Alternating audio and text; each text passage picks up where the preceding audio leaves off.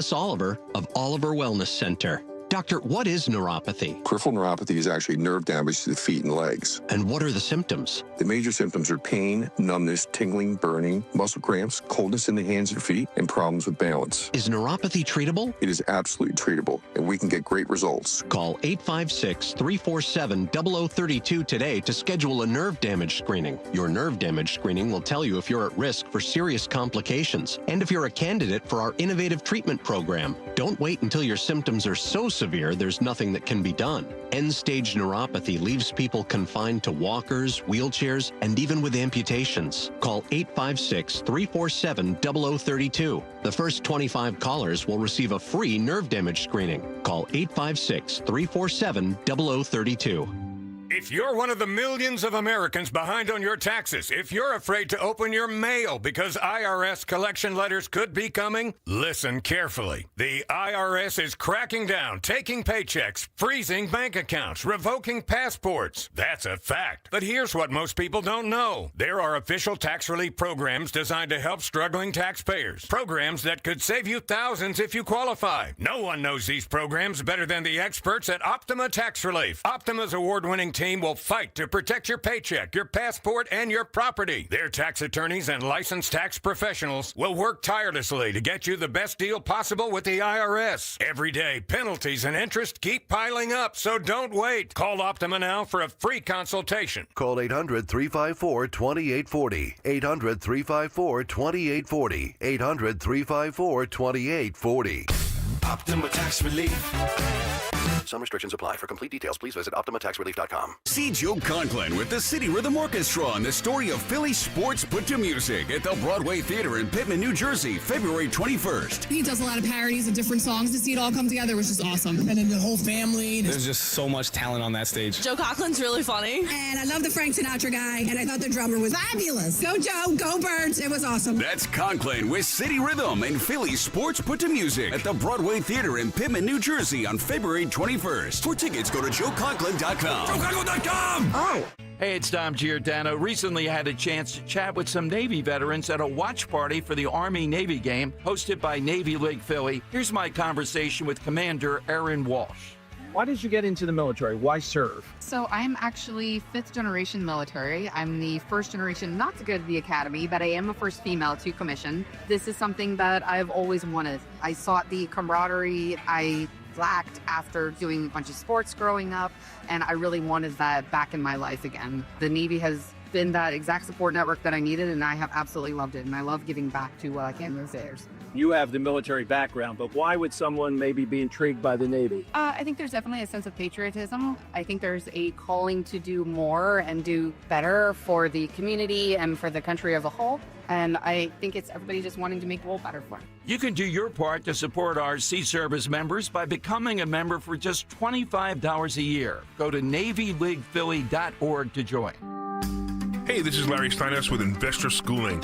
Listen, I know sometimes you worry about coming to see me because you don't want to invest in real estate, because you don't want to deal with toilets, trash, or tenants. I'm going to teach you a way that you don't have to deal with toilets, trash, or tenants, or even own any real estate and invest in real estate at the same time.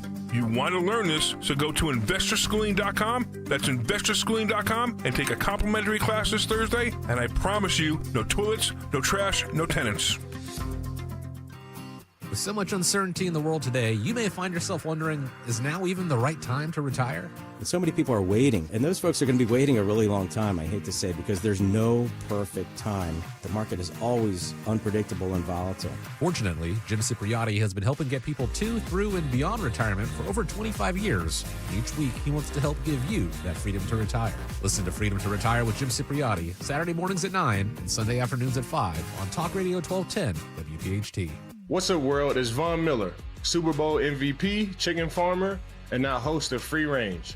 This is a show where I go off the field and off the script. We're talking what's hot in music, film, trending news, and everything blowing up your feed. If you love football, you'll feel at home. But if you're here for the vibes, the internet deep dives, the conversation, this is your podcast. Join me every Wednesday. Follow and listen to Free Range with me, Von Miller, everywhere you get your podcast. Now, you can listen to Talk Radio 1210 WPHT on the iHeartRadio app. President Trump, yes, speaking at the House GOP retreat on the election year agenda. We thought we would just take a clip of it. We have Beth Ann Rossica coming up just ahead talking about phones in schools and phone-free schools. We have a lot going on, but here's President Donald J. Trump. Thank you very much. I do love that song, but we got to get to business. I love that song, but I want to thank you all. You're special people, and I want to just say that, I announced I was coming over here, and I said, I love those Republicans, and I meant it. I said, except for maybe a couple I don't love. But the people in this room, I don't know if those couple are here. I don't know. I don't care if they're here or not. But we love you, and you've done an amazing job. You love the country. You're doing what's right for the country. And I want to wish everybody a Happy New Year, the most successful House Republican majority in decades. And we did it with not a big majority. Right? That was not a big majority, but it's a unified majority, and it's people that know what it takes to make America great again. So together we had 12 months of unprecedented success in 2025, and now we're going to make history and break records with the epic midterm victory that we're going to pull off. It just doesn't seem to happen for people that win the presidency. It's an amazing phenomenon. You win the presidency, and we sure as hell are having a successful presidency. I will say that.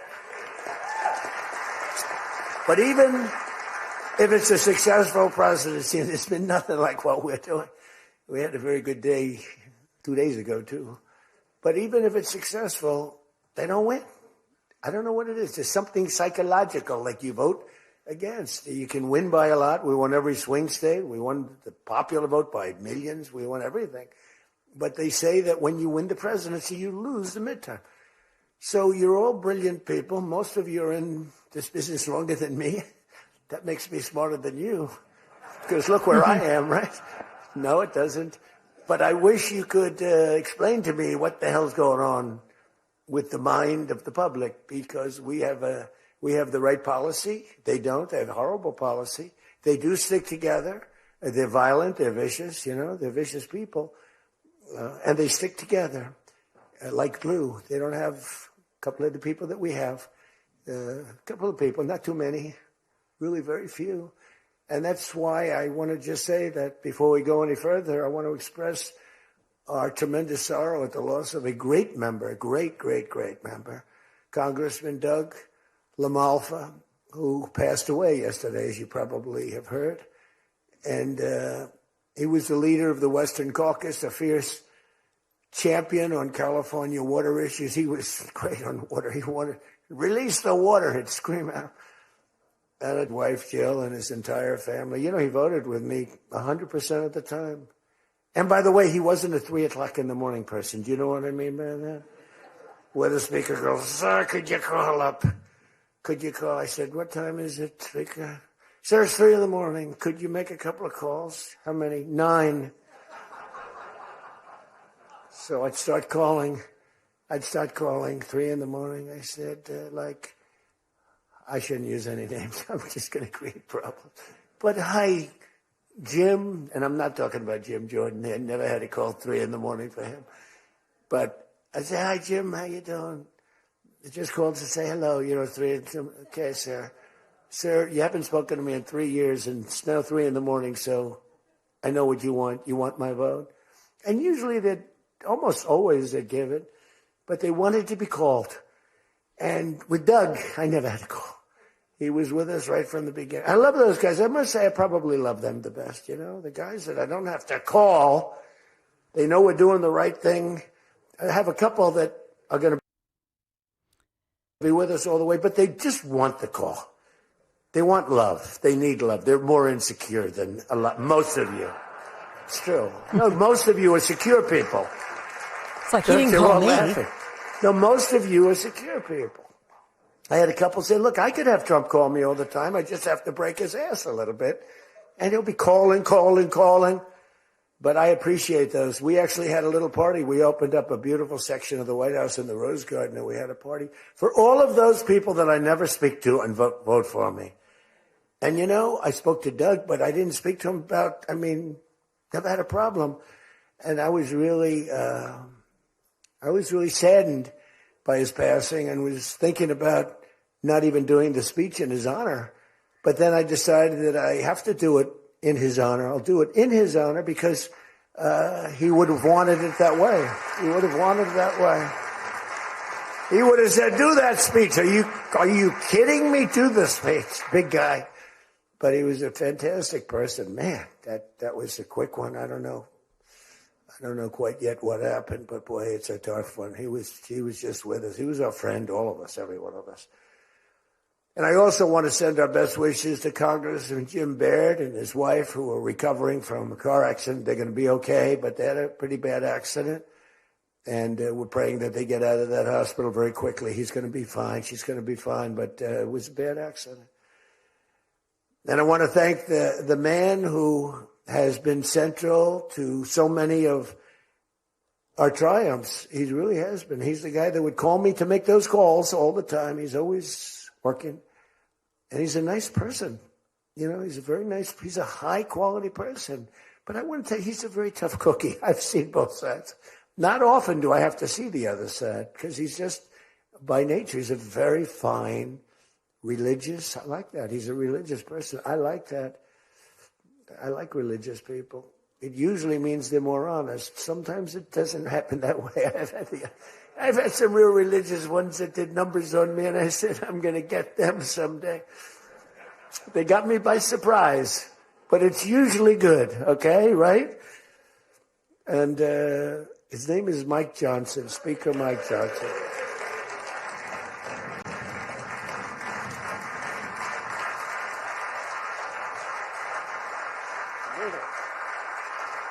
He has my complete and total endorsement. Stand up, Speaker. So, but it is true. A lot of times they'll say, I wish Mike were tougher. He's tough. He's tough as anybody in the room, actually. But can't be tough when you have a majority of 3. And now, sadly, a little bit less than that. A little bit less than that, maybe. But you can't be Trump. You can't, I want you. You make 10 enemies, 20 enemies. That's the end of that, right? Everybody loves him. I would say there's one person he's given up on. I think he just gave up on this guy. He's so bad. He never votes for us. But no matter how good, he won't vote for us. There's a sickness there. There's something wrong. You can have the greatest bill, the greatest for the country. Forget about for Republicans. Great, great, great for the country. I'm a no vote. We don't even bother calling him at 3 a.m, do we? Huh? But I want to thank another guy who's as tough as they come, because he went through something that none of us have gone through. I went through a little shot, but I get that throbbing feeling every once in a while. But what he went through was incredible. And then Steve Scalise, he got hit hard. Where's Steve? Steve.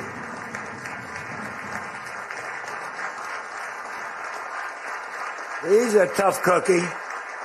He was dead. I went to the hospital. His wife was crying so much. He was a mess. Oh, yeah, she loves you. That's the only thing I learned about Steve, that he has a wife who loves him. Because I've gone to hospitals where guys are in bad shape, and the wife couldn't care less. She's looking for the next guy. Who's the next guy down the pike? He's telling the whole dirt. Who the hell is the next guy? He's died. I said, it's so bad. Oh, yeah. I had one where the dog died and the husband died at the same time. I said, it's so sad. Yes, I love this dog so much. She couldn't give it, and the guy left her a fortune. Can you imagine? I shouldn't have left her anything, but she was much more concerned. It's true. Oh, the dog was devastated. The husband, he was like an afterthought. Your wife loves you, Steve. She's a great wife. Another one who has a great wife, Jackie. He's Tom Emmer, right? Look at you. You have a great wife, but you haven't been tested like these guys. You haven't. We don't want to test her, right? She's incredible. She's a strong, beautiful, great person. She's a great person. She actually liked me at the beginning when we were having little fights. We weren't even having fights. We just didn't know each other. And I heard he said something negative about me. He was sort of right about the subject, but you're not supposed to say ever, even though you're right. But Jackie was saying, I'm telling you, he's a great guy. He's good. He's going to be a great president, blah, blah, blah. She was fighting for me. And now I love this guy. He's great. She was right about both of us, I think, right? But Tom has been incredible. He's incredible at what he does. He's a great team player. Your conference chair, Lisa McLean, is so now you're hearing President Trump. Beautiful. And by the way, they are gathering here, the GOP gathering at the relatively newly named Trump Kennedy Center, performing arts venue, obviously. And so this is on the other side of Washington from the Capitol. And so at this point, he is addressing the GOP, sort of having a rah-rah pep rally, if you will, and that's why he's introing everybody. YouTube.com/@12WPHT commentary. Donald Trump comedy special on Hulu coming up. DJT, funny guy this AM. Yeah. He's kind of riffing. But also, I think it was appropriate that he's paying tribute to longtime Republican Representative Doug LaMalfa of California, Northern California, from multiple, I think, fourth-generation farmer in Northern California, died suddenly, leaves behind his wife and family, age 65. They're not saying whether this was just a sudden heart attack, something like that, but nobody knew that he was sick if he was, so it took them all by surprise. And so President Trump really addressing and dedicating his speech to somebody who was a loyalist, a Trump loyalist. The one person he obviously was not bringing up was a certain Georgia representative. Didn't bring up Marjorie. MTG didn't bring up her, but I suspect when he was referring to some of those that are not his favorites, perhaps it was her. They weren't showing it. Of indictable crimes and the abuse of power. Wow, that was fast. Dan Borowski, is he the best executive producer ever? Hey, new feature that we just launched. Just because I just figured out I could probably do it. What'd you do? YouTube.com/@12WPHT. When we do these press conferences live, you hear audio here on 12WPHT. But if you want to watch Dawn as she reacts, we now have a Dawno cam in the top right. Yeah, a live shot of Dawn as we listen together to something like Donald Trump speaking today. So I won't fix my makeup or anything because he was like, you're in a box. I'm like, what? Yeah. You're on camera. Yeah. So we've got that going on. So let's bring in now our education specialist, if you will, PhD, local mom, writer, journalist, wears so many hats, PhD in education. So technically Dr. Beth Ann Rossica, wishing you a happy new year. Dan Borowski saw your latest piece, Broad and Liberty. You're always busy writing. Yes. Oh, get the phones out of schools, Beth Ann. Beth Ann. I'm great. Thanks, Don. Happy New Year to both of you guys. Thank you. So tell us about your latest piece. By the way, we have to have a segment on when is it not appropriate anymore to say Happy New Year? We're still in the first grade. We're still back. But seriously, so you always are busy putting out this latest piece. And this is an important story. And I know it's a debate, but phone-free schools, this has just begun. You see what? So what's interesting is that last month, the Senate Education Committee passed a piece of legislation to basically ban cell phones from classrooms all over Pennsylvania. So I'm very hopeful that ban will get approved, that piece of legislation. It looks like it has really good bipartisan support. It passed unanimously in the Senate Education Committee. But as I was thinking about it, I wrote a piece about that piece of legislation, but as I was thinking about it, the cell phone-free schools is really just the first step in order for us to address a number of different issues. So, the mental health crisis that our kids are going through and really the severe academic deficits that we're seeing in kids.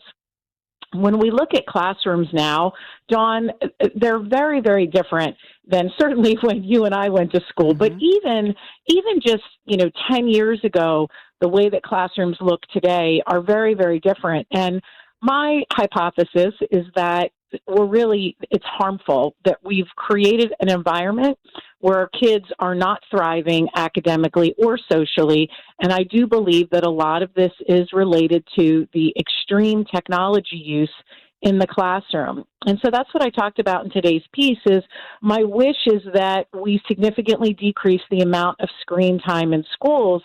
And this is really for a number of different reasons. And the piece walks through sort of the genesis of how this happened. Certainly the school closures during COVID exacerbated the situation. You know, prior to COVID, most school districts did not issue a device, an electronic device, for every single child, particularly at the elementary school. Maybe, you know, a lot of the high schools were issuing Chromebooks, but not across the board and certainly not at elementary school. But fast forward to today, and every child in just about every school district in Pennsylvania is assigned a device that's where they do the majority of the work, whether they're in the classroom or they're doing homework at home. Most everything is being done on a device. And it's not helping our kids. You look at our test scores, you look at, you know, over the last 10 years, our reading and writing proficiency has dropped exorbitantly. We have less than 50% of our kids across the board proficient in reading and writing, and only 41% are proficient in math. So technology is not helping our kids. And so that's why I talk in this piece about really getting back to basics and eliminating or significantly decreasing the over-reliance on technology and getting back to the art and science of teaching with teachers actually providing direct instruction and kids doing assignments on paper and pencil and turning those in as opposed to doing everything on technology. And there's a lot of research on this. I go back to my own sons when they were little, and we were blessed to have the choice of finding a great Montessori school. And Maria Montessori, back from, you know, what was it, late 1800s, a physician in Italy, and realized she did all this, you know, just basically observations of children, how they learned, and in particular was given, if you will, children who had many of whom were deemed that they would never speak or they would never be really, you know, fruitful in their lives. Children maybe now we would identify as having different learning disabilities or pathways or autism or whatever. And then they noticed that when Dr. Montessori taught the children, they were functional. She could mainstream them. I mean, these terms that we have now come from Maria Montessori, among others. So one of the things that she talked about, Dr. Beth Ann Rosica, was, you know, that tactile learning, the hands-on. And I feel like that's really what you're yearning to return to. Yeah, so it's absolutely a number of things. There's some research in the article this morning about the impact of physically writing letters, like learning how to print, and how that impacts your brain and also relates to how you learn to read. And a lot of the school districts now, kids are not tracing letters. They're not practicing writing letters. They're doing all of this on a screen. And I really do believe that that is in part related to our low reading proficiency across the board. And not to mention that kids' handwriting and their fine motor skills are completely, you know, they're garbage. I mean, kids cannot, they don't print well. They forget about cursive because we've thrown that out the window. But those fine motor skills, the kids are not getting the practice doing that because all they're doing is typing all of the time. I also mentioned in the article that, you know, multiple associations and groups really talk about limiting screen time for kids. So both Children's Hospital, the American Academy of Pediatrics, the American Academy of Child and Adolescent Psychiatry, these are all groups that talk about limiting screen time, limiting technology time. And yet here we are. We know that kids spend far too much time out of school on these technological devices. But now, you know, they're spending hours and hours every day on these screens. So, you know, we've gone from we really need to limit and manage how much time kids are on screens to kids are on screens pretty much, you know, 24/7 other than when they're sleeping. And don't forget that this is also a challenge for teachers. So it's not just the impact on kids, which, is my number one concern, but this is also a big issue for teachers. Whether it's the cell phone or a school-issued device, teachers are constantly having to police what kids are doing on these devices. Because, listen, any of us know that have children, your kids are far more sophisticated, as are my kids far more sophisticated on how to get to websites they're not supposed to get to than we are. And even our technology gurus in these school districts, they can't keep up with the filters. They can't keep up with where these kids are going quickly enough. The kids outsmart them. And so teachers are having to spend valuable instructional time dealing with, whether it's the cell phone or whether it's just making sure that they're on the website that they're supposed to be on and not playing a game or doing something else. It's a lot of wasted instructional time in the classroom. So do you advocate, as far as the PSSA, those tests, do you think that type of testing and the way we test children and measure their learning is the best way and the most effective way? No, it's certainly not. I've never been a huge proponent of standardized testing. However, the problem is right now in Pennsylvania, it's really the only method that we have to measure how kids are doing. All kids learn differently, and that is part of the premise of my article, is that our students are not monolithic. They have different needs, and a single computer program is not going to be able to address the needs of every single child. In the best world, we would have individual assessments for kids to be able to assess their reading ability, their math ability, their writing ability. But we're not there yet. That's not where we are. So unfortunately, the PSSAs are the only measure that we have to know how our schools are doing. And I usually like to look at the PSSA scores not as necessarily an individual measure of a child, because it doesn't have that robustness, but to say this is a measure of the school, this is a measure of our state or our school district. So at least it gives us something to be able to measure against, to see how we're doing. Because when you look at those scores, they have significantly dropped in reading and writing over the last 10 years. We're talking to Beth Ann Rossica, who has a PhD in education, really dedicating her career to advocating on behalf of at-risk children and families and covering education issues that we talked to Beth Ann about at broadandliberty.com. Wanted to ask you something about Monday through Thursday schools. A relative of mine, relatives who live in the area, had decided to, and it was a family conversation, but they have pulled their 3 children, young children, out of public schools in a very good area that you know well in Chester County.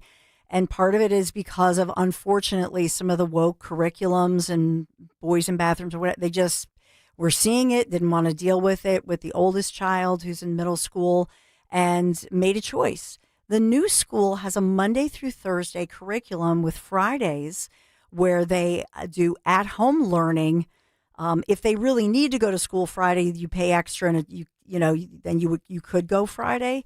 But what do you think about this model of a Monday through Thursday school?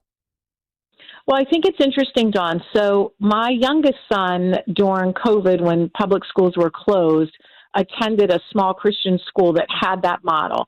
So they had Monday through Thursday in-person instruction, and Fridays were at home. And I will say that I think that this is challenging depending on your family circumstances and depending on your child. So I think that for families that have a stay-at-home parent who have support, who are 100% dedicated and into doing at-home learning with their kids, I think that the model can work great. I think that that is probably a really, really good scenario. I think for families who both parents are working and don't have the luxury of being home at Friday, or who are just not comfortable at, sitting down and doing lessons and schoolwork with their kids, I think that that's a challenge. I don't think that it would work in a public school setting. I think that the only place that has the possibility of really working well is in a private situation where the parents are, that's what they want. They really want to be actively involved in their kids' learning.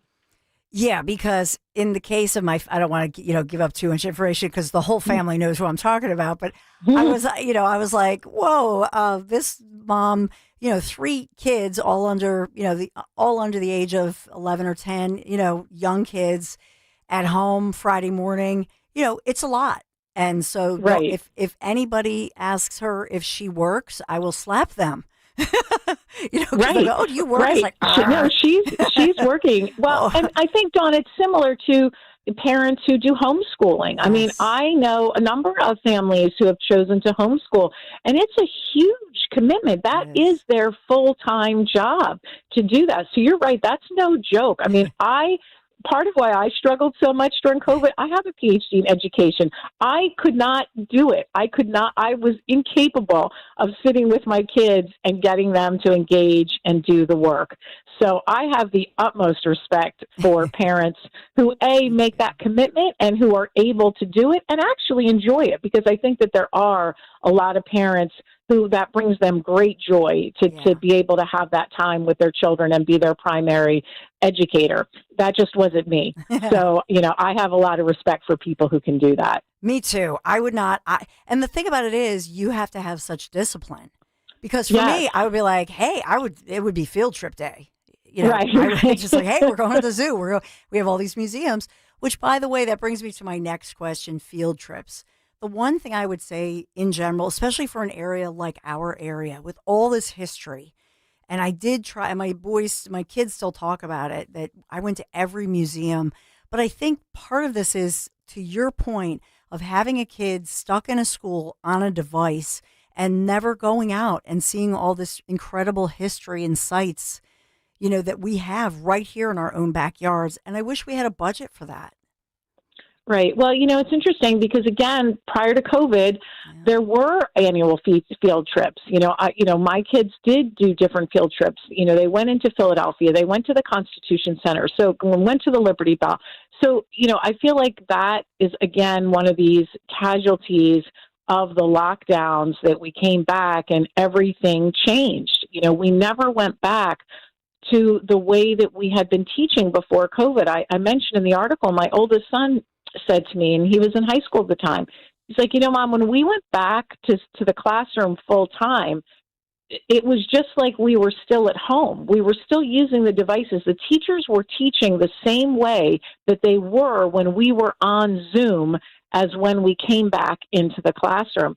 And I think that really carried over into a number of different areas. And I think field trips were one of those casualties that, we've stopped taking kids for a variety of reasons. And I don't think that money is a lot of it, because generally, especially in our area, parents would pay for the field trips, and the PTO would have money for families who couldn't afford it. So money is not really the issue. I think that it's a part of this broader issue that, school districts have cut back on what they're doing. They're always worried about liability. One of the middle schools in my school district used to have a 3-night or a 2 or 3 night overnight trip to Cape Henlopen, where for the 8th graders, they do this big team building thing. It had been done for like 30 or 40 years. And, the school district decided that they were worried about the liability, and they stopped doing it. And I get it. I know that there's lots of risks and you have to balance all of that out. But I do feel like that the pendulum has swung so far in the other direction that we're afraid to do anything because we're afraid that we're going to get sued. And so kids really miss out. Those field trips are a great opportunity for learning in person, and especially for kids who come from families that don't have a lot of financial means. That might be their only opportunity to get to go into Philadelphia to see the Liberty Bell. Yeah, and I would just ask you this, because we talk about this all the time in the headlines, the stories of these NGOs and all of these tax dollars that are funneled through to nonprofits. And many of the nonprofits, by the way, are good. But one of the big stories, obviously, daycares and all these people getting billions of dollars or tens of millions of dollars for daycare. And I thought, man, locally in a district like Philadelphia, you think about that. Why not combine with schools that have lost population and places like Philadelphia and somehow put that together, where you have young children in Montessori learning, not just a daycare where it's childcare, which is different than a learning center like a Montessori. Montessori started 1.5 years old. Do you ever see a headline, and you can name any, that was just one that popped into my head earlier today that I had said, but something that's thinking outside the box that you say, I really wish that in education we would think about fill in the blank. Do you have one? I know I'm just spontaneously asking you this, but no, sure. I mean, I think that the answer to our crisis is in innovation, and we have to come up with entrepreneurial and creative solutions for the education crisis. We know that public schools are losing enrollment across the board. Parents are more and more often choosing to either homeschool or send their kids to private school. So we have buildings that aren't as full, and we do have space. And I think that there is not a one-size-fits-all solution. What needs to happen, where I live in Westchester is certainly different than what needs to happen in Philadelphia. And I have long advocated that we need funding for some pilot projects to try some of these creative, innovative ideas to see what kind of results we get. I mean, that's part of the problem, is that we throw all this money at these problems, and yet we don't have a plan to measure the effectiveness and to say, okay, like at the end of 2 years, like this, we had good results or we had bad results. And if we had good results, then let's replicate it and do it more frequently. If we had poor results, then we scrap that idea. Nobody has plans like that. All this money that we spent during COVID went out the window with no measurement to say what was effective or not effective. And there's so much money being spent, in all sorts of different initiatives. I mean, I've written about, curriculum that has been implemented, DEI curriculum, trying to get more educators of color into classrooms. And again, there's no outcomes to say that all of this money that we're spending at the state level is actually having an impact on student outcomes. So yes, I think that we have dwindling numbers of kids. We have spaces in schools. I think that there are more creative and innovative things that we need to be doing. And that's going to look different school district to school district. But right now, there's not a mechanism. Yeah. There's not a mechanism for a school district to say, all right, we've got this really great innovative idea that we would like to do. Let's apply for funding and let's measure the results. There's not a way to do that right now. Beth Ann Rossica, you can find her at BA at broadandliberty.com. Always a pleasure, Beth Ann. Thank you so much. Thanks, Dawn. Have a great day. Take care. Too. Bye. Take care.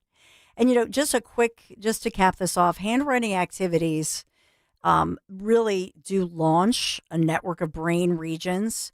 You think about motory, sensory, cognitive processing. All of these different studies prove that. I remember the Sisters of St. Joseph's, Sister Roseanne, telling me this about why it was so important for my sons to print or do handwriting, anything like that. Now, typing sometimes will engage the circuits, but not as much. Would they stimulate those neural circuits? So that's what, you can read more at broadandliberty.com with Beth Ann's latest piece. She has links to all of these studies, some of them just fairly recently, new studies just proving what many educators instinctively knew going back to, like I say, going back all the way back until the late 1870-ish, back in the day. Dr. Maria Montessori, you can look her up. So it's important. Handwriting, an important tool for learning and memory retention. So a great piece in Broad and Liberty if you haven't checked it out. All right, coming up, we have a lot. We have some updates from Trump. Oh, yes. Yeah, he's been talking. I got some commentary about Maduro and the reaction of the Democrats that we'll be playing on the other side. So we'll get that, maybe get your take, 855-839-1210 if you want to add anything. Tunnel to Towers, we'll talk to that great organization and what they've done for a local widow and her baby daughter. That's coming up at 11. And then J6, 5 years later, a conversation with former Capitol Police Chief Stephen Son. You want to hear what he has to say and pushing back a bit on some of the media narratives in the so-called mainstream media. It's all ahead right here on The Dawn Show. Time now for today's Spotlight on Money, sponsored by University of Maryland Global Campus. Don't forget your finances when you make your list of New Year's resolutions. Sherry Greco-Rikis of EP Wealth says the first thing you can do is resolve to save more. Put a little away. It doesn't matter the amount at first. It's just the action of starting to save. Or you can get your family to focus on a financial goal. Maybe a special trip. Maybe a new car. Maybe you want to renovate your home. I'm Rob Hart. You know the rush when you reach that goal, when something you've worked for pays off. That's success. At University of Maryland Global Campus, we believe you should never stop chasing it. That's why we offer a skills-based education that helps move your career forward. Learn how to apply emerging technologies like AI and data science. Build your leadership and critical thinking skills. Apply by February 11th and save with no application fee. Learn more at umgc.edu. Certified to operate in Virginia by Chev. I dared Archwell Health to keep track of my vitals and my grandkids' names. I dared Archwell Health to simplify my prescriptions, so Max and I have more time to play. Good boy. And I dared Archwell Health to be closer than my neighborhood coffee shop. Our members dared us to do more as a primary care provider for adults age 60 and up. So we made it our mission. Visit archwellhealth.com and become a member today. Archwell Health. We dare to care. Gold is now over $4,300 an ounce. If you've got gold or silver just laying around, Estates Roadshow wants it. They are paying top dollar this Monday through Friday at TMT Cash for Gold in Cherry Hill. Go to tmtcashforgold.com. Wesley Financial Group is not a law firm. Ask yourself this question. Is it really worth holding on to that timeshare that you know you need to get rid of? Here's the truth. The average maintenance fee just went up over 17%. That could have been 117%, and there's nothing you can do about it. When you buy a timeshare, you give them a blank check for annual maintenance and assessment fees. I'm Chuck McDowell, founder of Wesley Financial Group. For 15 years, I've helped over 50,000 families cancel their timeshare. Not sell it, not transfer it, cancel it. Did you buy a timeshare because they told you it was a great investment and your maintenance fees would never go up? That's a lie. Are you ready to get rid of your timeshare once and for all? Simply call us and I'll send you our timeshare exit kit that explains all your options for cancellation. Call Wesley now for your timeshare exit kit. 800-823-5544. That's 800-823-5544. 800-823-5544. At Citizens, we help make sense of your money and all your money questions. Should I pay down my debt or start an emergency fund? Is now the right time to start saving? How can I move my financial goalposts even an inch? Can money actually buy happiness? What's it take to live like a royal in Queen Village? Whatever money questions you have, Citizens has the answers. Make sense of your money at citizensbank.com/made-ready. Member FDIC. Searching for a new path to wellness? Dr. Molly Fantasia explains how medical hydration therapy can help you reclaim your energy. Listen to Health Watch, Sunday mornings at 8 on Talk Radio 1210 WPHT. The very first thing you taught me was to be fair. No cutting in line. Play by the rules. Play by the rules. Don't pick on the little kids. It's important. It's the right thing to do. It helps create the world we want to live in. Well, there's something I need to tell you. Kids aren't the only ones that should be fair. Mommies and daddies should be that way too. Every time you go to the store, you have a chance to be fair. To do the right thing. To make a difference in someone else's life. It's easy. It's not expensive. And it makes a huge difference. Just look for the Fair Trade certified label on products in the grocery store. It means that farmers are getting a fair deal. That their kids get to stay in school. That they can look forward to a brighter future. And we're getting great products that were grown with care. Now that's fair. It's good for our family. It's good for our neighborhood. It's good for the whole world. Buy fair, be fair. Visit befair.org to learn more. I'm glad we had this talk. At PGW, safety is essential to delivering clean, reliable natural gas to Philadelphia homes and businesses. If you smell gas, call PGW at 215-235-1212. Have you subscribed to our YouTube channel yet? Not yet. Do it today. Okay. At 1210 WPHT. But the United States proved once again that we have the most powerful, most lethal, most sophisticated, and most fearsome. It's a fearsome military on planet Earth, and it's not even close. I've been saying it for a long time. Nobody can take us. Nobody. We don't want to have it. We don't have a discussion, but you read all and you see everything else. Nobody could have done that. Nobody has our weapons. Nobody has the quality of our weapons. But the United States.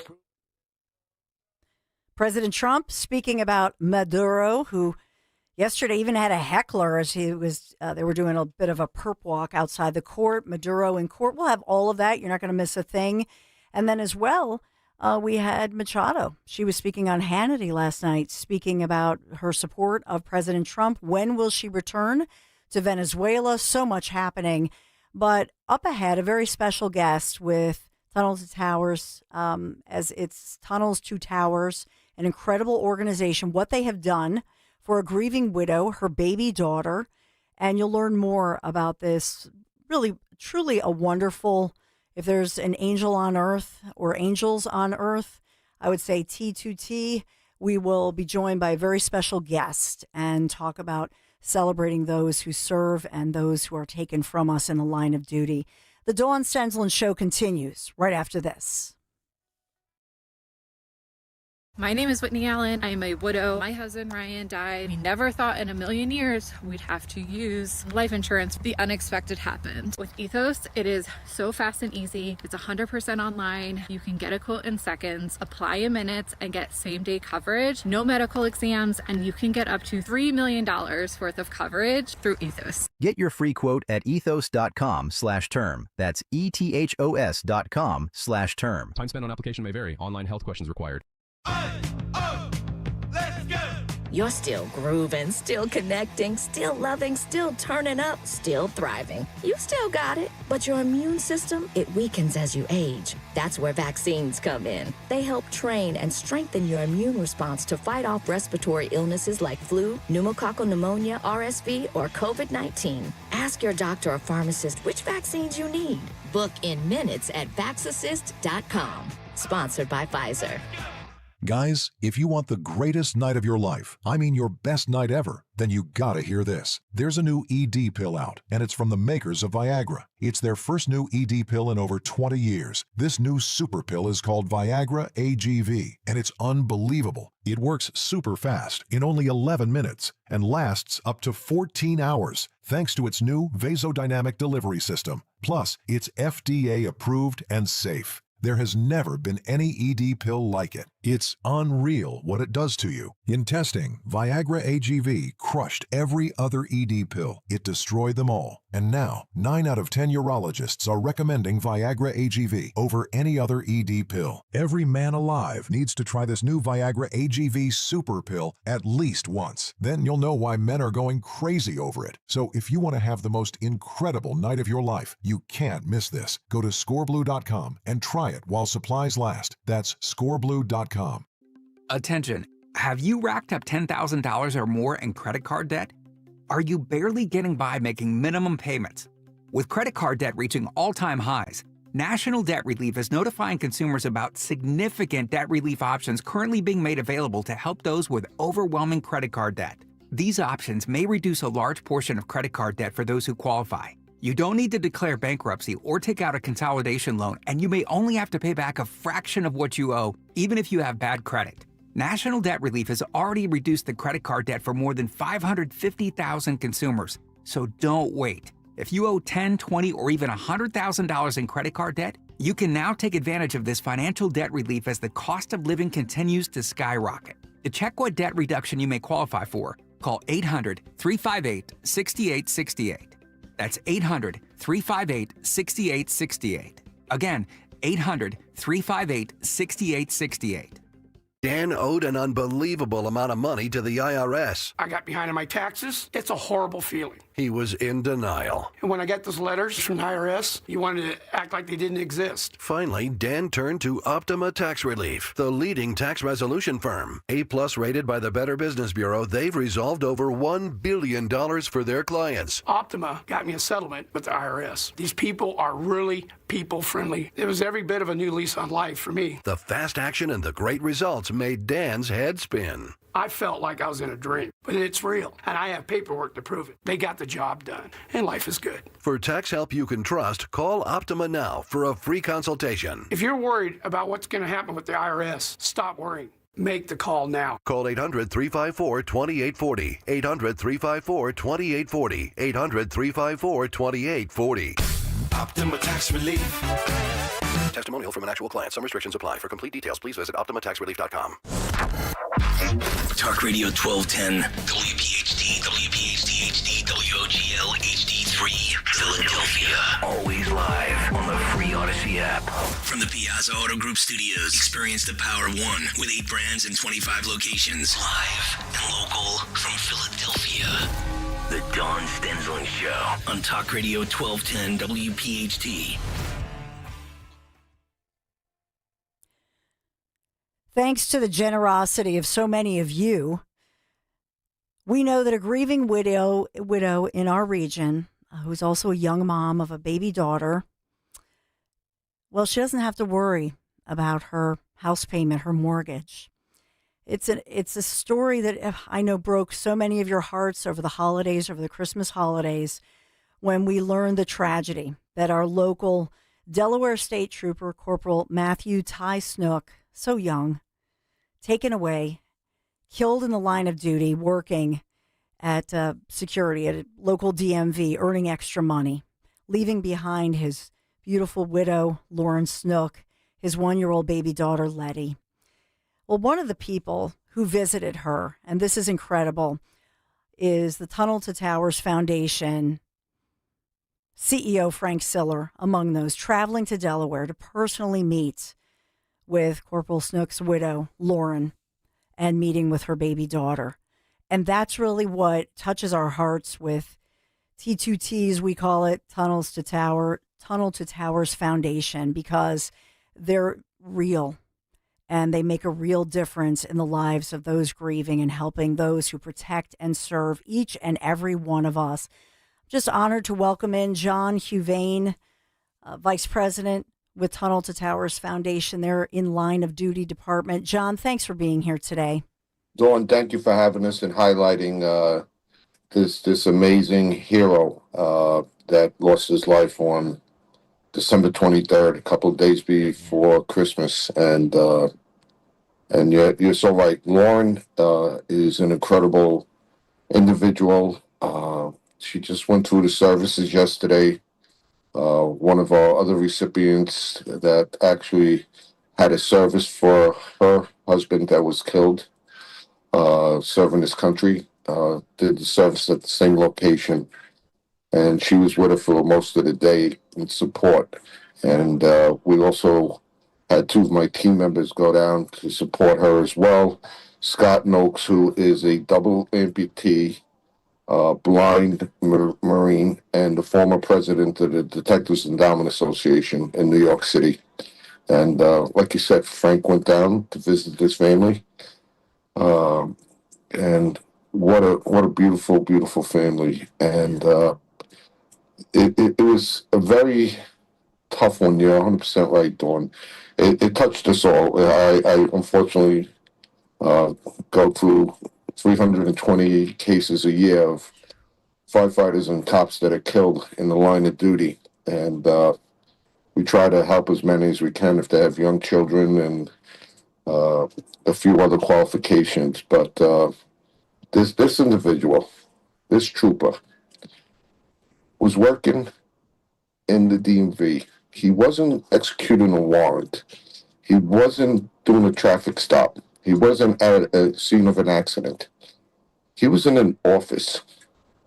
And this hero, his last thing he did was push a DMV employee out of the way and told him, get out of here. Even at that moment where his life was in danger, he was taking care of others. And there's an old saying, after 9/11, in which I was a New York City detective at the time, they said that the streets of heaven are full of heroes, of school teachers and employees that were helping people get out of towers, police, the firefighters, the Port Authority. And unfortunately, on December 23rd, there was another hero walking the streets of heaven. And along with so many of our service members and our first responders that give up their lives in protecting their community or their country. And yeah, it was very sad, very sad. And when you look at the pictures of the little girl, now she's going to go through her birthdays and sweet 16s and so many holidays without her daddy.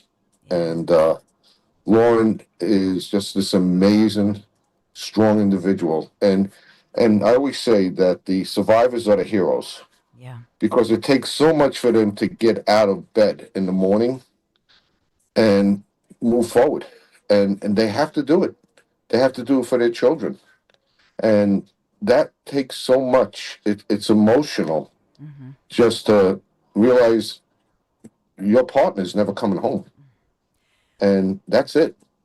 Yeah, the funeral yesterday, and we had covered it, and just so emotional. And, especially, Corporal Snooks, his colleagues, his coworkers, and the line that got me when he said, your daddy was a hero. Speaking, it's like, as they're talking about what you're saying, that he actually saved lives, and in particular saved an employee's life. It was Joshua Bushweller, I believe, who was speaking of his fellow trooper. Lovely. Oh my goodness. That's lovely. And think about this, where all these troopers could have easily had that assignment for the day. And as fate would have it, Ty didn't go home. And if you look at pictures of Ty, he's a massive man. He served 10 years in the state police, and he was in top physical shape.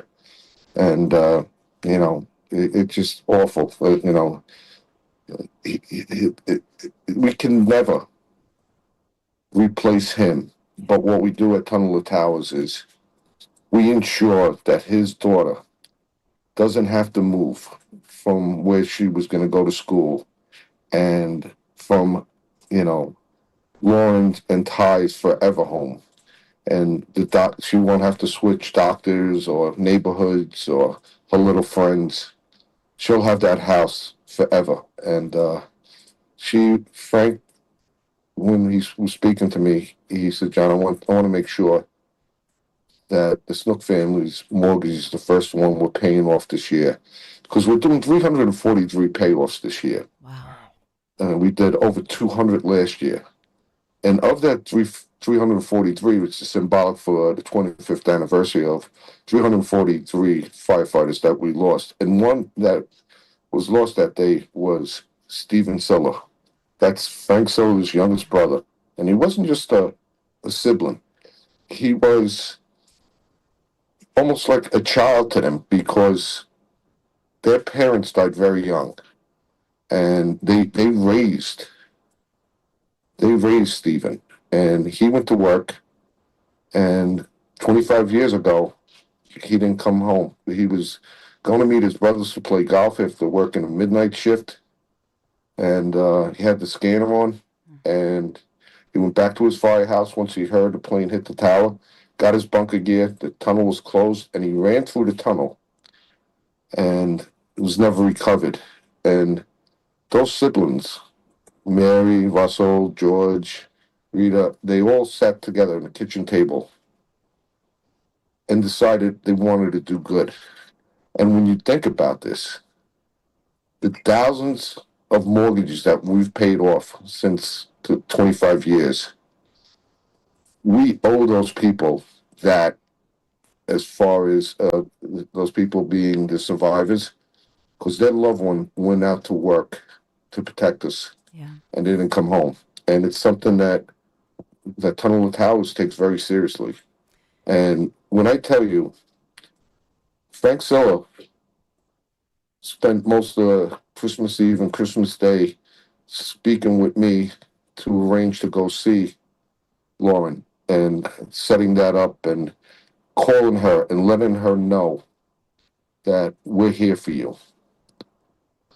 And I've done so many, but this one, for some reason, I guess just looking at the little girl, just hit home. And the Delaware troopers are there for her.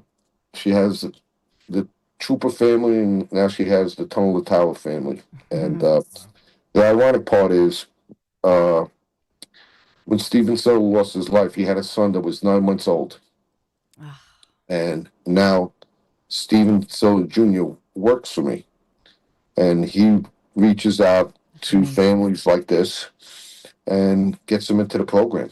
And that how's that for full circle, and to keep his dad's memory alive, and understanding what it's like to grow up without a dad.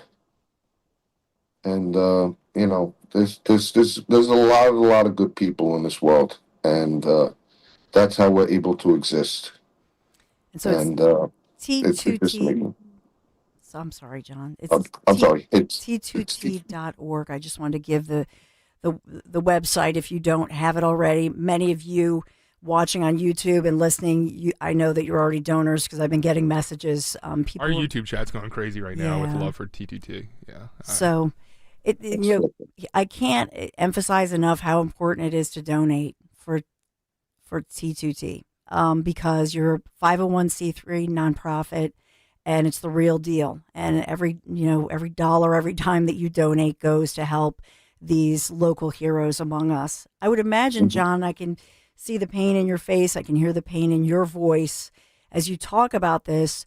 But also, I feel like this is therapeutic for somebody like you, or even Frank. My husband, Larry Menti, in New York, he works in New York and got to know, he was at Pix 11 for years, so got to know Frank. Yeah. I'm Dawn Stensland Menti, but little, so I know you guys know Larry, but I would say that for you, there's a piece of this that is therapeutic and you're talking about it really, like how do you cope with all these decades of the sadness because you were right there, 9/11 and that aftermath. Yeah, I was a New York City detective at that time, and I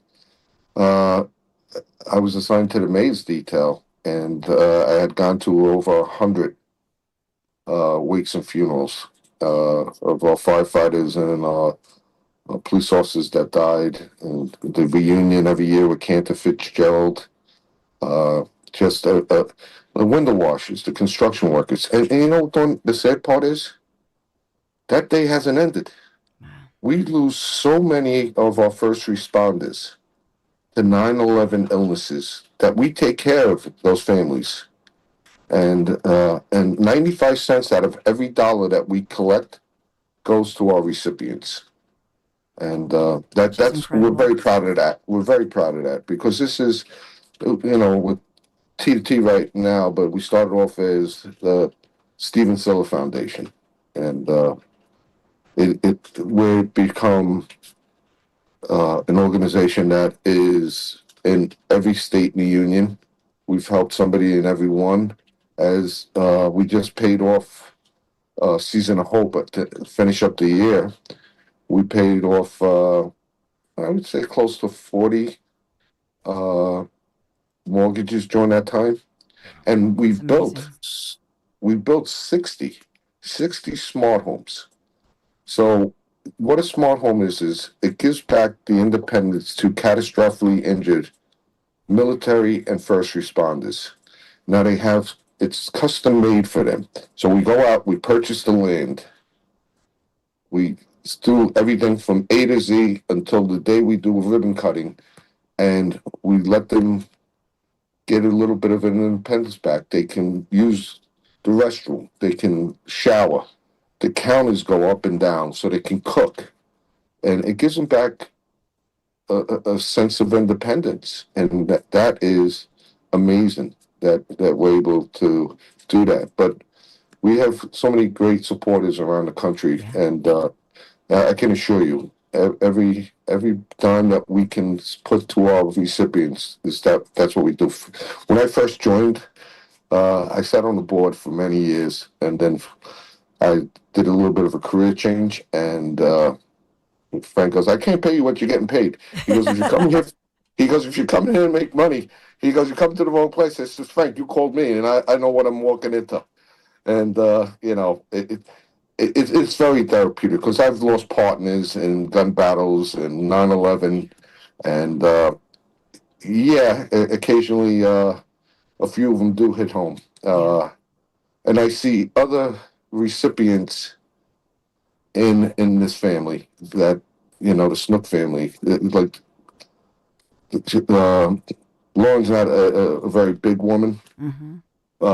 She reminds me of Laura Seals, who lost her husband in Jersey City, and she's about the same height. And then seeing Shannon Slutman sit there with her during this whole thing and pulling back the scabs of her loss. And, the heroes are the survivors that reach out to help others and let them know, you're going to think about them every day.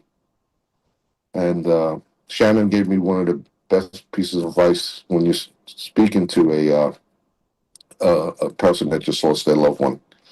Everybody says, I'm sorry, and they are. But she said, just ask them. She say, hey, think of the most fondest memory you have of your loved one, the happiest day. And she goes, they'll think about it and they'll smile. And she said, just tell them when they're having a real tough day to think about that. And we learn so much from our survivors that it helps us to deal with new ones that recently come into the foundation. At John Huvane, T2T.org. One of the things I will say too, with sometimes, unfortunately, and especially coming out of the defund the police and that sort of thing, I do feel that even, T2T, some of the pieces, some of the ads, the commercials remind us, even this tragic case, remind us of the heroes among us. And I've had law enforcement from all different walks of life tell me, it means a lot to them just to feel like, hey, there are a lot of people out there, because that's what you're doing as well. You're not only raising awareness, you have different fundraisers, different walks and runs and events and that sort of thing. But you're also advocating, reminding people about, what it means to protect and serve and be a first responder. Mm-hmm.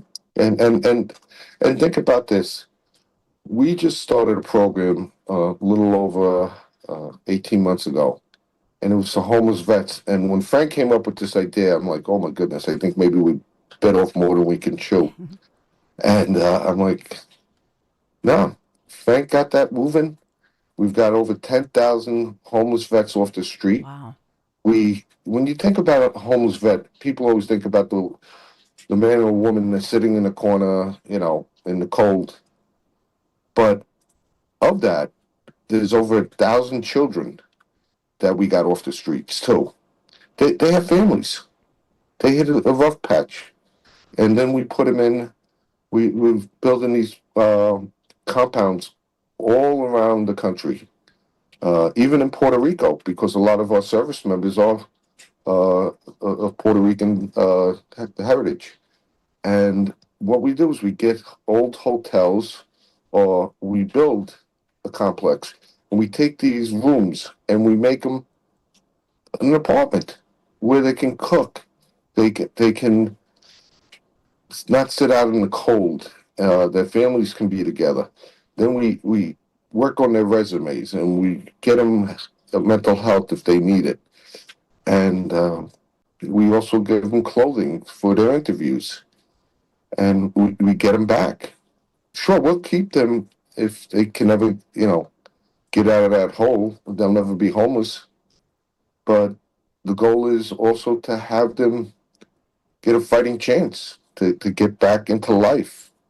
And it's something that we shouldn't have to do as a foundation. But if not us, then who? The government does fall short on a few programs, obviously. We have the greatest country in the world. We do. But we also need to take care of our homeless vets and and get them something of substance and get them back to life. And that's a blessing to be able to do. And the best part is it's the only program I don't run for Frank, and somebody else has to do it, and it's a monstrous task. So, my buddy Gavin runs that, and does an amazing job. But this is what Frank Silla does. Yeah, he's He a great always man. wants to. It's amazing, and the person you see is the real person. I remember when I first got here. He walked up to me one day. I'm sitting at a desk. It was a very small office, and he hands me a cup of coffee. I said, "What's this?" He goes, "I figured you want a cup of coffee." I've worked for a lot of bosses, and nobody's ever walked up to me and handed me a cup of coffee. And I'm like, this is a special guy. And then his whole family, Mary Skull and Silla. Just before this interview, we were how to fine tune our various programs. We're constantly working on how to deliver more to our recipients. And to give you an idea, at the end of February, for the 25th anniversary, we're going to have over 7,000 people in Orlando, Florida, in a reunion. And we're going to throw the biggest party to bring all the families that we've helped together. Wow. Why are we doing this? Because those children see other children of fallen first responders or children that their mom or their dad, is a double amputee and growing up with a parent that, has limited mobility. And they start to work with each other and these little groups and healing. And then those that have raised their children, because now we're in existence 25 years, those that have raised their children are able to walk the younger Laurens through, you're going to run into this, you're going to run into that, this is going to be an issue, or, So it's not just like bringing everybody together, it's bringing them together and let them self-heal. Yeah. And we have a mental health program. It's amazing. That we do not charge. We don't charge a dime to our recipients or their children or their support that's around them. And that to me is so important.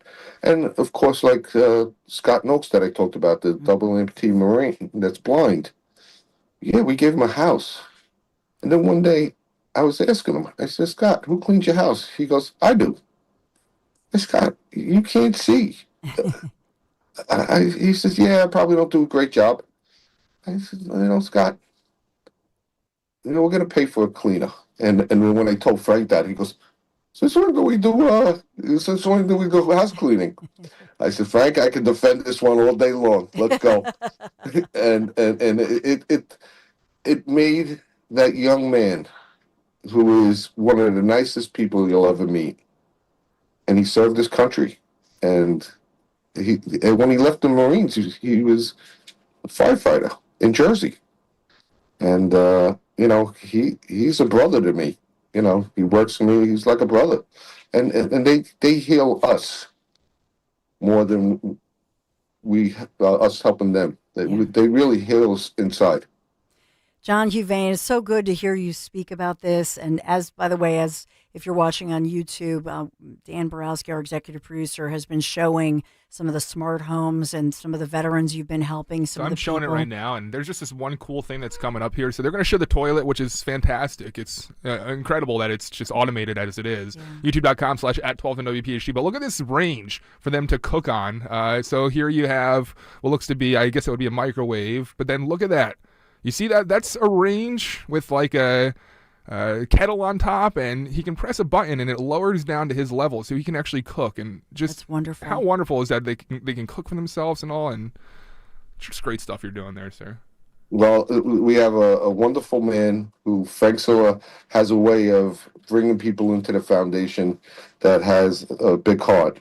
John Ponte, who runs our construction team, was helping us out at the first smart home we ever did. And every day, Frank would go down and see the construction being done. And John Ponte was there. He didn't work for us. He was just a guy who served this country.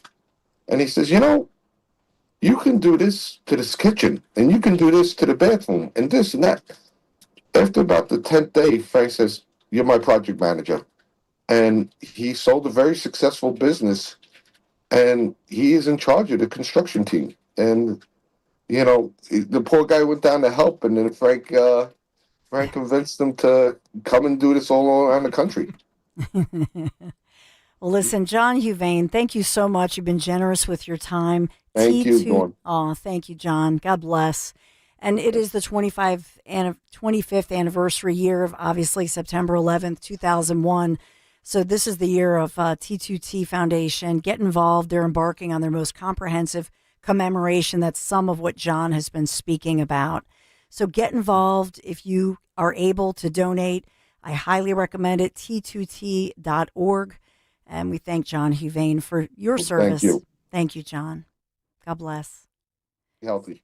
Oh, you too. Thanks. You're just, these are angels on earth. John, Frank, who he's been talking about, just great people. Thank you, Dan Borowski, for setting this up, too. Yeah. Great individual. T2T.org. Yeah, and you see the commercials if you watch Fox and Newsmax and many other networks as well. Yeah, actually, he's still here, I think. John, are you still here? Can you hear me? Yes.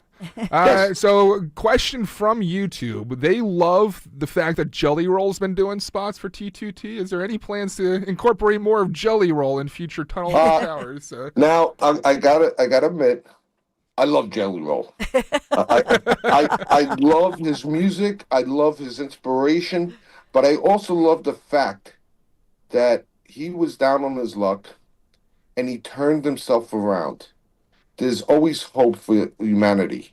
He was able to pick himself up and move forward. And, he got his part in this year. And I think he's fantastic. I've seen him in concert.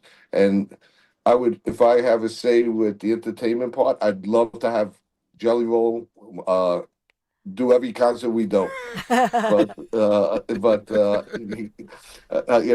that's just a personal favorite. I'm a big country music guy, and I love him. He is so inspirational. That's amazing. And it's the $11 a month deal if you want to do that on t2t.org. But you're right. When you talk about healing, here's somebody, anybody who gets involved, sometimes maybe they feel like they get the real gift because they're getting involved. They're maybe doing more than donating. If you have something going on in the mental health crisis that we have, this is a great way to give something, but also receive as far as healing and coping.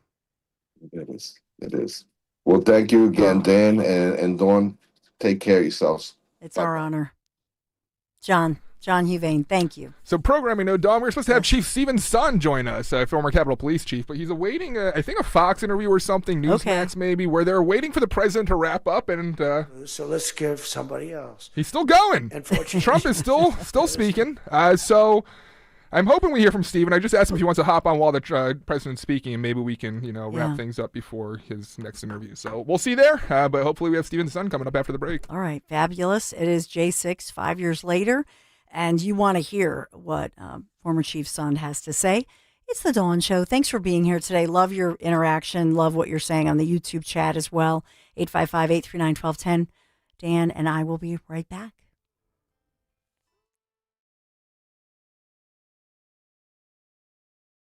Hi, this is Dom Giordano. Are you ready to make this the year you truly feel better? Start with your health. Rescue Natural Supplements has been helping people support heart health, cholesterol, digestion, weight management, energy levels, and more targeted wellness goals for over 40 years using high-quality, research-backed ingredients that your body can trust. And right now, Rescue is celebrating with their New Year's savings. Save 40% when you buy any 4 single bottles of Rescue supplements with the code NEWYEAR40. New Year 40. Try their popular Rescue 1250 Omega-3 for heart and brain health, probiotic for better digestion, or Orosine for more consistent all-natural energy. Whatever your health goals, Rescue has you covered. To mix and match 4 or more bottles and get 40% off, just go to res-q.com or call a Rescue product consultant, 800-26-ALIVE, 800-262-5483, or online at res-q.com. Use that code NEWYEAR40.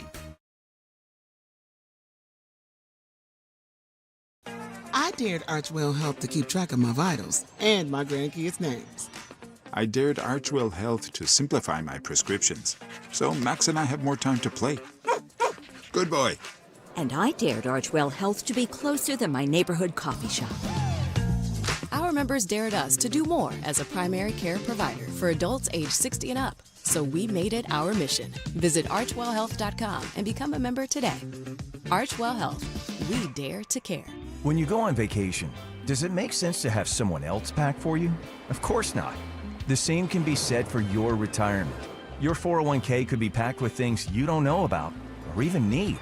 If you're close to retirement but don't have a plan customized to your goals, that's kind of like taking a 30-year vacation with no idea what's in your suitcase. Seems like a stressful way to start what should be a relaxing time. Jim Cipriotti and the Retire Ready Financial Group can help you unpack your savings and build a plan to help reduce future taxes, along with a clearly defined income strategy. Call Jim at 610-894-7415 for your complimentary retirement game plan, or visit retirereadyfg.com. That's 610-894-7415. Investment advisory services offered through Retire Ready Wealth Management, a registered investment advisor. Insurance and annuities offered through James V. Cipriotti, Retire Ready Financial Group, LLC, NPN number 2083768. Hola, amigos! It's a big noise. Brad Evans from BetMGM tonight. Listen Monday through Friday, starting at 6 p.m. Eastern on Westwood One Sports as we cover the biggest sports stories from coast to coast. Get insights on the NFL playoffs, college basketball conference races, and more. Download the Odyssey app now and listen from anywhere. BetMGM tonight, live and interactive, presented by BetMGM. Tune in, Team Huevos. I'm Ed Evans, CEO of Consumer Cellular. No, we're not one of the big guys. Truth is, we don't want to be. If you're over 50, Big Wireless probably has you paying for more data than you might need. You could be throwing away thousands over a lifetime. Our entry-level data plans start at just $20 a month. And for a limited time, switch and get your second month free. Call 1-888-FREEDOM, visit consumercellular.com or a store near you and get your second month free today. Plans include $5 credit for auto pay and e-billing. See site for additional details. Now you can listen to Talk Radio 1210 WPHT on the iHeartRadio app.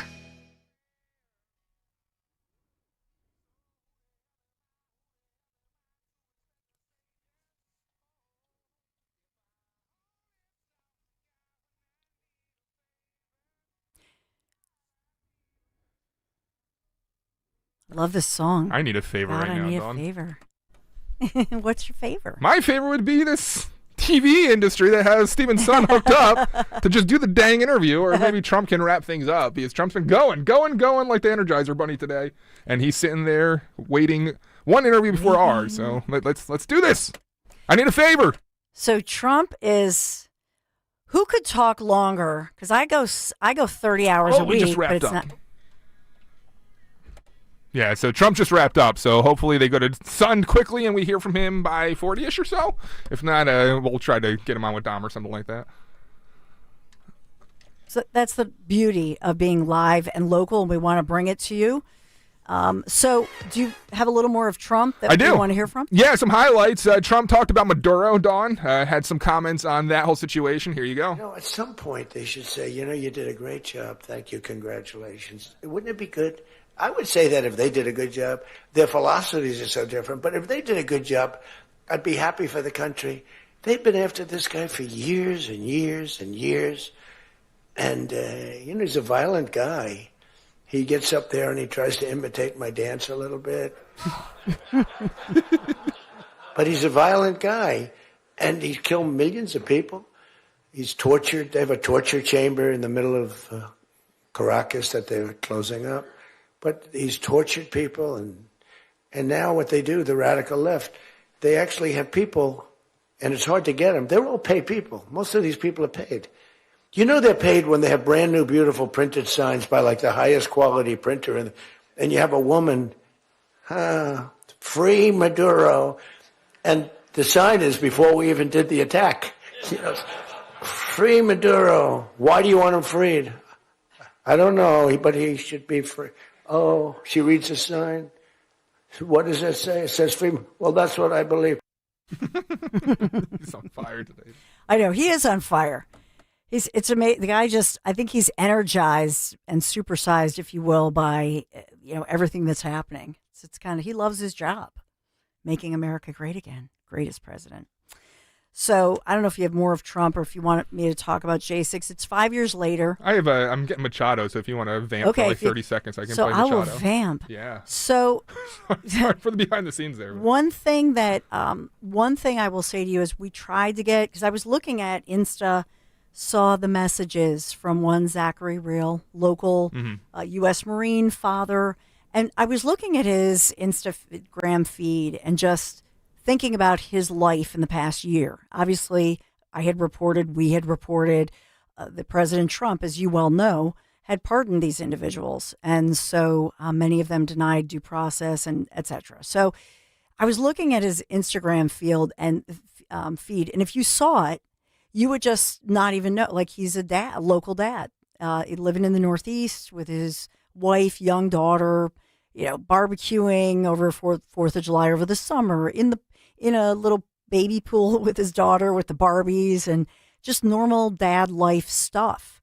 And I thought, think of the past year of this young man celebrating a birthday, really celebrating. You can tell he adores and loves his wife and his daughter, and probably will never take anything for granted again ever in his life. But he didn't want to speak today, it looks like, and maybe I understand why. He wants to go on with his life. But I just think about what President Trump's pardon did for him, as well as so many others, by becoming president and signing that pardon. And I feel that it was overkill. We saw it. And now we continue to learn more and more the truth behind what happened.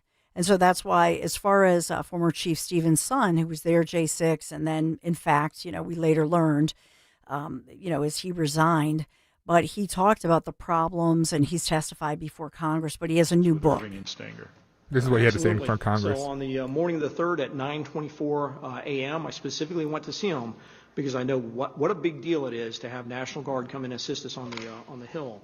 I went into his office again, 9:24 in the morning, went up and immediately went up and said, hey, I'd like to bring in the National Guard to support me to assist me on the perimeter. Because when we have a joint session of Congress, it takes a lot of our personnel inside. But immediately, as soon as I asked him, his first response was, I don't know. I don't like the optics of that. And his second response was, besides, the intelligence doesn't support it. He immediately, then we began talking. He said, have you reached out to Mike Stinger on this? I said, no, I have not talked to him about it yet. He said, why don't you talk to Stinger and see what he has to say? So then I left, went over to Mike Stinger's office at 9:35 in the morning, walked into his office. He wasn't there. I came back. He showed up at 11:13. I showed back up at 11:53 and went in to immediately ask him, I'd like to request the National Guard. He said, let's come up with another idea. Why don't you do you know somebody at the National Guard? I said, yes, sir, I know General William Walker.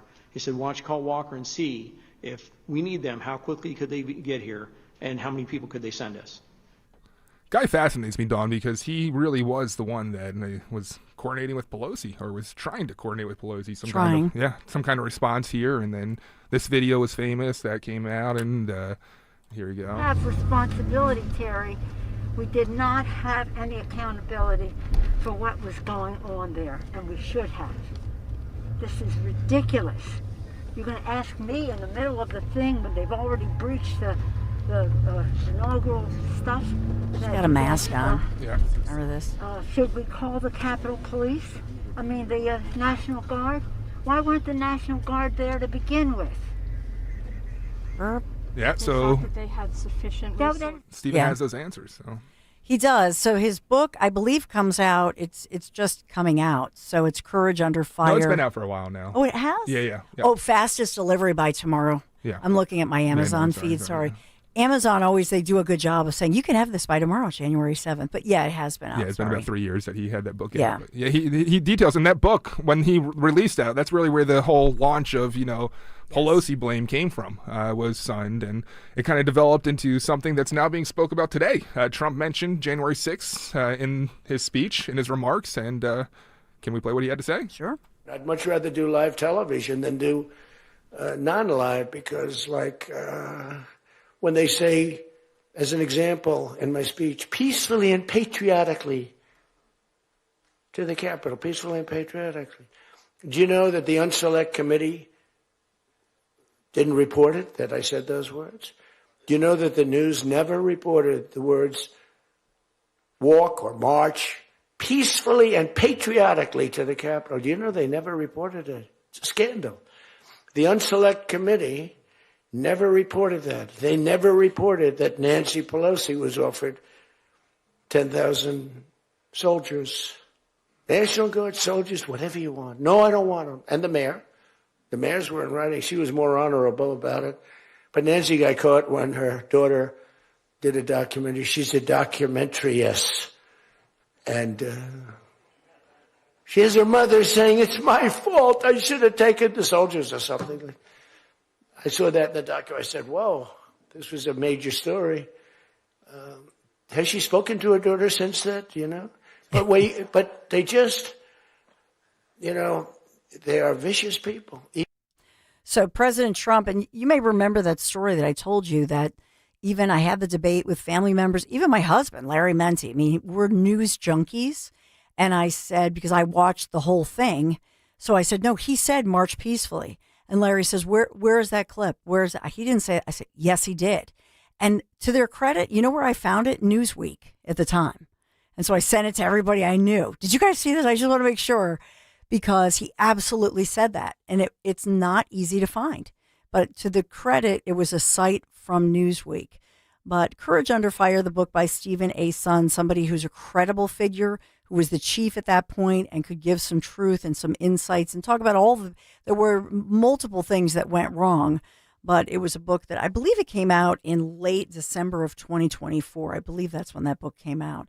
We'll take a quick break, and perhaps with Chief Sun, I don't know if he'll be able to go on the Dom show or what's going on with him, but we'll get him on, whether it's today or tomorrow. Thanks for being here today.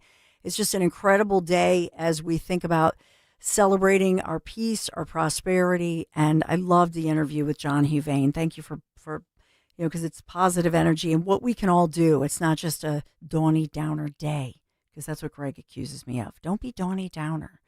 We'll take a quick break. Be right back.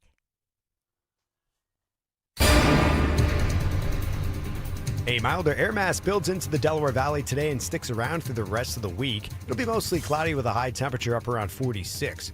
Mostly cloudy conditions continue tonight. Some light drizzle possible with a low 40 for the city, colder out in the suburbs. And for Wednesday, becoming partly sunny and milder with a high 52. Hi, this is Larry Steinhaus, and I want to let you know that I buy houses. I buy houses from people that may be a tired landlord, maybe somebody who's having trouble selling their house, or maybe someone who needs to sell their house quickly. Well, all you need to do is call 855-939-1137. That's 855-939-1137, and I promise to answer the phone and help you with your situation. That's right, your house may be cluttered. It may be a house that a relative left you, or it may just be a house you just want to get rid of. 855-939-1137. When you need to know, depend on KYW News Radio 103.9 FM. A firefighter was injured battling a fire in a row home in Camden this morning. 4 survivors of the nursing home explosion in Bristol-Bucks County are suing the facility's operators and PECO. And it's a sign of improving finances in Atlantic City. It's getting a bond upgrade for the first time in 10 years. Get the latest anytime on KYW News Radio. Now on Crystal Clear 103.9 FM. You've never needed us more.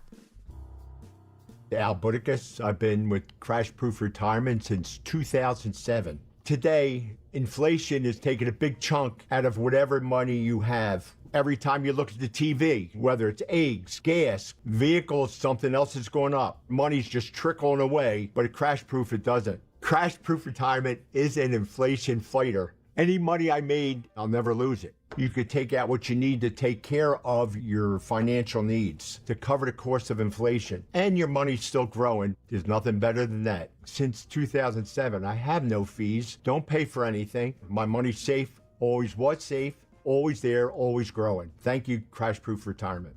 Schedule an appointment or register for the next Crash Proof Retirement educational event happening at the Copperfield Inn in Limerick, PA on Wednesday, January 14th by calling 800-722-9728 or by visiting crashproofretirement.com. My name is Whitney Allen. I am a widow. My husband Ryan died. We never thought in a million years we'd have to use life insurance. The unexpected happened. With Ethos, it is so fast and easy. It's 100% online. You can get a quote in seconds, apply in minutes, and get same-day coverage. No medical exams, and you can get up to $3 million worth of coverage through Ethos. Get your free quote at ethos.com/radio. That's ethos.com/radio. Time spent on application may vary. Online health questions required. At Audion Hearing, our mission is simple: to make better hearing affordable for everyone. We're proud to offer high-quality, rechargeable hearing aids starting at just $98. Clear, comfortable, and ready to use right out of the box.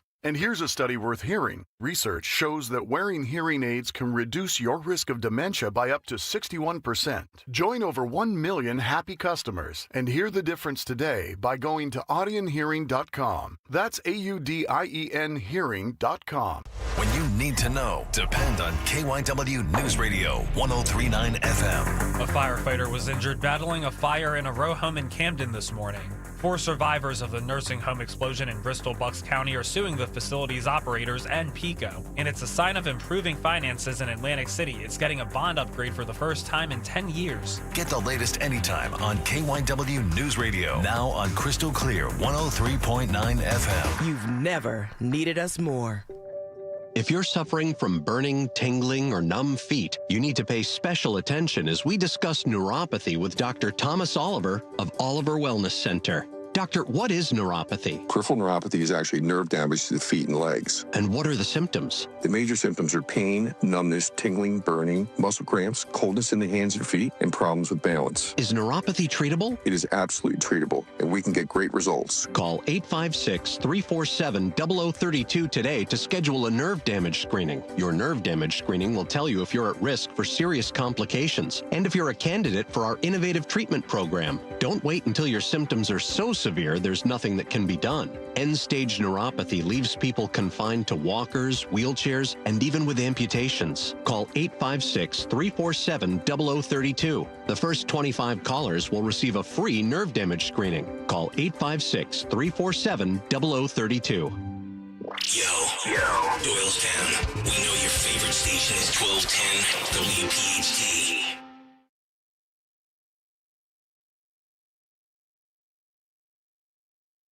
$18 trillion, car plants being built. I was in Japan. Somebody admonished me, he shouldn't be traveling. I don't like to travel. But when I travel, I make a lot of money for the country, not for me. For me, I don't care. I have a much higher purpose. I have plenty of money. I don't need money. I don't want money. I want to make money for the country. Yeah, that's just it. He doesn't think, nor is he wired like any quote-unquote politician that we've ever seen in the world. Can I just say that? Because he still thinks like an entrepreneur. And he's just 100% authentic, 100% Trump. But he's speaking before the GOP, still going on. And I know that we're supposed to get a lot of financial numbers this week, so I'll have to check that out. We'll talk about it maybe with Dr. Michael Busler on Thursday, Linda Kearns tomorrow. But, you think about President Trump riffing before the GOP. Dan, you have been listening to him as he was speaking, just this morning. And he talked a lot about healthcare because that's just it. People are thinking about ACA, affordability. We talked about that with Dr. Mary Mass yesterday. Any nuggets that you want to share on What we're doing is the right thing for the country. We're not Republican or Democrat. We're doing the right thing for the country. If you look at what we're trying to solve the healthcare problem. We're trying to get better healthcare at a lower price. I mean, that's a good thing, right? That's a good thing, right? Yeah. So he's not trying to spin a narrative or speak in the past, right? That's not what he's all about. I think he's out there, and that's what makes him so unique and so different in our nation. Healthcare. You can own healthcare. Figure it out. Let the money go directly to the people. It goes in a healthcare account. There are numerous things you can do, but you have to let no money for the insurance companies. I'm going to meet with the insurance companies. I said, I'm going to meet with them because I met with the prescription drug companies. And that's when I found out what was going on with the fact that we were paying 10 and 13 and 14 times more money than Europe and other places. I learned that at the meeting. Now I'm going to meet with them in a few days. I'm meeting with them all, 14 companies. I'm meeting with them all. I'm also meeting with oil companies. Let's go. You know what that's about. We've got a lot of oil to drill, which is going to bring down oil prices even further. But if you can come up with health care, remember this, where the money goes to the people, you have just owned, they can't fight it. They're owned by the insurance companies. You see, and that's just it. This is a career politicians on any side, Republicans, R's, D's, whoever. This is where they don't want to hear this. Do you know what I'm saying? Because they do get the money they get donations, right? They're supported by these big money industries. So it might not be music to the ears of all in an audience like this, but power to the people. That's basically what he's saying.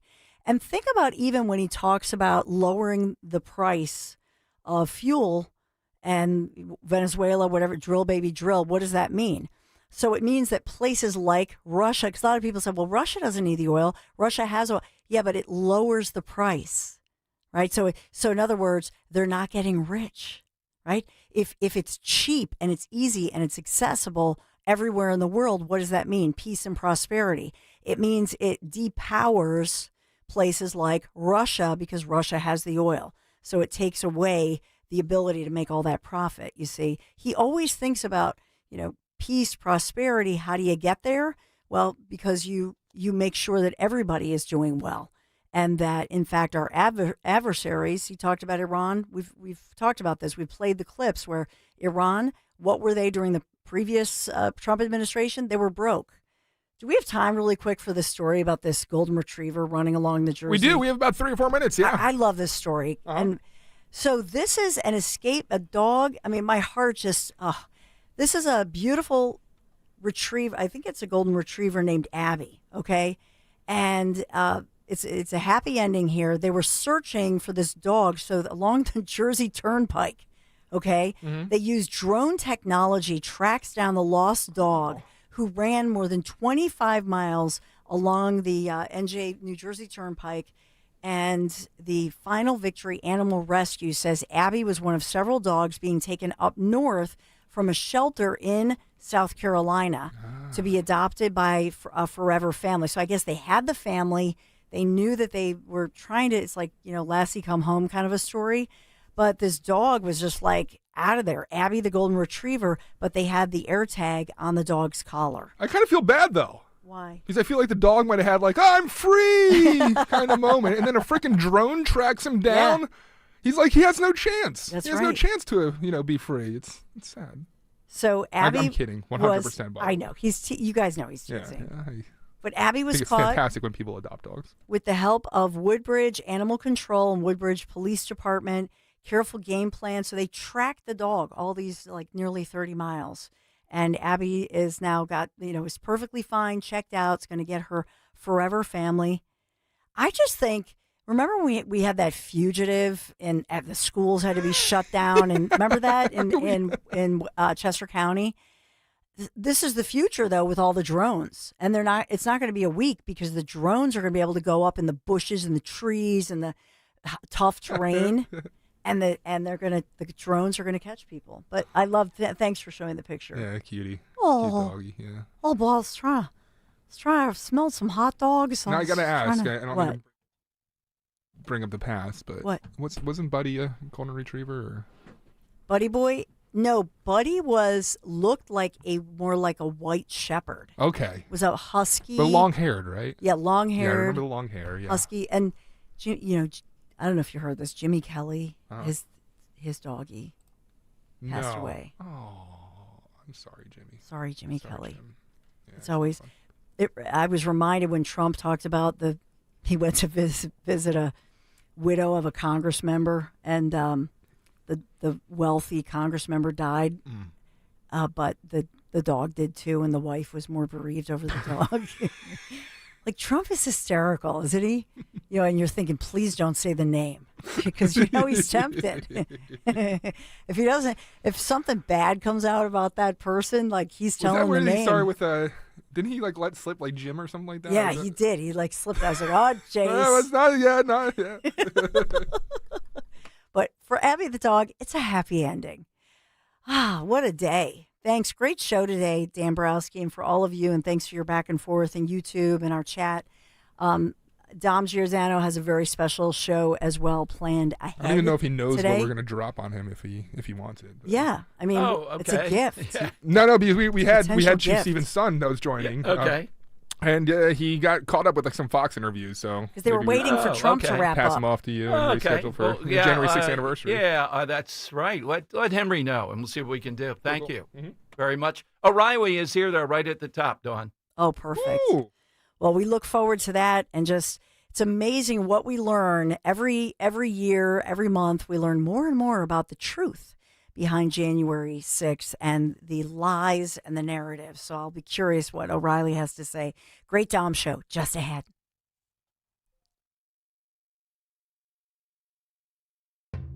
Gold is now over $4,300 an ounce. If you've got gold or silver just laying around, Estates Roadshow wants it. They are paying top dollar this Monday through Friday at TMT Cash for Gold in Cherry Hill. Go to tmtcashforgold.com. Searching for a new path to wellness? Dr. Molly Fantasia explains how medical hydration therapy can help you reclaim your energy. Listen to Health Watch, Sunday mornings at 8 on Talk Radio 1210 WPHT. We all hear the radio ads about the IRS. They tell you to be afraid, to be scared, and they try to frighten you into calling. I'm not here to do that. Tax Relief Advocates is different. TRA is here to tell you that if you owe money to the IRS, whether it's $5,000, $50,000, or $500,000, we have a solution. It doesn't matter if you're sitting in your car, at work, or with your kids. No matter where you are, call now. 800-575-9834. Don't lose hope. TRA can eliminate or reduce what you owe to the IRS. Generous programs are now available that can give you a fresh start. Our passion is taxes and helping individuals fix their IRS problems. We have over 1,000 5-star reviews on Google and an A+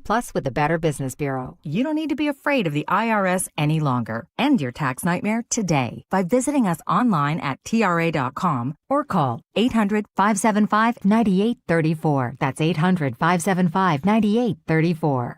Tax Relief Advocates. Real solutions for real people. Kale and Company weekday mornings 6 till 10. The smartphone has made us stupid. We live in a society where you are just programmed now to have this thing in your hand. It's like an addiction. It's like smoking or drinking. You don't even know you're doing it. How many times are you in a setting where there's zero reason for you to have your phone in your hand? It's almost become a crutch in society to avoid social interactions with people. Start your day with Kale and Company. Weekday mornings 6 till 10 on Talk Radio 1210, WPHT, and the free Odyssey app. On Philadelphia's Talk Radio 1210, WPHT, WPHT HD, WOGL HD3, Philadelphia. From the Piazza Premium Automobile Studios. Powering your drive with 10 brands and 20 locations. Always live on the free Odyssey app. It's Dom time. Now, Dom Giordano.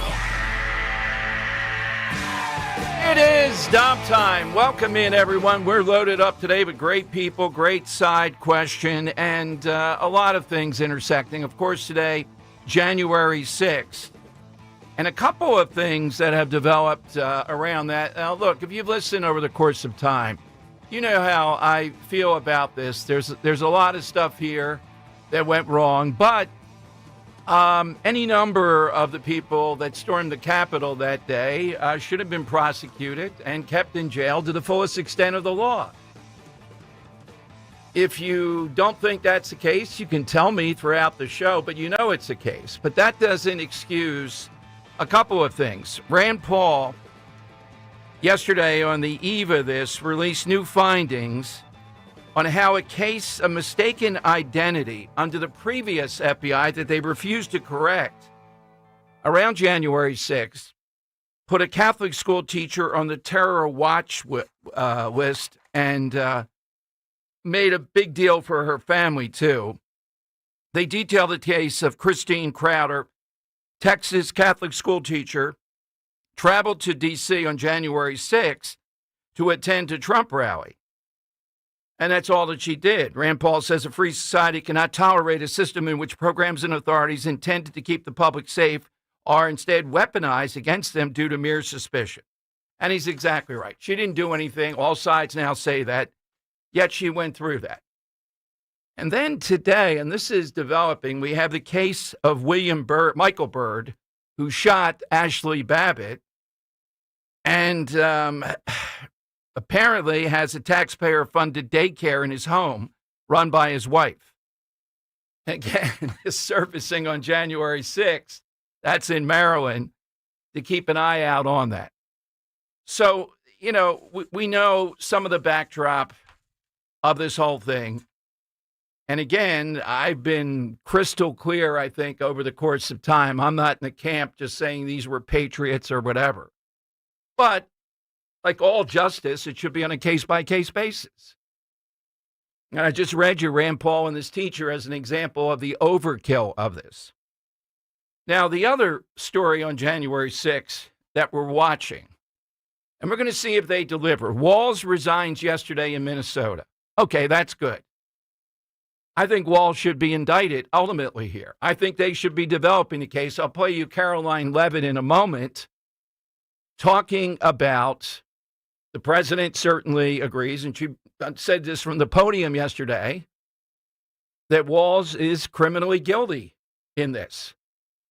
Not as a president, but as a judgment looking at this. At least he should be indicted. Pam Bondi's on the ground now. There are apparently hundreds, if not 1,000, FBI and other agents who were slow to this. They were too slow to this. They should have done it the minute Nick Shirley broke this loose. So this is a developing story. And what I think people voted for is what's ongoing now. President Trump teasing up there will be a fraud sweep of California. How about a fraud sweep of New Jersey? Can you imagine? 5 minutes, what do you think we would find? Food stamp fraud, daycare fraud, not just Somalis. And how about Pennsylvania? By the way, the annual U-Haul rankings are out, and they indicate that Pennsylvania is 44th worst in those rankings, meaning people leaving versus growth. How does Josh Shapiro have this golden image that Stacey Garrity on Twitter says, you know, pretty mediocre, and every pundit in the world goes after them, and he's sitting on $30 million for his reelection campaign? This guy is a menace. The pundits up and down the line cannot lionize him enough. For what? 95, he did a good job on that, and he played it well with the real-time look at trying to rebuild 95. Other than that, what has Josh Shapiro done? Run for president, as he always is. Charge $80,000 to trim his bushes. How would you like that landscaping bill? Told us about how bad it was to have his family there and almost be killed by a maniac. But then covering up what the maniac's motivation was. Because, again, he's running for president. This guy is a very, very tricky figure. Extremely so. You know, the guy who was for capital punishment till his son talked him out of it, a 10-year-old. All right, 855-839-1210. That's how you get on board. Now, one other thing, we're trying to get him on. CBS News anchor, new Tony Diopoulos, and I'm going to give you what he said the 5 principles are for him and the new look at CBS News. Bill O'Reilly's in the on-deck circle. Bill O'Reilly worked at CBS at one point. Or Bernie Goldberg did, and he and Bernie Goldberg talk about it all the time. All right. The new dictum from Barry Weiss at CBS. We work for you. That means you come first, not advertisers, not politicians. Okay, good. Check that box. We'll see. 2, we report on the world as it is. We'll be honest and direct with you. That means no weasel words or padded landings. Okay, that's good. We get to number 4. Quote, we love America. We make no apologies for saying so. Our foundational values of liberty, equality, and rule of law make us the last best hope on earth. We also believe in Franklin's famous line about America as a republic, if we can keep it. We aim to do our part every night. One way to think about our show is a daily conversation about exactly where we are as a country and where we're going. Now, why do these other news organizations not say something like that? Would they espouse it? Or would they say that we love America is biased in some way? That doesn't mean you have to tend toward Trump or the sitting president, does it? We love America. And the idea is they're reinforcing that, saying to the other networks. In other words, is there too much of an attack mode, not just on the government, but on the principles of traditional America, what got us here, not being in the attack mode? All right, 855-839-1210. You get on board. Now, here's a little bit of something else I'm going to ask O'Reilly about. Here is Mondani. Now, he's way off on this, but this is cut 5. Mondani doesn't even host a World Cup game, but he thinks the pricing is outrageous, and he claims he's going to do something about that. Now, should Republicans, I raised this and we had a lot of calls on it. Is this one of the small affordability things? Not in the way that Mondani would do it. In other words, I believe the system is rigged. The whole ticketing system up and down the line, it's brutal. Could you say, well, it's not necessary. If you want to go to these, you're going to pay whatever they tell you. Here's Mondani's take, cut 5. What we are seeing, I had a New Yorker the other day come up to me and ask me if there was any way I could help him get World Cup tickets, because he was saying that the cost that he saw for a game was $600, right? This is increasingly out of reach. We have made what used to be a working class game into a luxury experience. And there are too many for whom it doesn't matter where the World Cup is being played in the world. They know where they're going to watch it. It's TV. And we want to ensure that there are more experiences available to each and every New Yorker. All right. How's he going to do that as a mayor? Now, by Republicans doing, is this system dynamic pricing? Is it rigged? Remember the defense of Bruce Springsteen on dynamic pricing? Then he tells us about he's for the little guy. Yeah, right. So is the system capitalism? I don't believe it is. I believe those tickets are gobbled up and then sent back to us in a way at whatever cost they want. If that's the case, if there's stuff going on there like that when it comes to ticketing, I don't know why, but, if I could get to Trump's ear, it would be like in The Graduate, plastics, dynamic pricing, Mr. President. The ticket situation.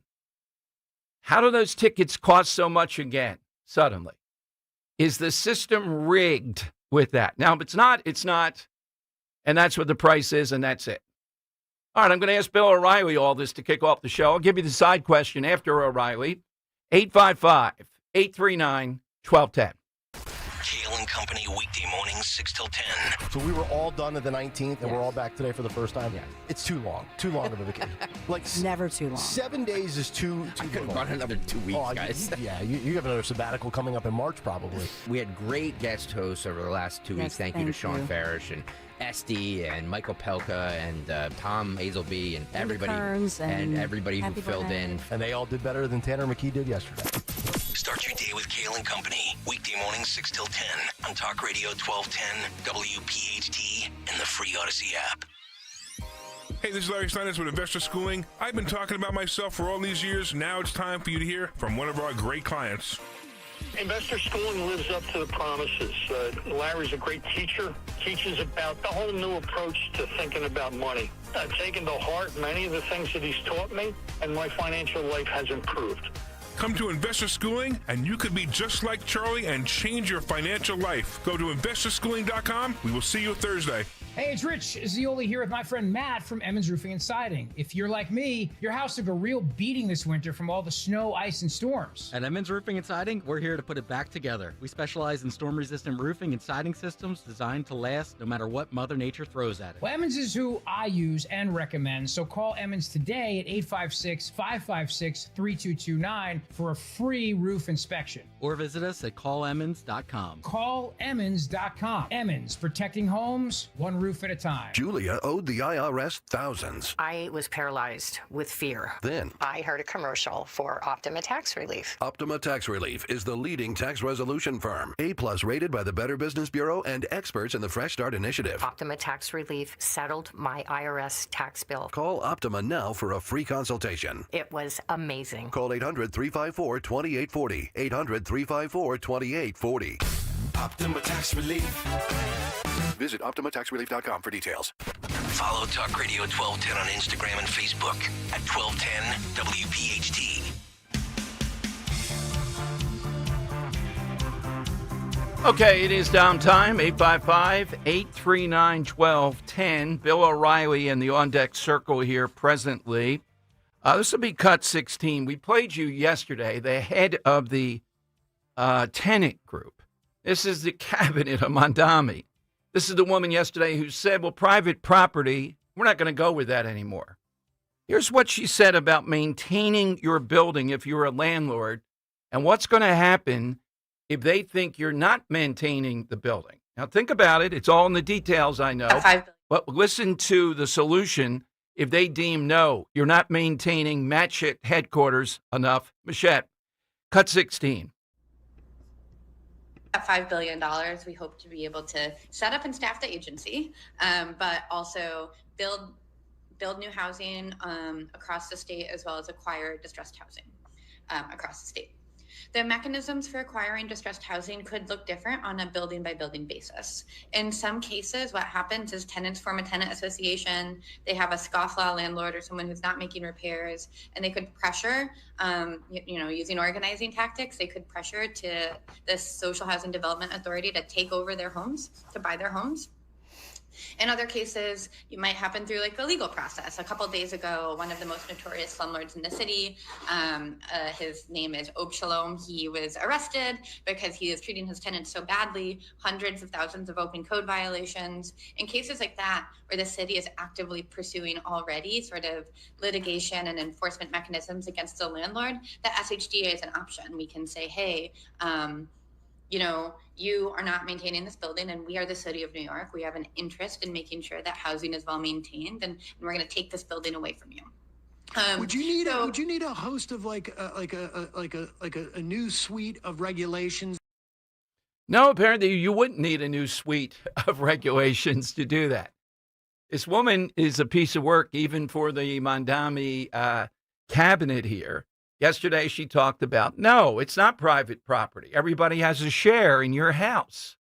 Think about that. And these are only the first few days. All right, Bill O'Reilly in the on-deck circle. We'll talk to him. I'm not sure if he's spoken to President Trump, but he had a lot to say about Trump wants Venezuela to be like El Salvador. But in addition to that, I want to know what he thinks about this new CBS News. And the headline today, Mondani, saying that New York City ought to be like South Africa. All right, let's first interview of the new year. Let's go to a refreshed and ready to go Bill O'Reilly on Talk Radio 1210. Bill, Happy New Year. Thanks for joining. Thanks for having me back in the new year. Refreshed? I'm not so sure, Giordano. I'm working like a Sherpa here. Yeah. I've seen that. Several people have commented even more over the holidays. So, Bill, used to have Bernie Goldberg on, and that was a highlight for all of us. I'm talking in the beginning, the exposure of what went on inside And it wasn't malevolent, I think you and Goldberg were saying, but these people all had the same worldview, and that's the news they produced. Your thoughts on the new CBS News, particularly Principle 4, Bill, we love America, and they're going to state that plainly. Well, that's good. I'm glad they love America. I work for CBS. I know. Both local at Channel 2 in New York and then national under Rather. I applaud them for trying to stop the incredible liberal bias in the national press. So I think that they're doing a good thing by trying to modify that dishonest approach. Now, do they have the personnel to pull it off? Not now. They got the same people that they had when they were as far left as you could get. 60 Minutes has got Pelly, and it's got all these people that hate Trump. I don't know, this Dokapul, is that how you say his name? Dokapul, yeah. All right. I mean, he looks like an okay guy, but he's sitting there in the morning show for 2 years, and they banned every single conservative guest. So what about that, Tony? I mean, I guess these people have all had an epiphany, and this is the anniversary of that epiphany, the real one. So I'm not going to criticize them. I'm just going to say skepticism might be a good thing, and let's see what they do. Now, Bill, he is the guy, though, just to refresh, though. I agree. I don't know that he was in charge, Gayle King, somebody. He's the guy that took on... Wait, let me stop you there, Don. Yeah. Both you and I are broadcast professionals for many years, right? Yes. In my entire career, nobody has ever told me what to say on the air.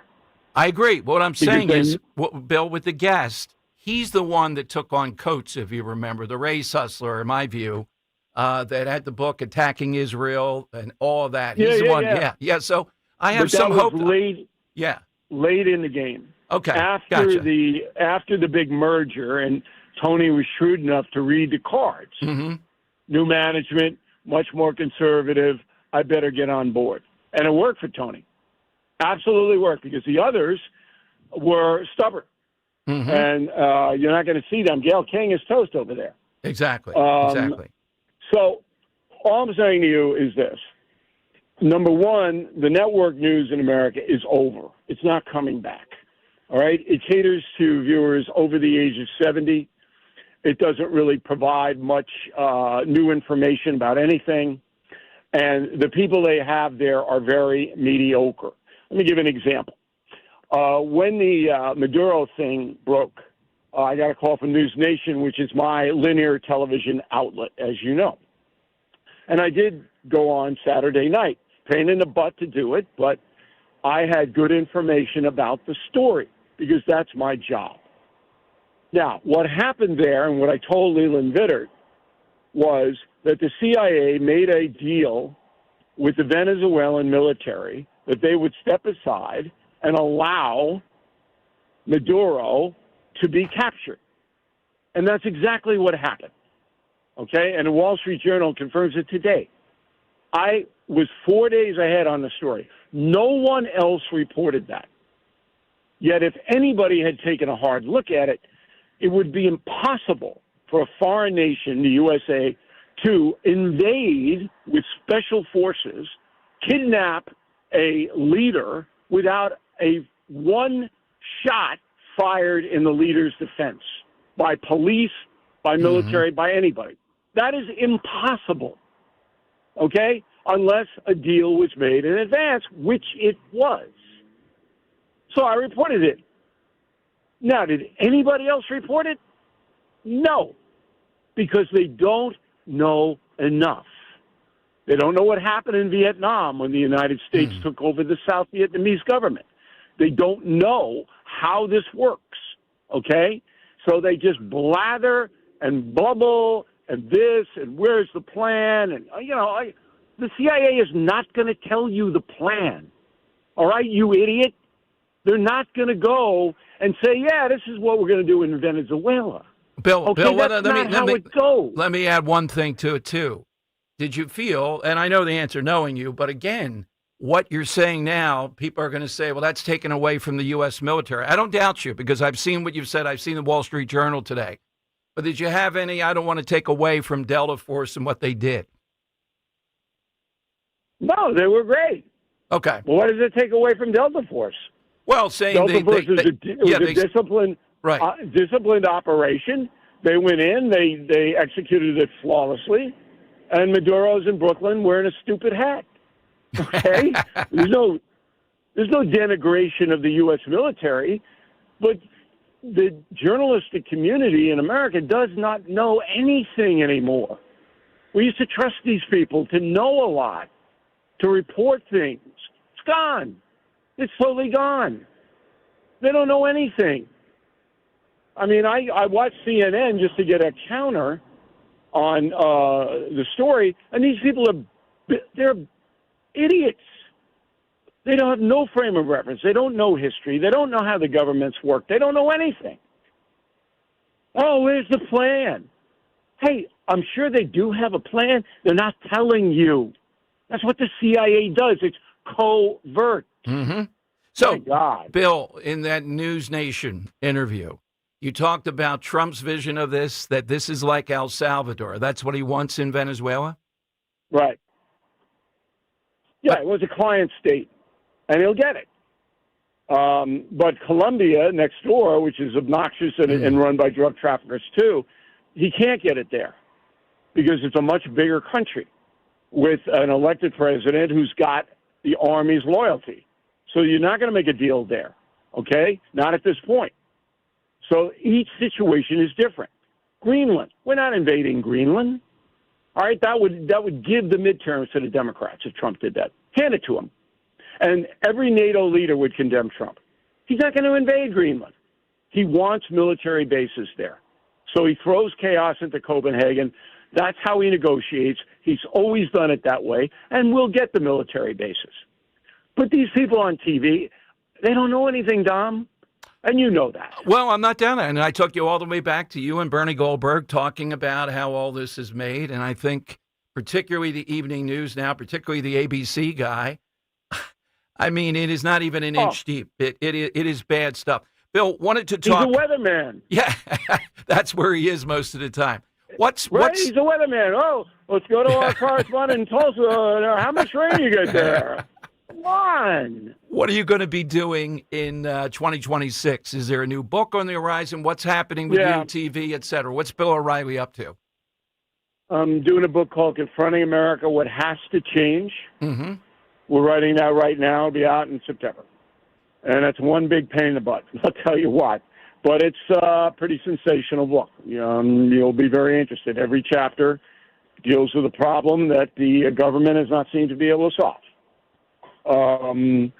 And then, I'm cutting back a little bit on my broadcast duties, but not a lot. I have a lot of people depending on me. But I'm an old guy, Dom. I mean, come on. I should be... The YouTube stuff, though, every time you're on, you're energized. But how's YouTube doing with Bill O'Reilly? We're making a fortune out of it. I don't even know what YouTube is, but we're making a bloody fortune. And we're dropping tonight a new YouTube commentary on what you owe your country in the light of Clooney becoming a French citizen, and I'm all for that. And Kimmel, really pounding his own country on British television. So that's our new commentary, and it's doing very, very well, and it reaches younger people, as you know. Exactly. But it's work. I mean, all of our stuff is well researched. We just don't throw it out there like most of these pinheads. We actually find out things. Well, Bill, it's certainly glad to have you back here. We find out things too. BillO'Reilly.com.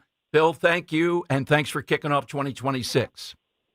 I appreciate you having me on, Dom. Much success, and we'll talk again soon. All right, Bill O'Reilly here on Talk Radio 1210.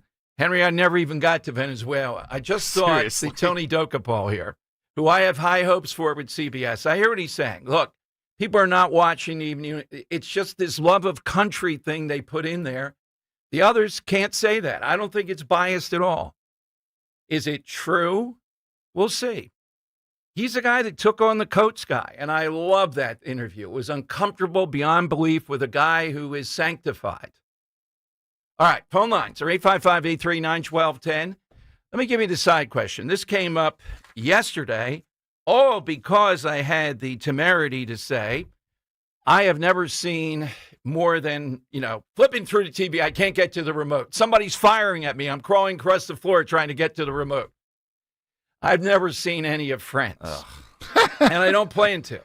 And even more, I'll add to that, probably even more so, because Friends, I know a lot about it because it's so popular. But The Big Bang Theory, I'm not seeing that either. Just not seeing it. That's fair. That show got old fast. Okay. So what we're looking for today, very unusual side question. We're looking for something popular. And if you have calls on O'Reilly, we'll take them here, Kirk. Riley fired up today. Yeah. Okay. He told me. Yeah. 855-839-1210. We're looking for a film, like Dan, we always used to say, have you not seen The Godfather? Where people are kind of surprised. I don't think people would be surprised that our listeners. Henry seems to differ. They're not going to be surprised that I don't like Friends and have never seen it. They don't either. That's my bet. Yeah, it's not surprising. It's like in the 90 percentile, and even that. All right, so those are a couple of mine. Henry, what's your number one? Yeah, so at least for shows, this was a tough one because I feel like I've seen pretty much everything. Like I was going through like the IMDb's, like great highest rated shows, highest rated movies. So this is the best I could fish out here. As terms with TV shows, I have never seen Mad Men. I have no interest in seeing Mad Men. Oh God, it's just kind. It's past. I don't know. It's past. It's yeah, but date at this point. It gives you the history of something. I would say after a couple years, maybe not, but out of the box and all, yeah. I get it was the biggest show on TV then, but now it's just kind of it's fallen in the fold. That's not horrible. I mean, it's not like a giant hole like The Godfather. Yeah, no, it's not a black hole like that. The other one I'm going to take, you haven't seen either because I know you're not very fond of this, but I knew your students were, and that'd be the Lord of the Rings film trilogy. Spare me. I've seen The Fellowship of the Ring, and I really enjoyed that movie, and I have to get to watching the other two movies. I just haven't because, they're like 3.5 hours. Oh, my God. I brought my binoculars for a new bit today. I'm going to have to use it on the Lord of the Rings. You're up there on the Eye of Sauron, right? Oh, God, yes. Oh, my God. I wouldn't be able to tell you much at all. All right, Kirk. Okay, so I have to go with one show that was popular as well on AMC, Breaking Bad. I haven't seen it. I don't get it. Oh, my goodness. Why is that? I don't get it. I just watched maybe a couple minutes of it. I really don't get the. I would say it's in the top 10 TV shows of all time, easily. Maybe top 5. It's not for me. You got to give a show a season. At the now, least. If anybody calls in, Kirk, you put them to the top of the line. They've never seen The Wire and don't intend to. That's it.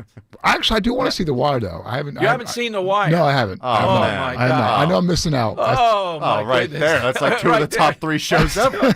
Well, we're going to have a conversation with this guy. It's like, I don't know anything about the Eagles. You're sitting here. Well, hey. No, I'm saying some guy sits down. Okay, what am I going to talk about? You're busting my ball. Yeah. How about those Eagles? What? Eagles are landing? What's? Yeah. All right. 855-839-1210. Hit us on the side question. Give me your reaction to Bill O'Reilly. I know why I was stunned when I said to him, well, didn't you feel this might be seen as negating the U.S. military a little bit? Now, Wall Street Journal says the same thing, some kind of deal that made it easier. But I thought the story was military compound, cyber attack, take out the lights, and they got in there. O'Reilly, a different one today. All right, so 855-839-1210. Get on board on Talk Radio 1210. Kale and Company weekday mornings 6 till 10. The smartphone has made us stupid. We live in a society where you are just programmed now to have this thing in your hand. It's like an addiction. It's like smoking or drinking. You don't even know you're doing it. How many times are you in a setting where there's zero reason for you to have your phone in your hand? It's almost become a crutch in society to avoid social interactions with people. Start your day with Kale and Company. Weekday mornings 6 till 10 on Talk Radio 1210, WPHT, and the free Odyssey app. At Uline, The prevailing opinion is, if you don't live it, you don't believe it.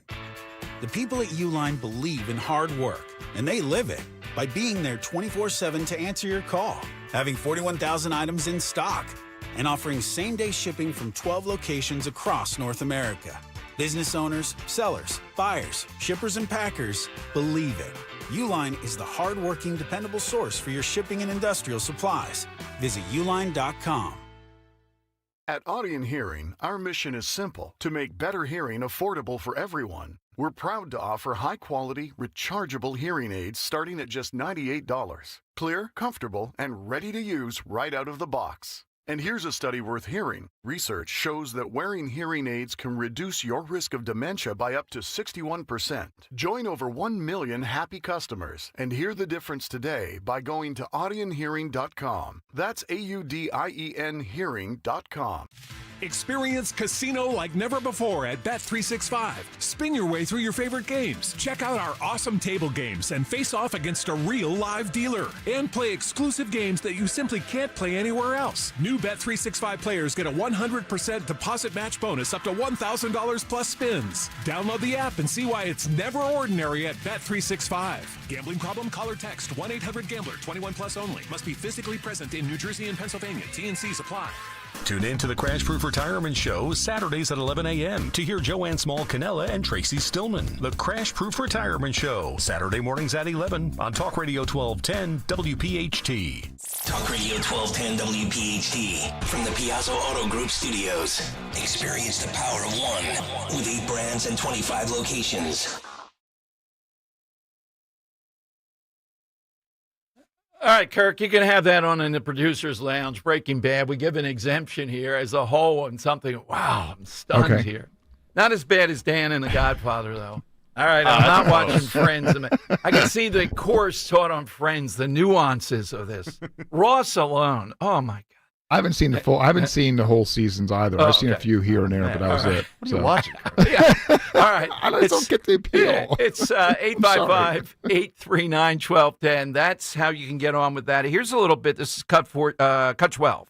Here's Caroline Leavitt laying out, I think, what we voted for. In other words, Walz resigning in Minnesota, good thing.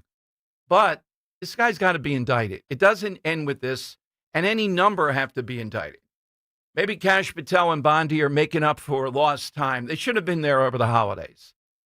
I don't know that the Somalis can cover up or would cover up. But I think the American people seeing this, and I made the point, we had someone actually killed in Washington the Wednesday before Thanksgiving, right? Yet that story got pushed aside once we started to see Nick Shirley, on top of others, expose this fraud by the Somali groups principally in Minnesota. Why? Because people have had it with this.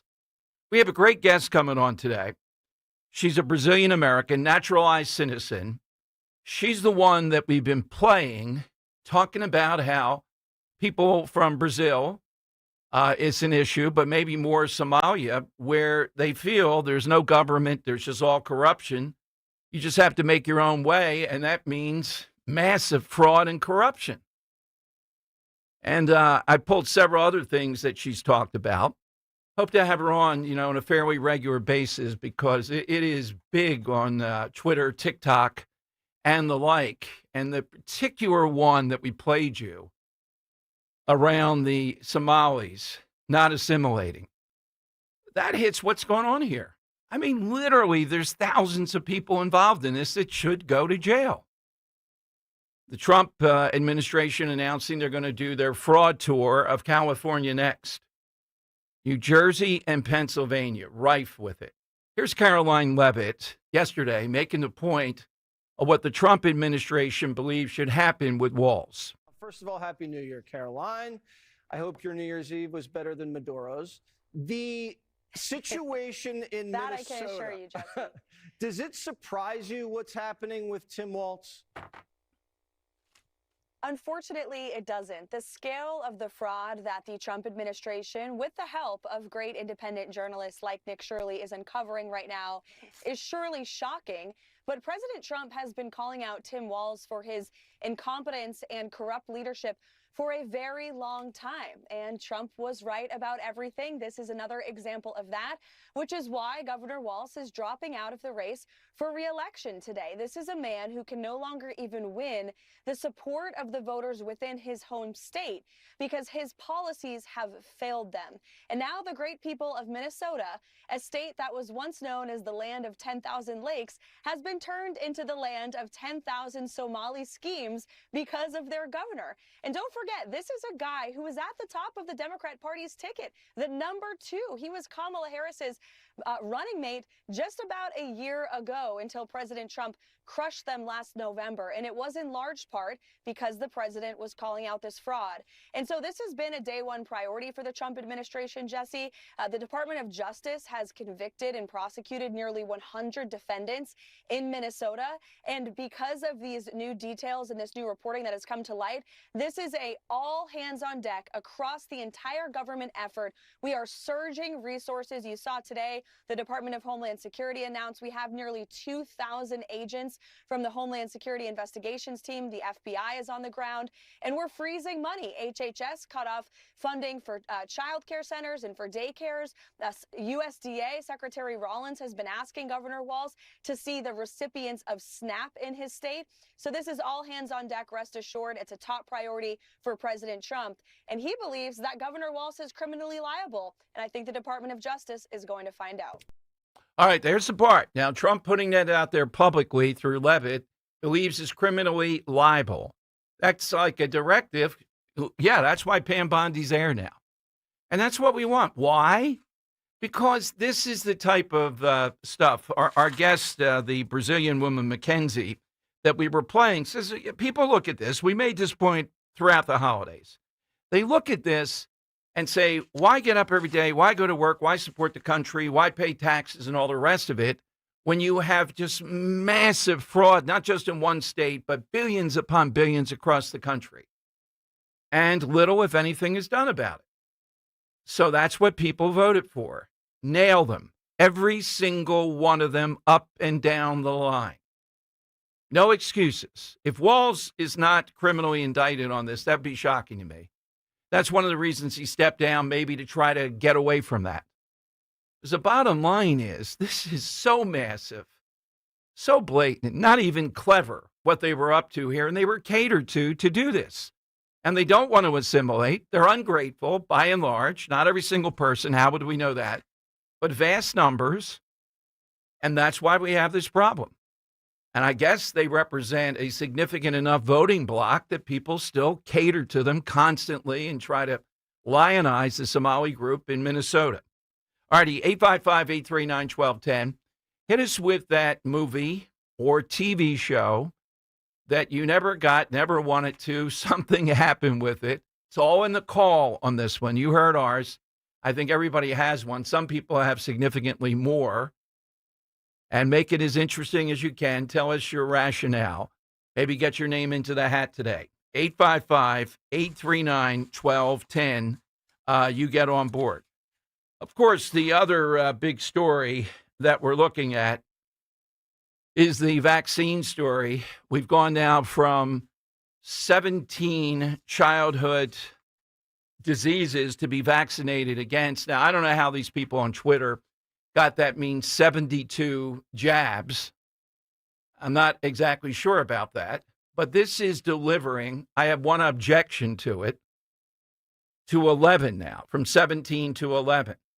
One of the diseases not to be vaccinated against is meningitis with kids. You know, we trying to get on a couple of the doctors we bring on, et cetera, around this.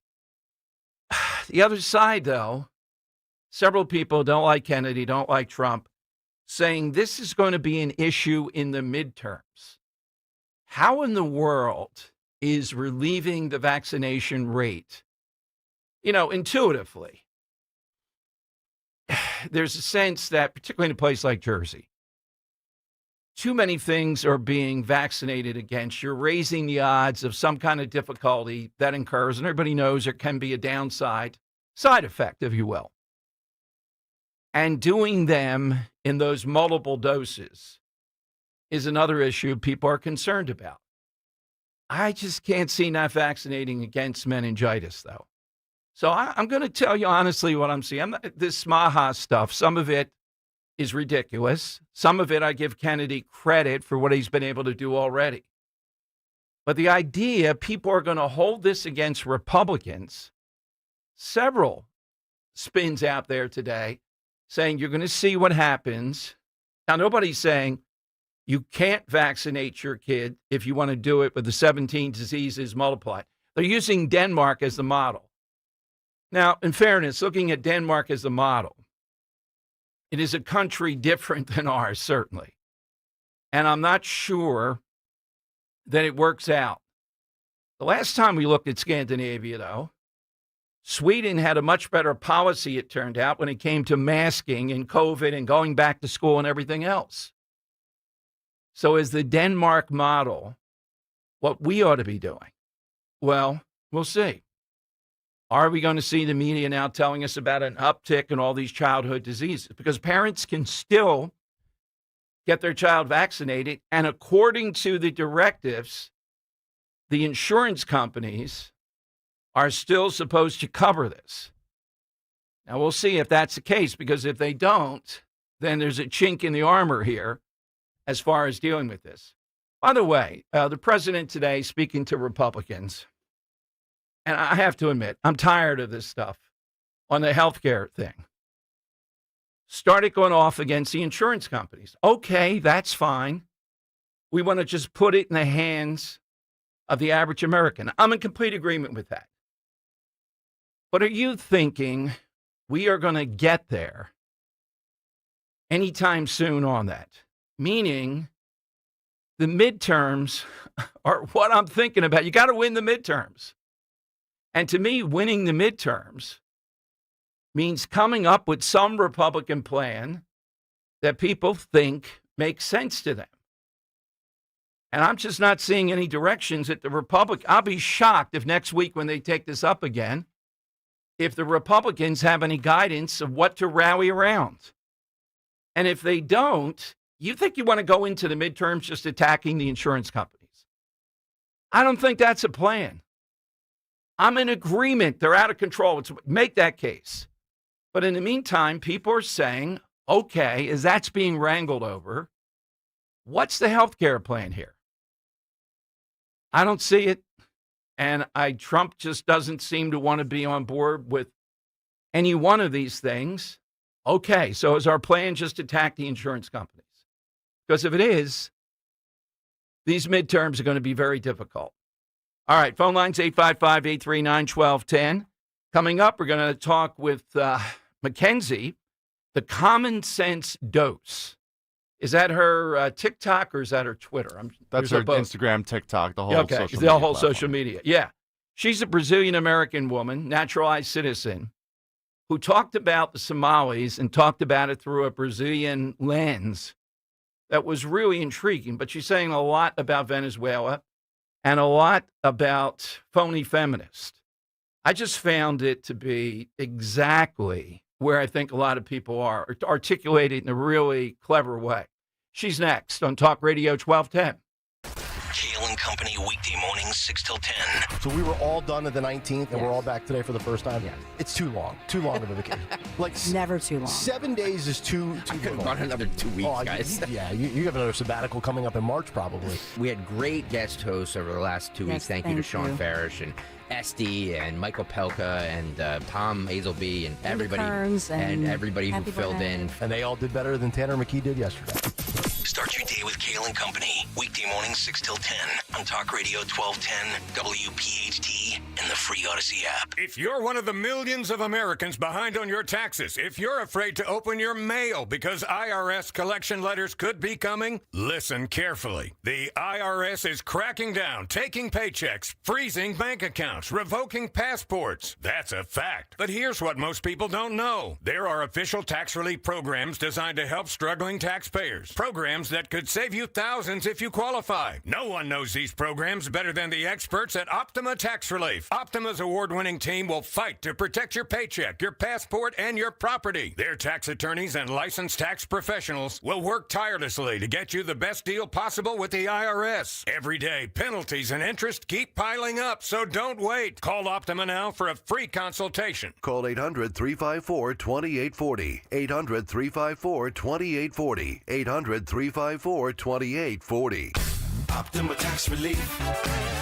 Some restrictions apply. For complete details, please visit OptimaTaxRelief.com. $5,000. That's the average amount of money people in the U.S. are now spending on gas in a year. $5,000. That's crazy. If you drive, you have to download Upside, the free app that gives you cash back every time you get gas. That's right. You can earn real cash back with Upside just by buying the gas you're already buying. You can literally start earning cash back today. I use Upside every time I fill up, and I've already made around $200-$300. You're putting gas in your car anyway. Why not get real cash back? If you like free money, download Upside. I'm saving the cash I earn from using Upside to help pay for a vacation later this year. Download the free Upside app now to earn cash back every time you buy gas. Use promo code FRESH to get an extra 35 cents per gallon on your first tank. You can cash out anytime right to your bank, PayPal, or a gift card for Amazon and other brands. Just download the free Upside app and use promo code FRESH for a 35 cents per gallon bonus on your first tank. That's code FRESH for a 35 cents per gallon bonus. Dom Giordano, weekdays, noon till 3 on Talk Radio 1210 WPHT. And on the free Odyssey app. Oh, my goodness. Some of the ones I'm seeing on Twitter as far as the movie or film or TV show they've never seen, you don't plan to. Oh, my. Stuff that, take a look at Marcus Aurelius here. Wow. It is. Brokeback Mountain, of course, is on there. I forgot about that one. I haven't seen that either. Yeah, I have not either. Let's talk Dom Giordano Show. We're always interested in people that are interesting and have a point of view that just reverberates. Sometimes you see it on Twitter. This was Twitter, TikTok, Instagram. Mackenzie, Common Sense Dose, is Brazilian-American and was reacting to one thing that went viral that we played was about what happened with the Somali residents of Minnesota. And Mackenzie joins us here on Talk Radio 1210. Welcome to Philadelphia. Hello. Thank you so much for having me. Well, I have to thank you. We played that to death during a down period of time over the holidays because it reverberated with people so much. So you talked about the Brazil way or the Brazilian way. Is it similar to what you saw playing out with people in Minnesota, the Somalis? Yeah, well, I always say that once people lose faith in fairness, it becomes really, really dangerous. Everything starts to break down. And that's exactly what I saw in my country. And sometimes I feel like the United States is walking that same path. It's a different scale, of course, different culture, but the same symptoms. What is happening right now in Minnesota, I mean, for you guys, yeah, it's new, it's huge. I've seen it before, and I know how normalizing this will just break this country apart. So, and that's exactly why I started making these videos, because sometimes if you were born here in America, you've never been in a different country, you don't have that same perspective. Sometimes I feel like I am, just seeing the same exact things that happened in Brazil like 10, 15 years ago happening here right now. That same mindset growing, and it's scary, really. Yeah, and again, to connect the dots, you're saying if this is not punished, now that we've exposed it, it's going to be a massive loss of faith. We've seen walls resign, but to me, and I think to you, that's not good enough. There's got to be an indictment here of elected officials. Otherwise, what's this all about? Not just they get to resign. Somebody's got to be indicted. There were real crimes that were committed. I'll tell you, Mackenzie, the one that got me the most, I'm a former teacher, is the fake autism stuff going on. The parents, the fake autism clinics and all this. This is beyond unforgivable. Yeah, and it's, I think the part that infuriates us the most is that we're not seeing any type of consequences for all of that, right? We have been told to do things that were not right. And now, it's all proven. Hey, this was not the right thing to tell people to do. And nobody's paying any price for that. They keep doing it. It almost feels like they're escalating things. Like, how much can these fools take? And we start normalizing things like, the fraud now in Minnesota. You said you're a former teacher. I am a teacher. I teach fifth grade. And one of the reasons why I started my channel was because I started seeing some policies in my school that I was like, what in the world is this? Like, if we don't stop this right now, and this was like 3 years ago, now it is even worse. I mean, it's a little bit better, since Trump took office. Not that, he's going to save the world, but there are things that he can do. But again, as you were talking to me about, like, just putting people in jail, indicting people, like, we need some real consequences for the stuff they're doing. If we don't have that now, if we don't act now, I'm sorry to say this, and this is truly heartbreaking, but the United States is going to become a third world country. Yeah, I think that's where you're going. That's your thesis, and you put it so precisely. You mentioned something a moment ago, and I think you were suggesting things they told us. You're talking about during COVID. One of my themes constantly is there's been no day of reckoning on COVID in which we say, this is what we learned, and we're not going to go back again to exactly what you put us through. Right. Yeah. No, I feel exactly the same. And it goes back to what I said before. We start normalizing things, right? And then once if we're told to be quiet, to accept, to, just keep paying the bill, and we don't do anything about it, they're going to keep coming, right? They're going to, like I said, it almost feels like they escalate. Okay, so COVID worked. So what now? Oh, vaccines. Okay, what now? Autism. What now? Transgenderism. What now? Like, when does this stop? And what can we do to stop this? The one thing I know is that silence is what makes this becomes normal. And this is why I have my channel. I know, I cannot do much. I have 3 little kids. I'm a teacher. I have a busy life. And I feel like most Americans are with me. We don't have time to go out in these, protests that last all day, all of these things. And I think that's why we are staying behind, because these people don't work. They have the time to go out and, quote unquote, protest and organize. And you can see the left is really well organized. That's one thing I'm going to have to give to them. They are well organized. They are all together in their thoughts. It's kind of like a little cult. And I've seen it firsthand in Brazil. It is actually a cult. So, it kind of breaks my heart sometimes thinking that, I could be doing more. What else can I do? Because I saw it happening in my home country. I moved here, in hopes that I can get a better life. And I do have an amazing life. I love this country so much. I'm so grateful for everything that I've achieved here, things that would never be possible back in Brazil. And now seeing that same mentality growing here with no consequences, no punishment, this is, I don't know. You tell me, what can we do? You're doing it. You're doing to make it stop. That's why we wanted to have your people. Were thrilled with your insight and the lens you bring to it from where you came. You seem to me to be particularly lampooning, going after these fraudulent women on the left, faux feminist. You seem like a woman who, has a career and does all that stuff. But some of the stuff that we're told by these women that are not necessarily qualified, shall we say, with a lot of real world experience to be in charge. Talk about that. I see a lot on your channel on that. Yeah, well, I think feminism is not what it used to be, right? When we talk about equal rights, this is not what we're talking about. Because women, they want women nowadays, like the feminists nowadays, they want the privileges of being a woman.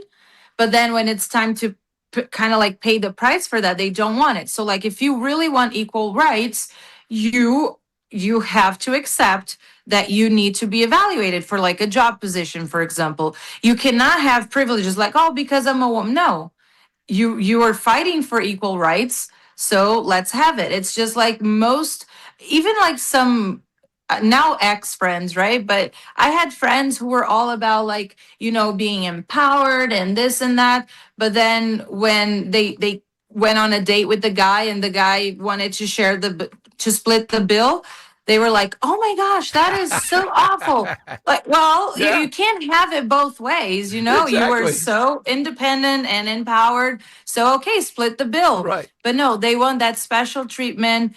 And they give nothing in return. It's just a mentality that's taken so many young women's minds, and it's so sad actually to see young women being so indoctrinated to not be good wives, to not want to be moms, and want to have that special treatment because they're women, but at the same time, like I said, not give anything back into society. It's really sad.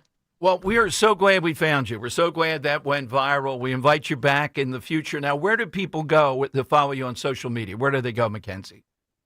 So I'm on Instagram and TikTok, I mean more actively. So they can type Mackenzie CSD. CSD stands for Common Sense Dose. That's the name of my channel. On TikTok, they can look for Common Sense Dose. They're going to see me there. I'm also on X now. Elon Musk retweeted 2 of my posts. So I'm now starting to post more frequently there because I wasn't very active on X. So yeah, Common Sense Dose, Mackenzie CSD, they can all find me there. I just wanted to say you guys are in Philadelphia, right? Yes, we are. Okay. So first time I ever came to America, I was in Narberth. I was an au pair there. Whoa, okay. What were you doing in Narberth? You had a friend there? No, I was actually, have you ever heard of the program called Au Pair? Yes. Oh, sure. Yes. Yeah. So you're basically a nanny, you have a host family. Right. So I was 19 at the time. It was, the only way that I could actually leave Brazil because everything was so expensive. I was so young. I did not come from a family with money. So they had this program. I think it was like $700. And then you would work for that family. They would pay you a stipend weekly and you would go to school. That's actually how I learned English because I didn't know any English back then. So very good program. And when I saw the invitation, like, a program, like a radio show in Philadelphia, I was like, oh my goodness, I miss it, Well, my wife's best friend lived in Narberth. She just recently sold, so I know Narberth really well. We're gonna remind you of that. If you get anywhere near this area, we got to see you in studio, but we'll be in touch with you more. And thank you. Thanks for, and that's why Elon Musk retweeted that. And that's why all this is out there. We appreciate it very much. Yes, no, I appreciate you guys so much. Thank you. Thanks very much, Mackenzie CSD. We got to go by that. It's like Mike of Wake Up NJ. Although his name is out there now, Henry. He ran to be the Republican Party chairman. Mike did last night in Jersey. And his last name's there. I don't know if he wants to say it. How can you be a chairman? Just say Mike, Union Chairman. Mike. Mike. Yo, Mike. I'll just say Mike C. You have to look up the rest. All right. I really, Mackenzie, again, we saw that all over the holidays, what she said about her experience in Brazil and how it pertains to what we're seeing in Somalia, and how Americans look at this and say, no, we voted not just to have walls say, all right, I'm not going to be governor anymore, but to be indicted. I'm not saying he should go to jail. That's for a court to decide, but certainly there's enough here to indict thousands of people. And Bondi's there today, Kash Patel. They're getting the direction from Trump, California next, probably New Jersey, Pennsylvania after that. All right, so 855-839-1210. Grab a line, hit us on the side question 2 on Talk Radio 1210. Kale and Company, weekday mornings, 6 till 10. The smartphone has made us stupid. We live in a society where you are just programmed now to have this thing in your hand. It's like an addiction. It's like smoking or drinking. You don't even know you're doing it. How many times are you in a setting where there's zero reason for you to have your phone in your hand? It's almost become a crutch in society to avoid social interactions with people. Start your day with Kale and Company, weekday mornings, 6 till 10 on Talk Radio 1210, WPHT, in the free Odyssey app. Hey, Dawn Stensland here. I want you to come away with me to stunningly beautiful Portugal for 10 days next spring. If you've loved our past events, go to conservativetours.com. This one is the best ever in my opinion. We will spend these days together touring the wineries, rivaling the best in Europe, private Portuguese escort for the event along with 4-star accommodations. 5738, yes, that includes your airfare from Philadelphia, the Bellum Tower, Geronimo's Monastery, the fun of just strolling Alfama's cobblestone passages, just brimming with those seafood restaurants, Abidos and Fatima, the elegance of Coimbra. Call now, 888-733-9494. Conservativetours.com, Spain and Italy. What an incredible trip. Conservativetours.com. Tell them Dawn sent you. I know that hiring can be challenging. You sort through tons of resumes and you get too many so-so applicants. You're just waiting for someone to match your role perfectly. Well, now, there's a place where you can meet them fast. ZipRecruiter. Need to hire right away. Start your search for strong candidates. The right fit awaits. Build your team. Build it sooner. Meet your match on ZipRecruiter. Just head to ZipRecruiter.com/free right now to try it for free. And you're on your way to meeting your match. 4 out of 5 employers who post on ZipRecruiter get a quality candidate within the first day. So try it now. Go to ZipRecruiter.com/free. Once again, that's ZipRecruiter.com/free. Meet your match on ZipRecruiter. Try it free.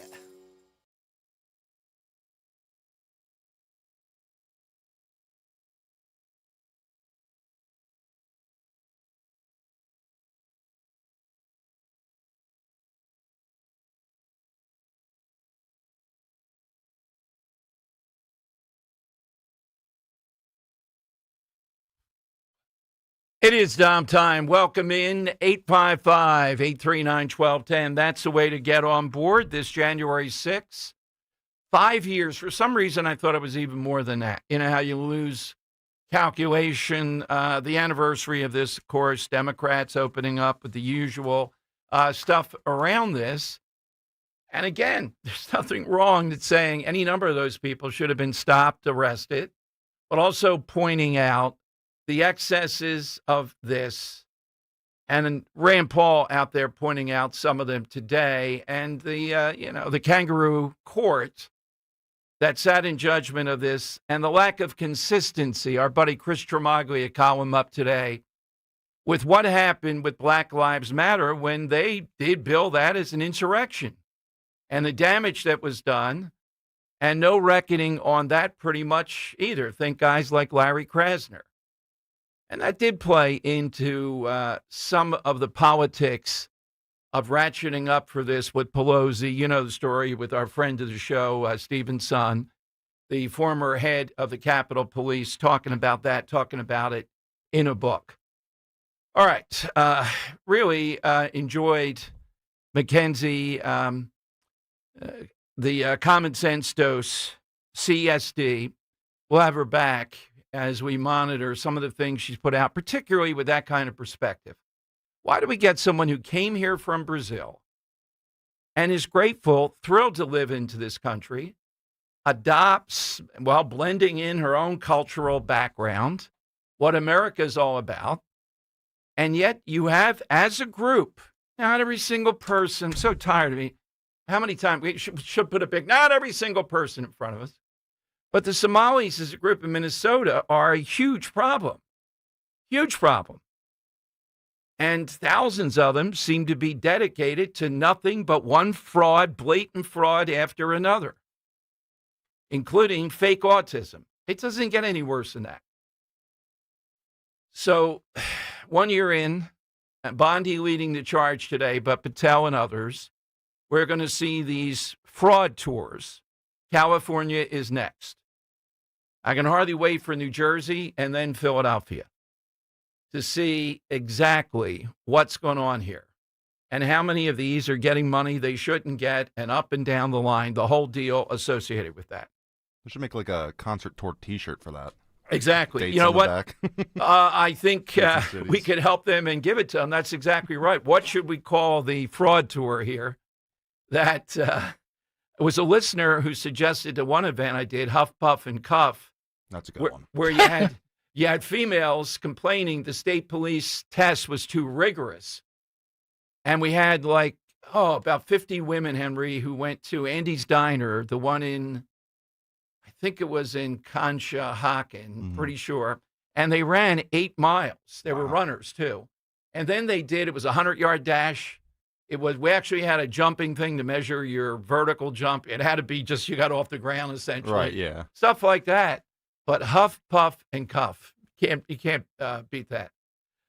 There's got to be something. If they come to Jersey, Philadelphia, we'll certainly consider that, because this is, as she just said, it's the type of thing that breeds in people. Why be a dope? It doesn't matter anyhow.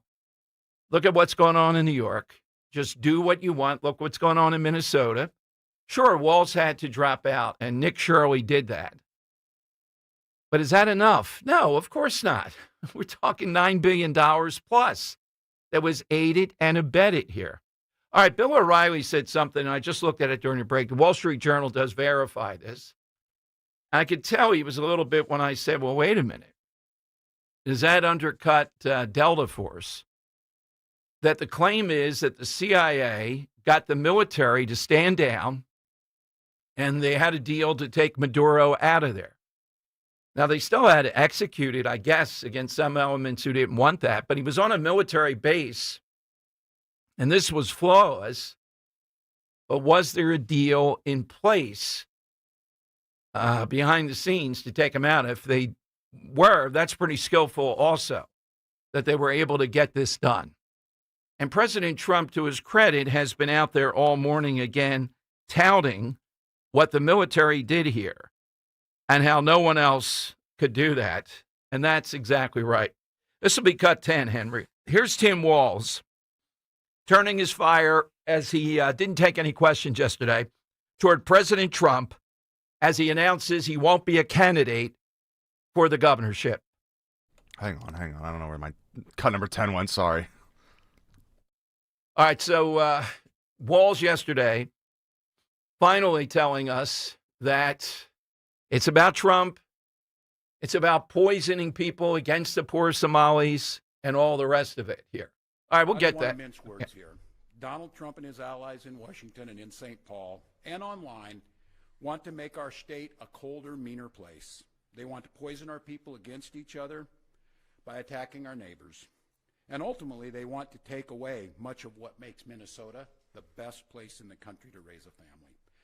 They've already begun trying to withhold funds that were meant to help families afford child care.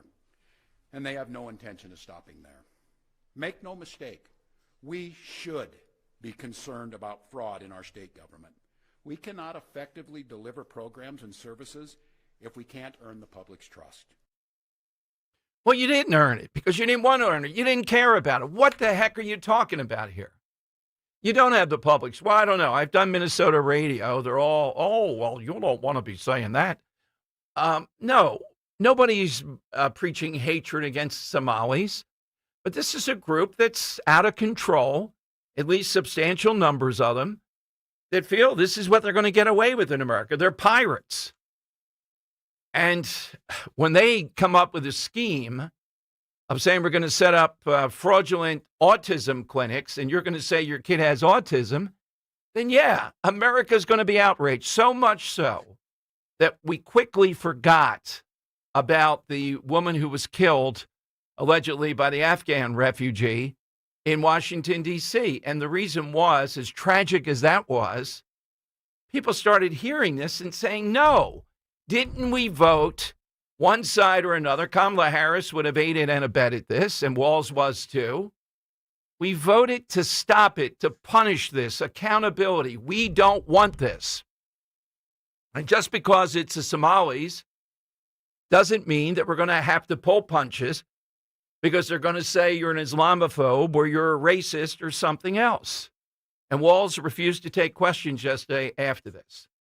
So it is a major thing that Nick Shirley, that's the other story here, that Nick Shirley was able to do just with the power of the internet, his own entertainment value, people that helped him with the information that was in plain view.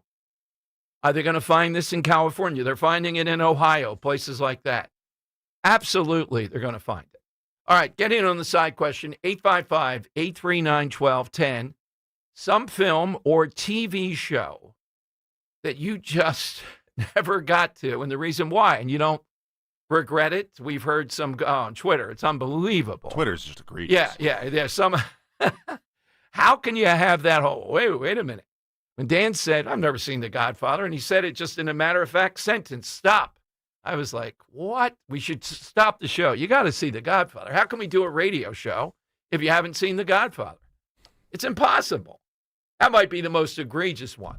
Others, I get the Brokeback Mountain. Okay. Well, there's a different Marcus Aurelius answer that's setting me off here. And which one was that? He Seinfeld. He said, How I Met Your Mother, Bad Friends ripoff. Oh, my gosh. I mean, How I Met Your Mother is an awesome show. Well, awful ending, but awesome show. Are just most dedicated and just the greatest host on earth. Even when I spit out some of his oysters, Johnny Z put Seinfeld up on Twitter. Yeah, that's it's a dark day over at Tough Mulligan's. look. It's a dark day. I planned if we're there, when we're there in the summer, to put behind me Seinfeld reruns. Got all those TVs up in there. You tell me one can't be on TBS exactly. when they're running reruns? And I'm trying to think, the Soup Nazi came on my show before in studio. I'd love to get him over to Mulligan's. My goodness, we have to right that wrong. Maybe we need a Seinfeld drink there this time. All right, 855-839-1210. Hit us with one of those. Get in, get a win today on Talk Radio 1210. Kale and Company, weekday mornings, 6 till 10. So we were all done at the 19th, and we're all back today for the first time. Yeah. It's too long of a vacation. Never too long. 7 days is too I could have long. gone another 2 weeks, guys. You have another sabbatical coming up in March, probably. We had great guest hosts over the last 2 weeks. Thank you to Sean Farish and Esty and Michael Pelka and Tom Hazelby and everybody who filled in. And they all did better than Tanner McKee did yesterday.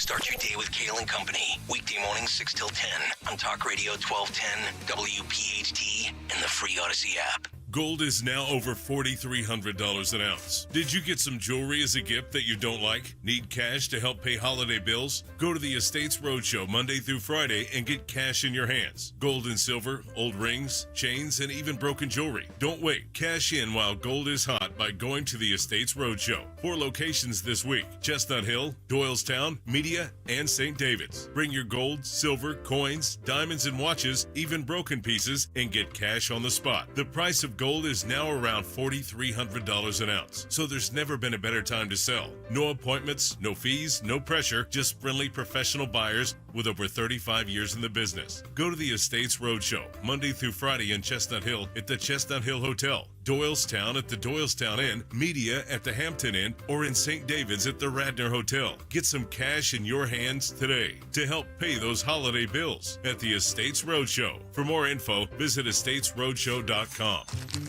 There's a reason that potato chips don't come in a clear bag.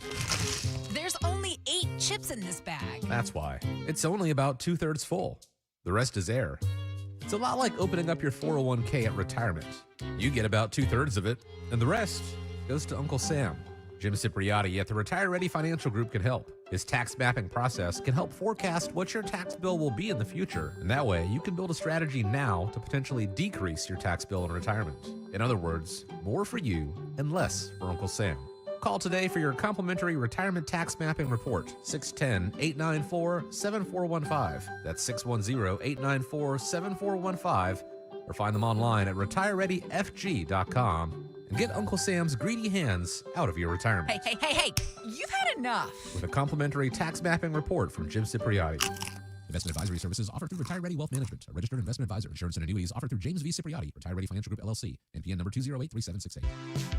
Hey, this is Larry Stitus with Investor Schooling. How many times are you going to listen to my voice before you finally go to investorschooling.com? I can't believe you haven't signed up for a class yet. You're going to learn real estate investing. You're going to learn stock options trading. You're going to learn things about money that you didn't even know existed. Go to investorschooling.com right now. Oh my goodness. This Thursday, investorschooling.com, and take that free class. See you there. Hey, Royers Ford, remember to tell your smart speaker to play 1210 WPHT.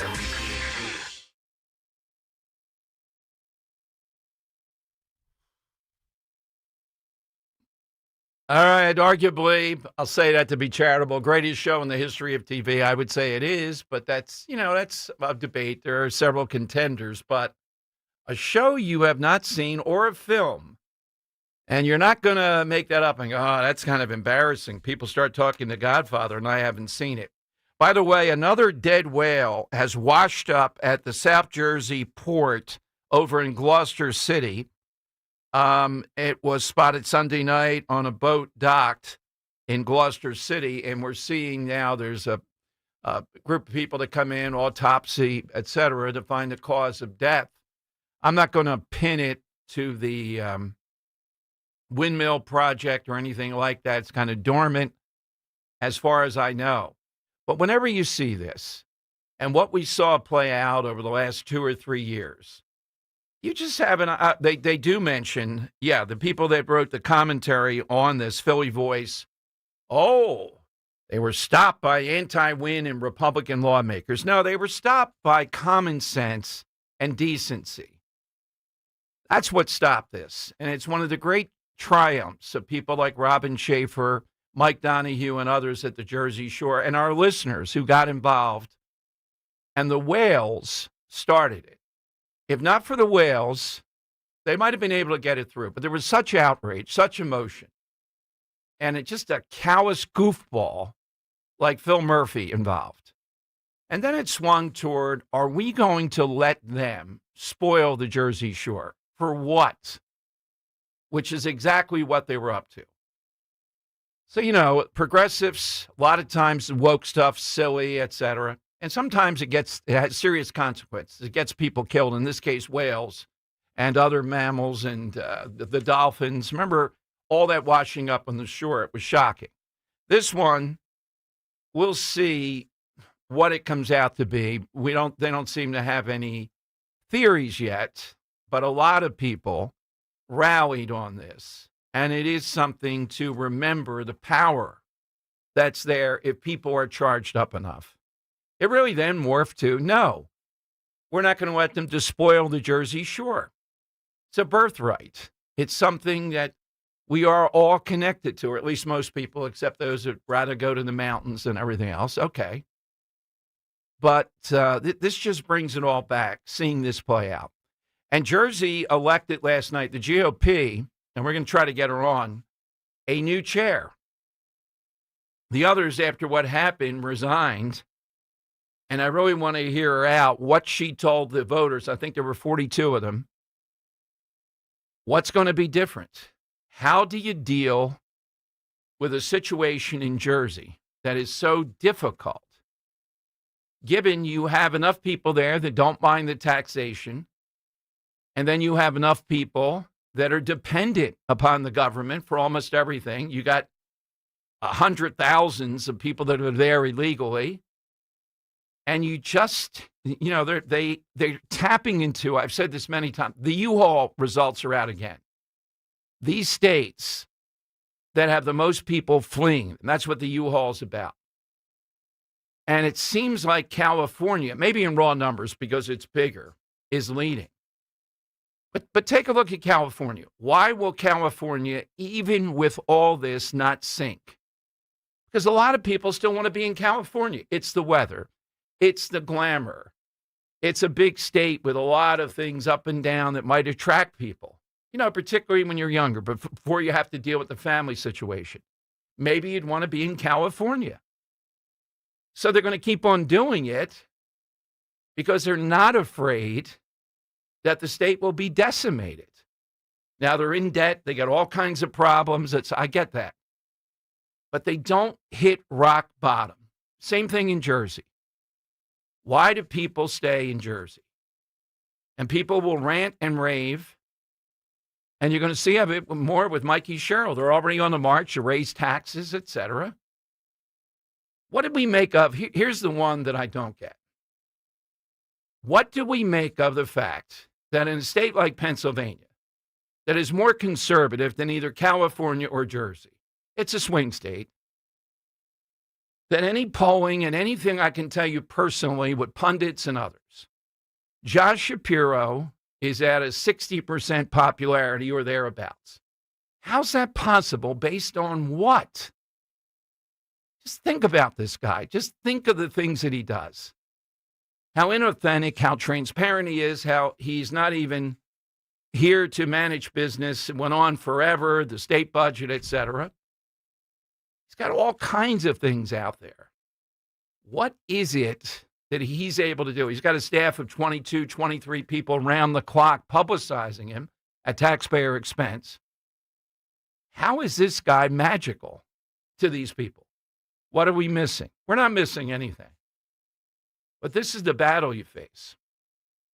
And yesterday, his race he hasn't announced yet, but they put out that he has sitting there right now already $30 million for this campaign. And he's going to raise more. I bet he gets close to $50 million than he spends. This is quite a challenge for Stacey Garrity. Not that she doesn't have her own credits, but in the ring with this guy, you got the entire media against you. And the myth of this guy, I've jousted with him when he was just a state representative. Jousted with him when I was an auctioneer at a zoo. I wish I had that on tape. He just can't resist. I've gone after him how many times when he was for capital punishment, and then his son, who was either 10 or 12 at the time, with his brilliant arguments, talked him out of it. And he went to a church here in Philadelphia to lay out why he was no longer for capital punishment, wouldn't sign any death penalties. How does that go on? Well, if you run a goofball like Doug Mastriano, a complete stoned-out goofball, then yeah, you're going to get beaten badly. But Jack Ciattarelli ran a great campaign in Jersey and got murdered. It's just unexplained. And that's what gives me, I know President Trump today, and I get it, rallying the troops with Republicans, said, yeah, clearly we're going to win the midterms. All right. That's what you have to say. Yeah, take your temperature on that. I don't think people are feeling that. I'm certainly not feeling that. There's a lot of work that has to be done here. We had another Republican die suddenly at the age of 65. I'm not sure. They didn't say underlying, whatever it was, from California. So now they're down one more seat that they have to defend or put a new person in. This is not an easy battle. And you know exactly what's going to happen. I'm not talking about impeaching Trump. That's what he's. So what? It doesn't stick. He's been impeached twice already. It's stopping everything. Stopping what's going on here that's turning the country around for the good. That's exactly what they're going to do. All right, Mike is in Philly. Mike's next. Our Mark is on Talk Radio 1210. Hey, Mark, afternoon. Hey, good afternoon. So, all right, let me start with a good one. So I love Breaking Bad, and I watch it as much as I can, but I've never seen Better Call Saul. Why did that disconnect happen? It's a great series. So I kind of like the first episode, but it was so slow. I'm like, I don't want to ruin Breaking Bad. You know what I mean? Okay. So that's why I did that. But for Dan's defense, I guess it's a Polish thing because I've never seen The Godfather. Okay, now you're fine with Better Call Saul. But why would the Poles have anything? Just you saw it was Italian, big Italian weddings. Now we're not into Shots that. fired. I don't know if there's any Polish characters in there. Is there Dan Magalusa I or don't something? know. No. I just want to defend Dan a little bit. Never seen it, and you seem like you have no need to see it. And Don, I love mob shows. I watch documentaries. Okay. It's just I think it's just the amount of time, and I've never just like had time to sit down and just watch it. And don't get me wrong, I love. All right, like, I'm gonna tell you, mob- you're missing out. All right, thanks, Mark, for starting us off. He's not attacking it. How would you not have time? The Godfather's on routinely. Is it? Yeah, it is. Pretty routine. It is. Yeah, I never see it on TV. Yeah, I've seen AMC. AMC loves constantly. playing, Yeah, when they do the marathons. I feel Mark like that's. will send a shot up to your side when it comes out. When there's a trilogy. I feel like AMC always has a few good men on. I don't know. Well, not enough. I would Not put enough, that on at obviously. least once a week. Yeah.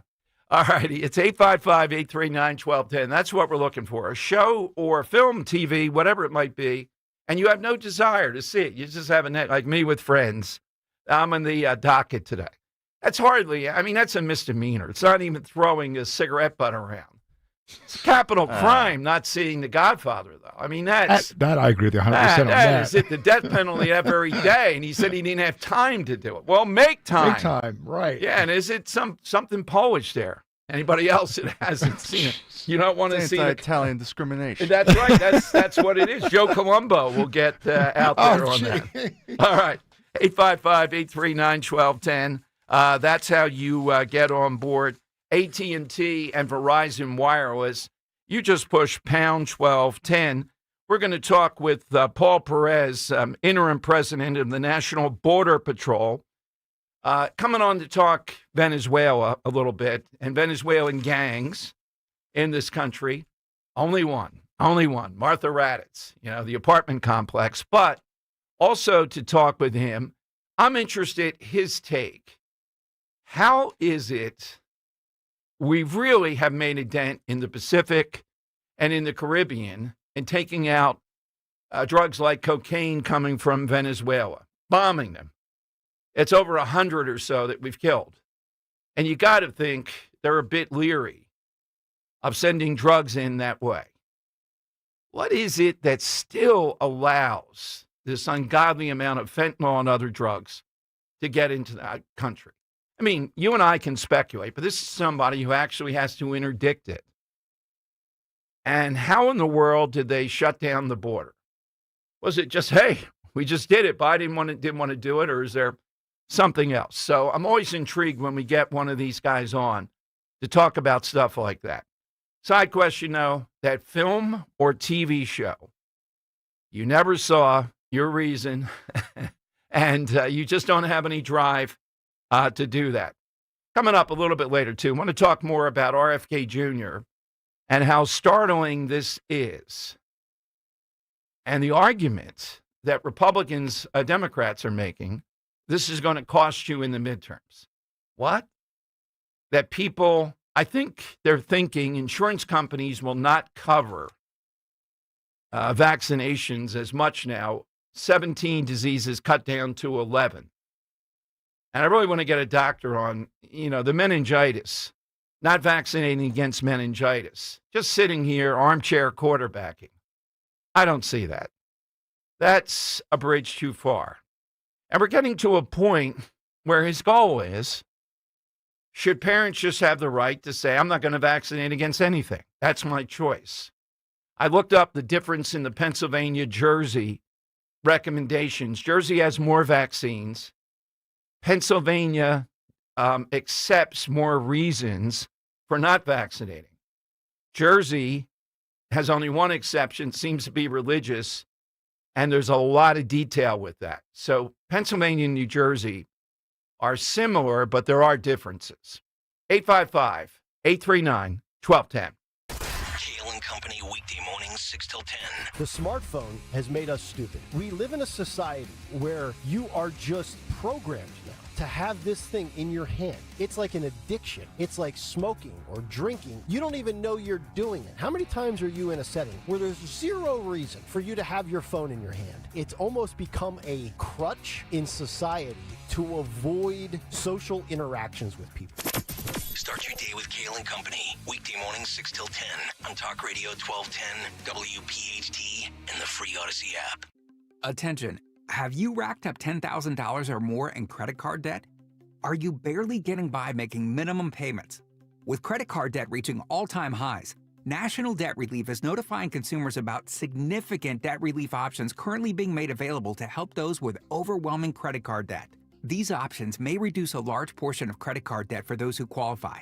You don't need to declare bankruptcy or take out a consolidation loan, and you may only have to pay back a fraction of what you owe, even if you have bad credit. National Debt Relief has already reduced the credit card debt for more than 550,000 consumers, so don't wait. If you owe $10, $20, or even $100,000 in credit card debt, you can now take advantage of this financial debt relief as the cost of living continues to skyrocket. To check what debt reduction you may qualify for, call 800-358-6868. That's 800-358-6868. Again, 800-358-6868. If you're suffering from burning, tingling, or numb feet, you need to pay special attention as we discuss neuropathy with Dr. Thomas Oliver of Oliver Wellness Center. Doctor, what is neuropathy? Peripheral neuropathy is actually nerve damage to the feet and legs. And what are the symptoms? The major symptoms are pain, numbness, tingling, burning, muscle cramps, coldness in the hands and feet, and problems with balance. Is neuropathy treatable? It is absolutely treatable, and we can get great results. Call 856-347-0032 today to schedule a nerve damage screening. Your nerve damage screening will tell you if you're at risk for serious complications and if you're a candidate for our innovative treatment program. Don't wait until your symptoms are so severe there's nothing that can be done. End-stage neuropathy leaves people confined to walkers, wheelchairs, and even with amputations. Call 856-347-0032. The first 25 callers will receive a free nerve damage screening. Call 856-347-0032. When you need to know, depend on KYW News Radio 103.9 FM. A firefighter was injured battling a fire in a row home in Camden this morning. 4 survivors of the nursing home explosion in Bristol Bucks County are suing the facility's operators and PECO. And it's a sign of improving finances in Atlantic City. It's getting a bond upgrade for the first time in 10 years. Get the latest anytime on KYW News Radio. Now on Crystal Clear 103.9 FM. You've never needed us more. Start the new year off on a healthier note by taking Active Liver supplements from New Nordic every day. Available online at Amazon or NewNordicUSA.com or at your local CVS, ShopRite, Meijer Grocery, or Wegmans. Now back to the Piazza Premium Automobile Studios. Powering your drive with 10 brands and 20 locations. This is Talk Radio 1210, WPHT. All right, big issues, big guest. Paul Perez is the interim president of the National Border Patrol Council, a group of people, the Border Patrol, that we can't say enough good things about, particularly when they had to essentially stand down when they wanted to enforce the laws and their duty and their oath, and now they're able to do that. Let's go to Paul on Talk Radio 1210. Paul, welcome back. Thank you for joining us today. Thanks for having me. So, Paul, at this point in time, let's talk a little bit about the Venezuelan gangs in this country and the whole Venezuelan thing. What did you experience? What's in your role here? How big of a problem is that? Well, they've been a big problem, especially under the Biden administration. They were allowed to come in with these fraudulent claims to asylum, and they were interspersed throughout the country. You know, they've got different areas that they've concentrated in. But, you know, they are a big threat. You know, they operate, you know, transnationally. And so anytime we're dealing with these transnational gangs, these cartels, it's a very dangerous situation, not only for the general public, but the law enforcement officers that have to deal with them. So these are some bad guys that we're trying to get out of this country. We're doing a really, really good job in tracking them down, targeting them for removal. And you know, we're going to continue until we get them all out of this country. Paul, a group we don't hear as much about, and, you know, I can remember, I may have even been at a different radio station at that point. It's been that long when they were first on the radar screen, and they were centered in Long Island, as I remember it, is MS-13. Don't hear about them as much. What's up with them? They're still around. Mm-hmm. You know, we've dismantled a lot of their organizational structure. You know, we've been able to remove some of them, and you know, they go directly to El Salvador, and they're put in the CCOP prison there. So they're not as active as they once were because they know that we're coming after them as well. So they're still violent. They're not good guys. They didn't become good citizens after President Trump won. They just went a little bit more underground, and so those guys are still a priority for us as well. They're a very violent, notorious street gang, and they're embedded with the cartels as well. So we haven't taken our eyes off them either. Let's talk about the cartels now. Give me a sense. Paul, I only was inside Mexico once in this capacity. I interviewed the mayor of Juarez. Now, it's got to be his family had to live in El Paso, if you remember that mayor. And I'm sitting there. Guy was great interviewing me. I asked him, why all these school deaths? The sandbags, I had a sense, he said, because of the blast. At any point, we could be blasted. So seeing that, the cartels, are they still so emboldened? And in your judgment, would we be able to pretty methodically take out their drug labs? It seems to me they're not hiding too much. It's just the Mexican government is more complicit. They're not in league with them, but they're afraid of them. Yeah, they're afraid because the cartels run, Mexico. Could we take out their labs? Absolutely. I mean, anybody just needs to look at what we did in Venezuela here, in less than 2 hours. If we were to concentrate the full might of American power on just destroying the drug labs in Mexico, absolutely, we could do it. We could take out everybody in Mexico. We could take out their top leadership, of these cartels. Unfortunately, Mexico does not want to cooperate with America at the level we need their cooperation, which would be to eradicate these gangs, to get rid of them once and for all. But, Mexico is just a failed state. They're a failed country because the cartels have so much power and influence all the way to the highest level. So, I don't see that problem going away anytime soon within Mexico. But what I can tell you is the cartels are not allowed to operate along the southwest border or in the United States as they were during the Biden administration. We put a stop to that. So let's talk about it. Given somebody with your vast experience versus some of the people I bring on, I'm all on board with what we've done with these Venezuelan drug boats and also the ones in the Pacific, wherever they're coming from.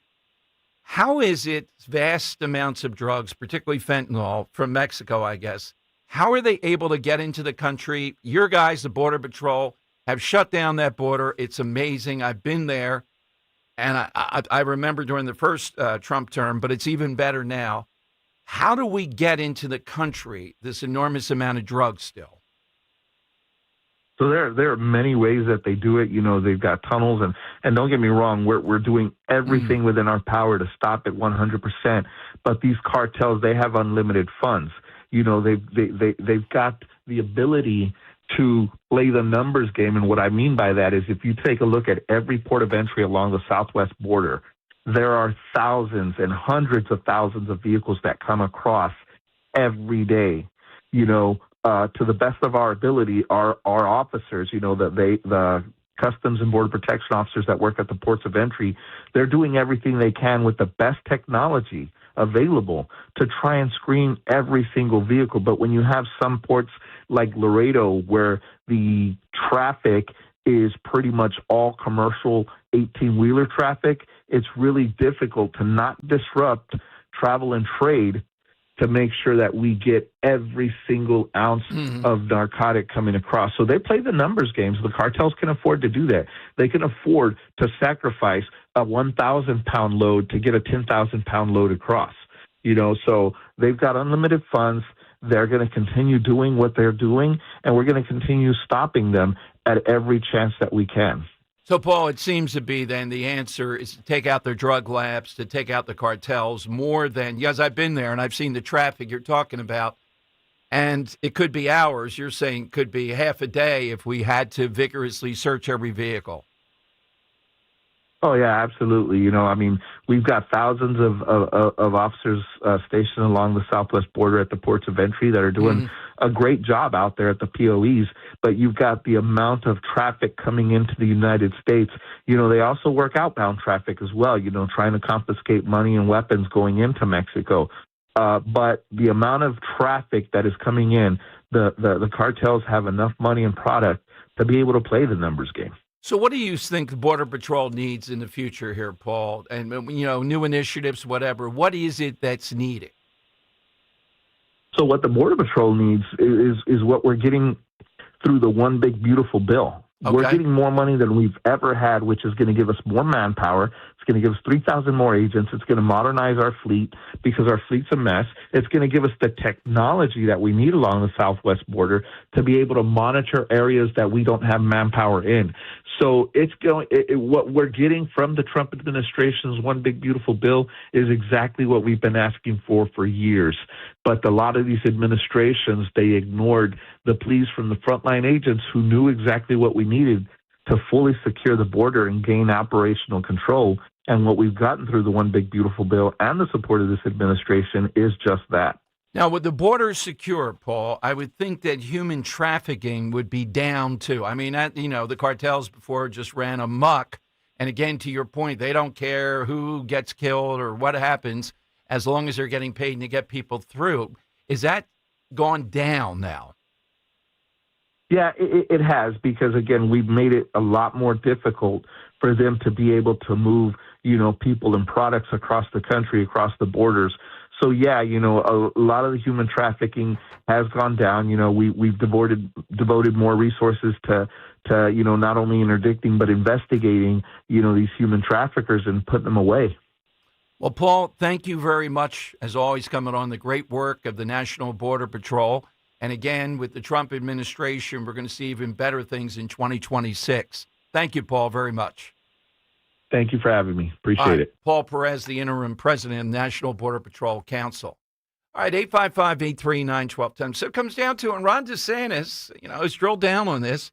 I get there are hurdles, and I get the stuff around Venezuela, but Venezuela ultimately is not going to be the factor in the midterms or anything else. Now, taking out the cartels in Mexico, I think could be. And again, you have a country that doesn't want to do it. Democrats would scream about that. Do they really want to be on that side of defending the cartels? How long do we sit here and allow it? It is a failed state. There is no doubt about it. They're emboldened. Dave McCormick has said, the senator, they have the best airplanes, the best missiles even, things of that nature. But really, if you went after them, their response would be to push back even harder. Then you can eradicate them. All right, 855-839-1210. Hit us too today. Give us that film or TV show that you've never seen. Whatever the quirk is, it's all in the call. And or you just refuse to see it. It's not on your agenda to do that. And I want to get into coming up the RFK Jr., and what's happened here with the childhood vaccination schedules, 17 diseases now down to 11 following the Denmark model. And I'm on a case-by-case basis with what he's done, the MAHA movement. Is this going to make America healthy again? The argument on the other side is no, it's too random. You're going to see some people miss vaccinations here. The childhood vaccination issue seems to be, in places like Jersey, for example, overkill. And autism always lurking there in the background, or some other disabilities based upon the need to get to the bottom of why we have such an autism rate, high autism rate. All right, so 855-839-1210, you get on board. Hey, are you ready to make this year the year you truly feel better? Start with your health. Rescue Natural Supplements has been helping people support heart health, cholesterol, digestion, weight management, energy levels, and more targeted wellness goals for over 40 years, using high-quality, research-backed ingredients your body can trust.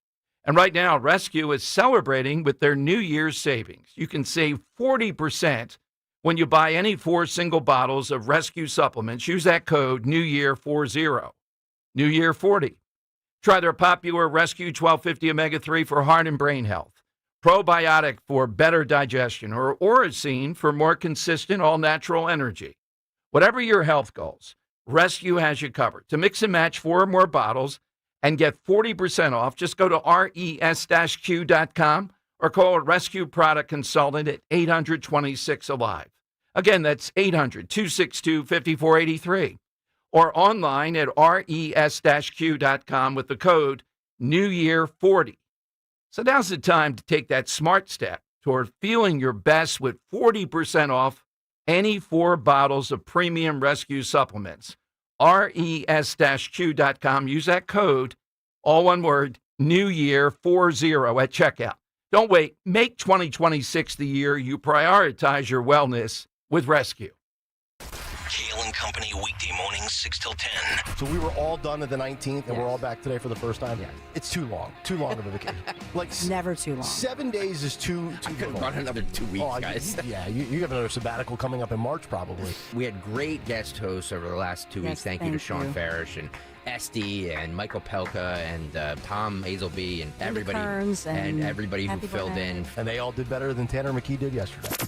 Start your day with Kale and Company. Weekday mornings 6 till 10 on Talk Radio 1210, WPHT, and the free Odyssey app. Hey, Dawn Stensland here. I want you to come away with me to stunningly beautiful Portugal. Yes, what the Roman Empire called Finisterre, the end of the earth, we'll be calling home for 10 days next spring. So if you've loved our events in Italy, oh my goodness, what a treat in store for you, designed just for us, for our listeners at 1210. Dining at the wineries rivaling the best in Europe, private Portuguese escort, along with 4-star accommodations. 5738, yes, that includes your airfare from Philadelphia. I want you to call now, 888-733-9494, or you can go to conservativetours.com. And Portugal isn't just a playground of the world's jet set. We'll learn how this sea-facing land became a world power. The beauty of Sintra, Cabo de Roca, Cascais alone, they're worth the crossing, but there's more. Santiago de Compostela in Spain, drawing pilgrims in a passionate way. We'll learn why together. ConservativeTours.com. Tell them Dawn sent you. I know that hiring can be challenging. You sort through tons of resumes and you get too many so-so applicants. You're just waiting for someone to match your role perfectly.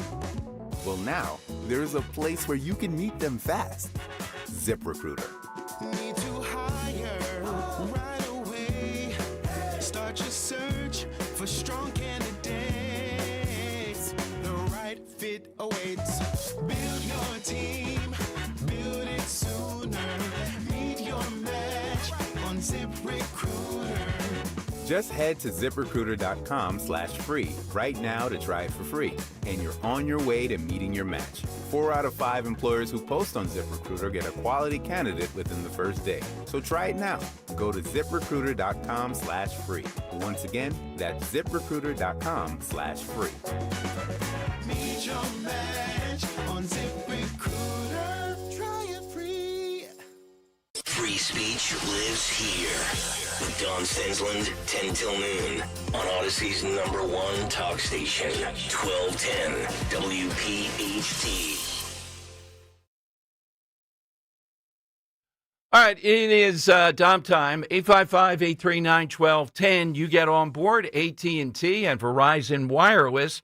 All you need to do is just push pound 1210 and you're on board. As I mentioned, the RFK Jr. vaccine issue playing out, 17 down to 11, Denmark as the model. The tell is going to be if insurance companies still back up that whatever the insurance coverage is now, it ought to remain the same. They're claiming it will. If it does, okay, it's parental choice. If it doesn't, then we're into a different ball game here. Now, the president today rallying the troops with Republicans, speaking to them at the Kennedy-Trump Center, or is it the Trump-Kennedy Center, some kind of combination, talking about, well, insurance companies shouldn't get this money. They're going to be meeting with him. I hope it's this week, and I think it is. Now, what he did with the pharmaceutical thing, that looks very good. But it's not going to be a health care plan to say, well, we're just going to give the money to the individual and bypass the insurance companies. That's our plan, because I don't see that being voted through. I don't see it happening. You feel comfortable running on that for the midterms? It's fine if you have a plan and you attack the insurance companies the killing they've made vis-a-vis Obamacare and why we can't continue to support Obamacare and never should have anyhow. We know how it got over the finish line. But just saying, I'm not going to give any direction here, and Republicans are not going to try to come up with something that's going to cut down on premiums till we get past the midterms at least. That's not a plan. And this idea that the economy and everything are just going to kick in is not a full plan. That's good, and I think a lot of that's going to happen. But the issue is, what do we do? What are they rolling out that's going to increase affordability and the messaging on that? That's the full plan. This is existential. You know, we talk about this each election cycle, how important it is. For these midterms, they are everything here for the rest of this presidency. If they win, then you're not going to be able to get much done. It's not about impeachment. No, Trump's not going. It's not going to happen. But it's about maximizing this period in history. And all this Venezuelan stuff will pass. There could be an uptick here of sorts, but there's no damage. Whatever happens, that's not what it's going to be about. It's going to be about that word again that Mondami has really popularized. Like it or not, the media is going to run with it. Democrats have nothing else, and the battle over that. Then the other thing is the battle in each congressional district, whatever's playing out there, like Bucks County, and how that plays out. Do they have Democrats have candidates that have enough credibility to win a few more of these? We have a Republican dying suddenly from California, not sure what it was, hard or whatever it was. And that's another chip down, another seat down toward the majority. These are all very, very tenuous. You have all those people that got elected in New York. That's going to be tough. And I don't want to be sitting there on election night. I'm still stunned from that. I'm sitting in exactly the same position. It was 8:43 that night, and they're declaring Mikey Sherrill the governor of Jersey. I'll never forget that. The other one I remember is when Mitt Romney lost. I thought he was going to lose to Obama. I thought it'd be relatively close. I thought within 2 points or so. Electorally, I don't know how that, the electoral vote would go.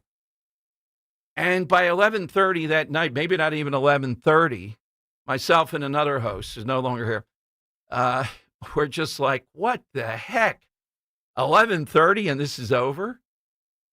And Mitt Romney wasn't a great candidate, but Obama wasn't either. We thought, based on everything, it'd be close. So New Jersey now elects their new chair of the GOP last night, and she's starting to roll out some of the things they're going to do to try to be more competitive. Put Trump on the ballot, you can't do that. He's competitive in Jersey. Who is it out there that can compete?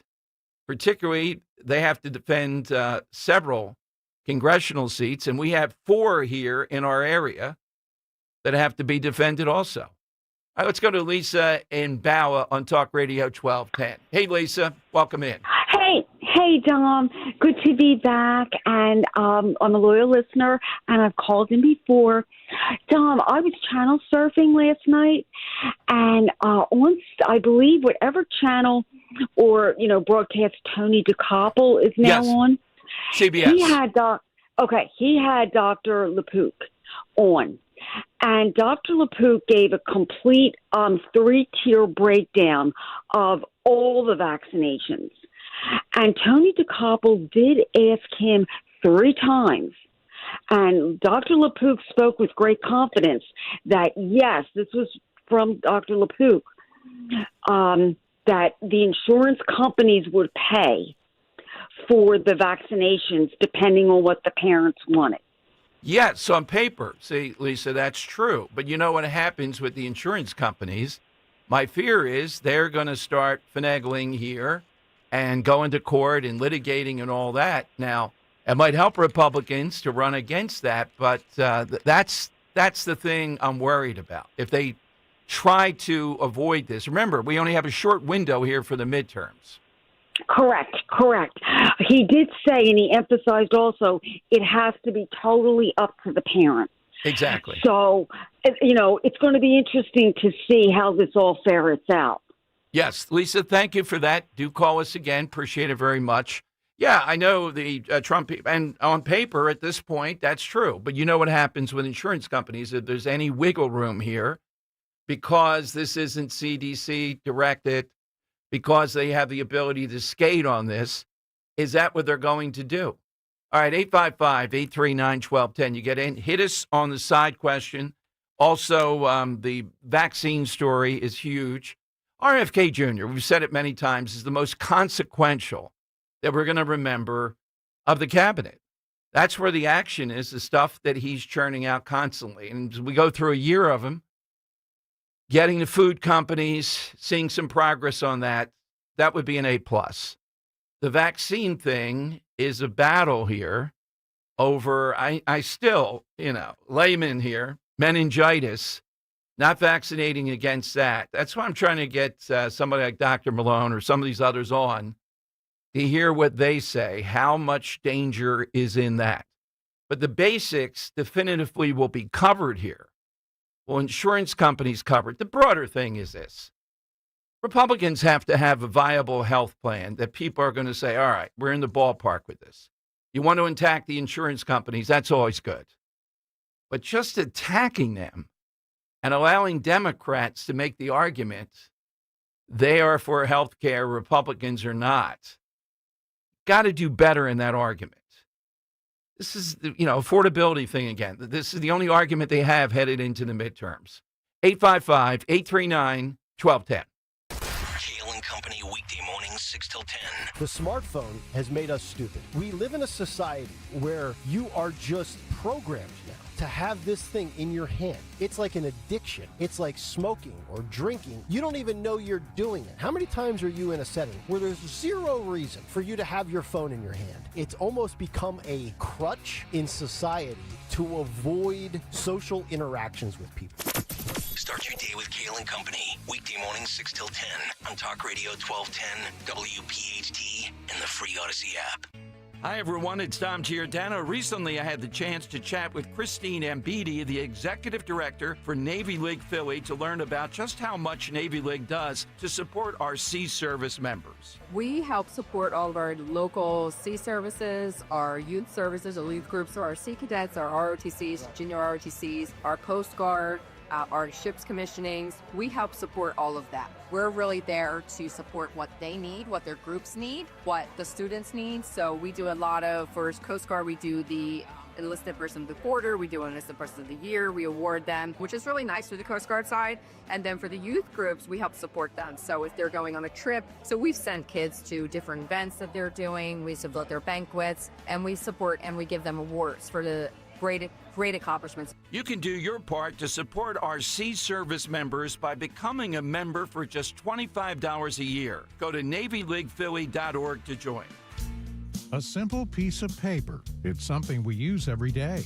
For the most part, it does what it's designed to do. It sits there flat on your desk as a placeholder for information. But with a couple strategic folds, suddenly your flat piece of paper becomes an airplane and flies across the room. Your 401k is kind of like that flat piece of paper. It just sits there as a placeholder for your money. Alan Cohen of Spectrum Wealth Partners can show you those strategic moves to take your 401k from just sitting there to creating the income you need for retirement. Call today for a free no-obligation meeting. 856-322-8686. That's 856-322-8686. Or online at SpectrumWP.com. Advisory services offered through Concurrent Investment Advisors, LLC, and SEC-registered investment advisor. Concurrent Investment Advisors, LLC, and Spectrum Wealth Partners are not affiliated companies. I'm Ed Evans, CEO of Consumer Cellular. No, we're not one of the big guys. Truth is, we don't want to be. If you're over 50, Big Wireless probably has you paying for more data than you might need. You could be throwing away thousands over a lifetime. Our entry-level data plans start at just $20 a month. And for a limited time, switch and get your second month free. Call 1-888-FREEDOM, visit consumercellular.com or a store near you and get your second month free today. Plans include $5 credit for auto pay and e-billing. See site for additional details. My name is Whitney Allen. I am a widow. My husband, Ryan, died. We never thought in a million years we'd have to use life insurance. The unexpected happened. With Ethos, it is so fast and easy. It's 100% online. You can get a quote in seconds, apply in minutes, and get same-day coverage. No medical exams, and you can get up to $3 million worth of coverage through Ethos. Get your free quote at ethos.com/radio. That's ethos.com/radio. Time spent on application may vary. Online health questions required.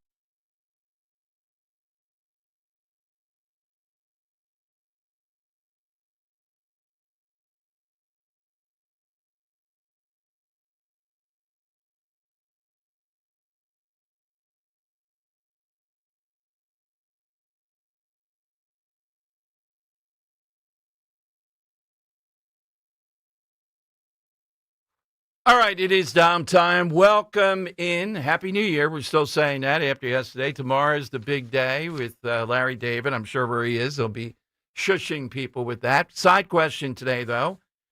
Hit us with that film, TV show, that people are like, you haven't seen it? Wow, how did that happen? All right, it's a pretty simple one. Hit us with that. We gave you ours, 855-839-1210. You get on board.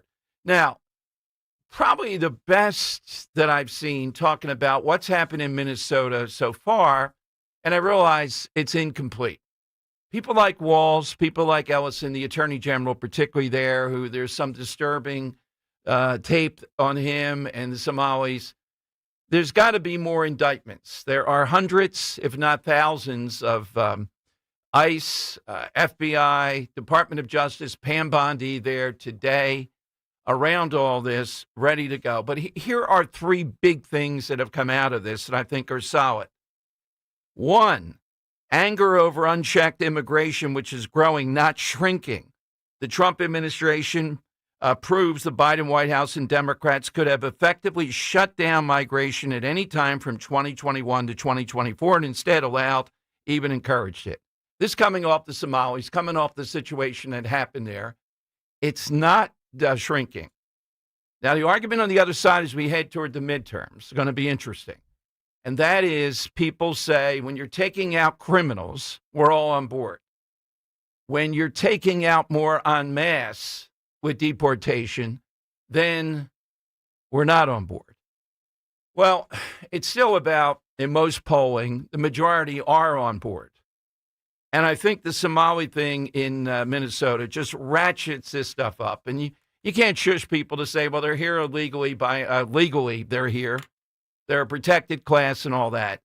It doesn't matter. The issue is so immense, and we're seeing it in other places in the country. And the bottom line, fraud on this front with a lot of people that are here illegally or even legally is not going away.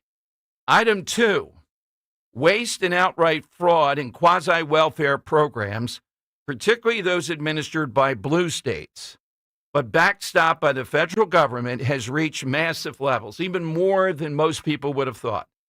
Federal prosecutor in Minnesota suggested it might be $9 billion in that state alone over the last few years. That's $1,500 per resident in just a handful of Medicaid programs. That estimate suggests that hundreds of billions of dollars might have been wasted or stolen in New York, California, and places like, Philadelphia. Now, I wish the Trump administration had been on this before, and I realize that it's only a year. They got a lot of balls in the air, but Nick Shirley has underlined, when you have I think it's approaching 140 million views of what he's done in Minnesota on Twitter, that's a sign it's finally broken loose. Item three, the rise of X or Twitter as an outlet for citizen journalism, particularly on stories that conservatives favor and liberals would rather ignore, like the ones I talked about just a second ago. It's never been bigger. And that's why Nick Shirley has succeeded. Now he's on to other stuff. He's doing other things that are out there. When James O'Keefe broke Acorn, we talked about that. There wasn't the social media presence I don't even remember the exact dates, but it just didn't seem like you could proliferate this. You certainly couldn't reach 150 million views. That's just not possible of anything, whatever modalities he had. So the bottom line is that this is the third part of this. All three things coming out of Minnesota, and they make a lot of sense. And Mondami has to be forewarned because there's going to be a lot of this stuff going on in New York. Big time stuff. We're seeing it in Ohio. I'm sure here in Philadelphia. So rather than just troops in the streets, seems to be the next angle is going to be surging forces. We hear California is next. And again, with these citizen journalists, with X, social media, you're going to see, this is where the play is. The Maduro stuff and what's happened in Venezuela, I sense already, I'm not hitting it as much. People are thrilled that Delta Force, the U.S. military, was able to do that. They're supportive of this.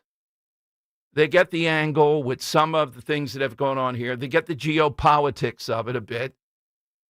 But it'll move on. Say by the end of this week, the only thing that will be looked at is Venezuela okay? Is it more chaotic than before? And even that, the midterms is going to come down to a battle over, is the Trump administration making progress on affordability for Americans? And if so, how much? Continuing to attack Biden is fine. That's a message. It's true, laying it out. But you got to produce results on this. You can't come on a show like mine and just talk about, well, look how much gas prices are down. True, but then what about these other things? And that's why when I hear the president today with the Republicans, you get nervous. Is their plan really going to be attack the insurance companies? They shouldn't get the money. The president meeting with them, I think this week, the heads of at least 6 of the big insurance companies. If he can get them to agree to something, that's good. But this is the age-old problem. Healthcare costs are ridiculous. The reliance on Obamacare and what it did have exacerbated it. So Republicans can't possibly say we're going to sign off on a 3-year extension on Obamacare. That's not going to work. And that's not politically savvy. So what is their plan? And I'll tell you, based upon any source or whatever, I don't see it other than to attack the insurance companies, which is fine, but what else? The housing issue, that's where they have a lot more expertise. And I think you're going to see maybe sometime early February, some kind of national event where they roll out what could be done to decrease or to open up more people getting into homes. Grocery store prices, they're working on any number of things that seem to be chipping away at it. But this is where the battle is. All the Venezuelan stuff in the world is not going to win the midterms. Not saying it's not something needed, but the danger is, the argument is, you're taking your eye off the ball. You're looking at something that in the end, the American people are not revved up about. I don't think they are. The startling nature of it, the Delta Force, getting them out of there, all good. It's more the kitchen table stuff again. That's what is going to move the needle here. And what's the Republican plan on that? Well, Mondani is going to help.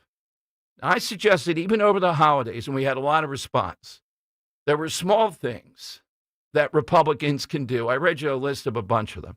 One of them's in the news again because Mondani thinks the cost of going to a World Cup game, which isn't even in New York, it's in Jersey, Giant Stadium, you know that whole thing, right? I think he said $600 even for the cheap seats. And I don't doubt it. You have a soccer mania confluence there.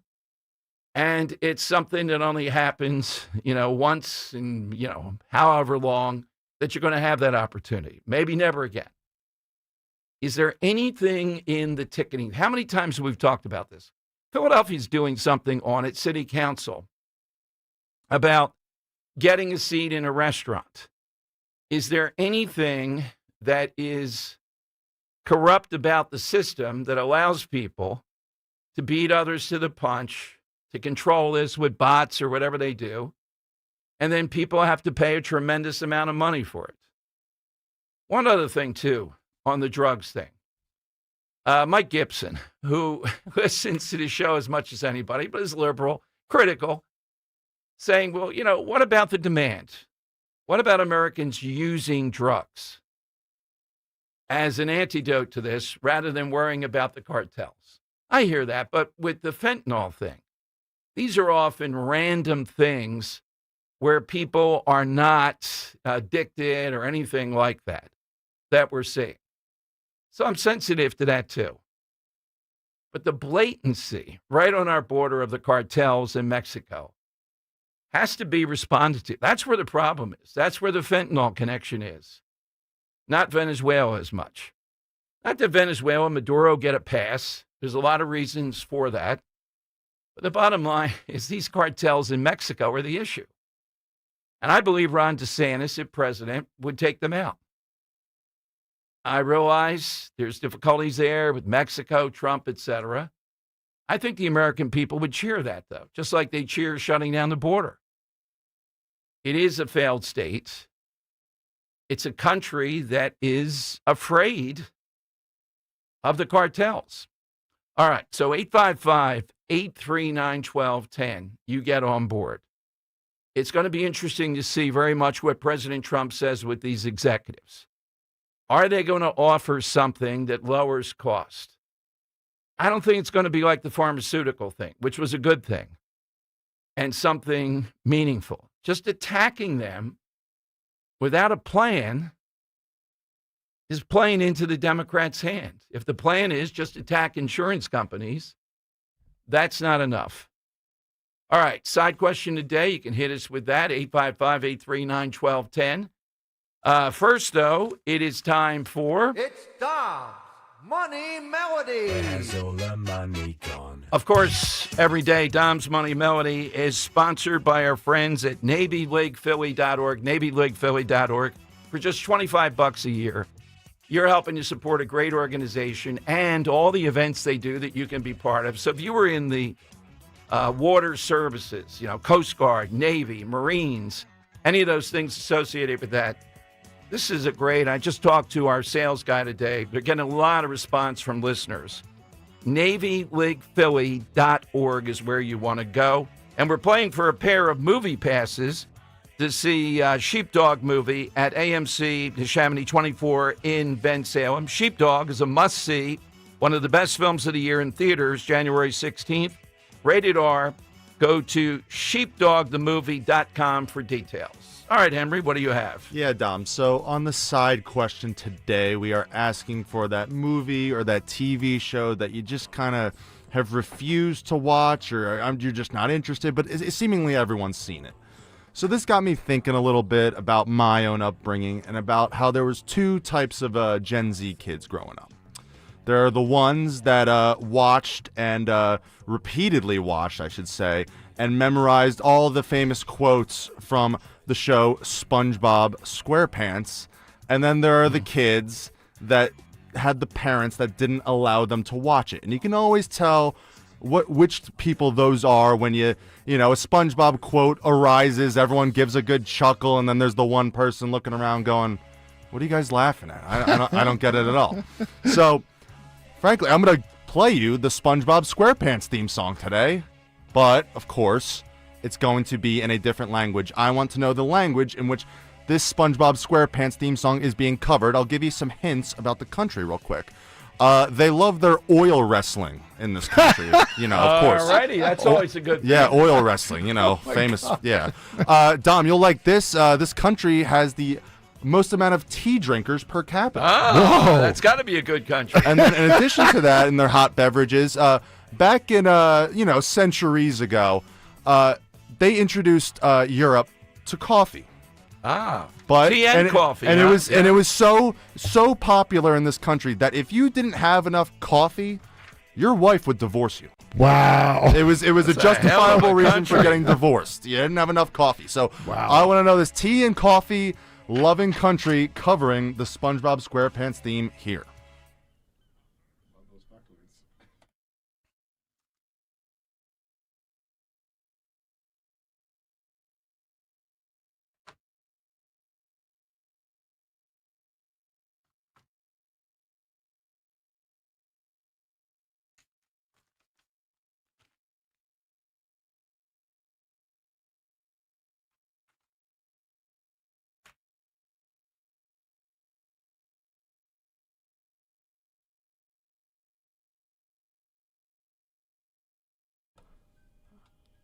Coffee, tea, and wrestling. Oil wrestling, Dom. Oil wrestling, and boy, both of the major consumptions. Boy, it couldn't be coffee at me. That'd be it. I'd be wired beyond belief. Oh, yeah. Decaf, 3 cups, maybe 4.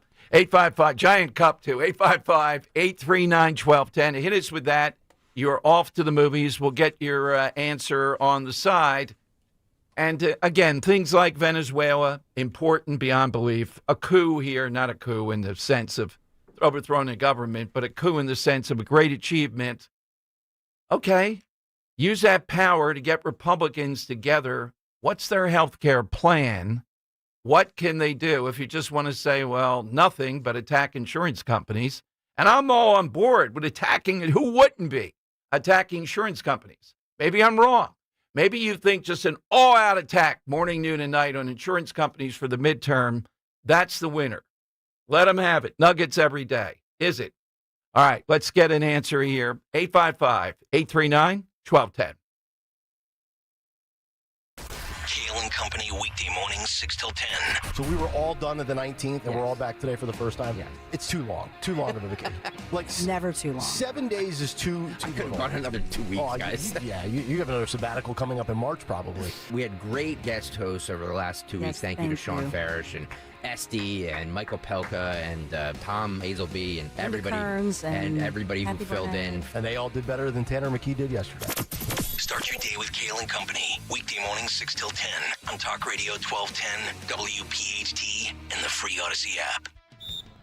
As the owner, coach, and quarterback of your small business, you call the shots. From inventory to payroll and more. Now it's time to bring in LendSeek, your funding MVP. No delay of game here. Get up to $2 million in as fast as 24 hours for business lines of credit or term loans. Let LendSeek's AI marketplace assist you in making the winning play and score that touchdown. Apply at lendseek.com, LENDSEEK.com. The most important part of your financial future is the firm you choose. You see, all financial firms are not the same. Traditional firms that sell securities can't guarantee income and are vulnerable to bankruptcies, market losses, capital gains taxes, and ongoing fees. But the exclusive crash-proof retirement system continues to protect over 6,000 clients from market losses and bankruptcies, and provides guaranteed tax-favored income with the potential for double-digit interest returns with no fees whatsoever. Our one-of-a-kind proprietary system continues to protect billions of dollars in assets. Are you in or near retirement? There's only one crash-proof retirement for the American retiree. Schedule an appointment or register for our next event at the Copperfield Inn on Wednesday, January 14th, 800-722-9728 or crashproofretirement.com. After the holidays, you notice the little things. Your living room didn't really have enough cozy seating. The coffee table felt too small, and those awkward corners never got used. Luckily, Bucks County Estate Traders has everything you need to make your living space stylish, comfortable, and completely functional. During our New Year New Home Sale, enjoy 20 to 50% off furniture, decor, and one-of-a-kind finds that make your home feel complete. Reworking your house into a home doesn't need to wait. Shop in our Hatfield showroom or online at buckscountyestatetraders.com. Sale runs January 2nd to 9th. Exclusions apply. Just hearing the word IRS can make people break out in a cold sweat. No one wants to deal with the IRS, and now you don't have to. The good news is Legal Tax Defense has been successfully negotiating with the IRS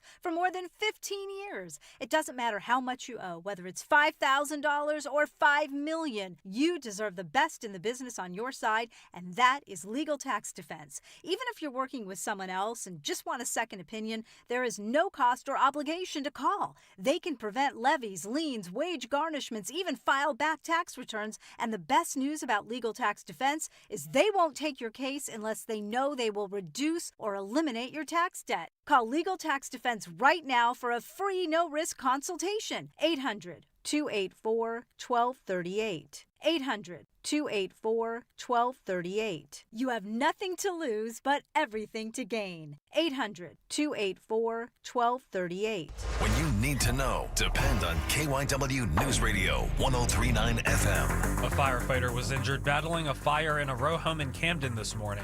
4 survivors of the nursing home explosion in Bristol-Bucks County are suing the facility's operators and PECO. And it's a sign of improving finances in Atlantic City. It's getting a bond upgrade for the first time in 10 years. Get the latest anytime on KYW News Radio. Now on Crystal Clear 103.9 FM. You've never needed us more. Now, you can listen to Talk Radio 1210 WPHT on the iHeartRadio app. It's Dom's Money Melody. Where has all the money gone? Show me the money. That is right. All right. What language is this cover, if you will, of SpongeBob SquarePants?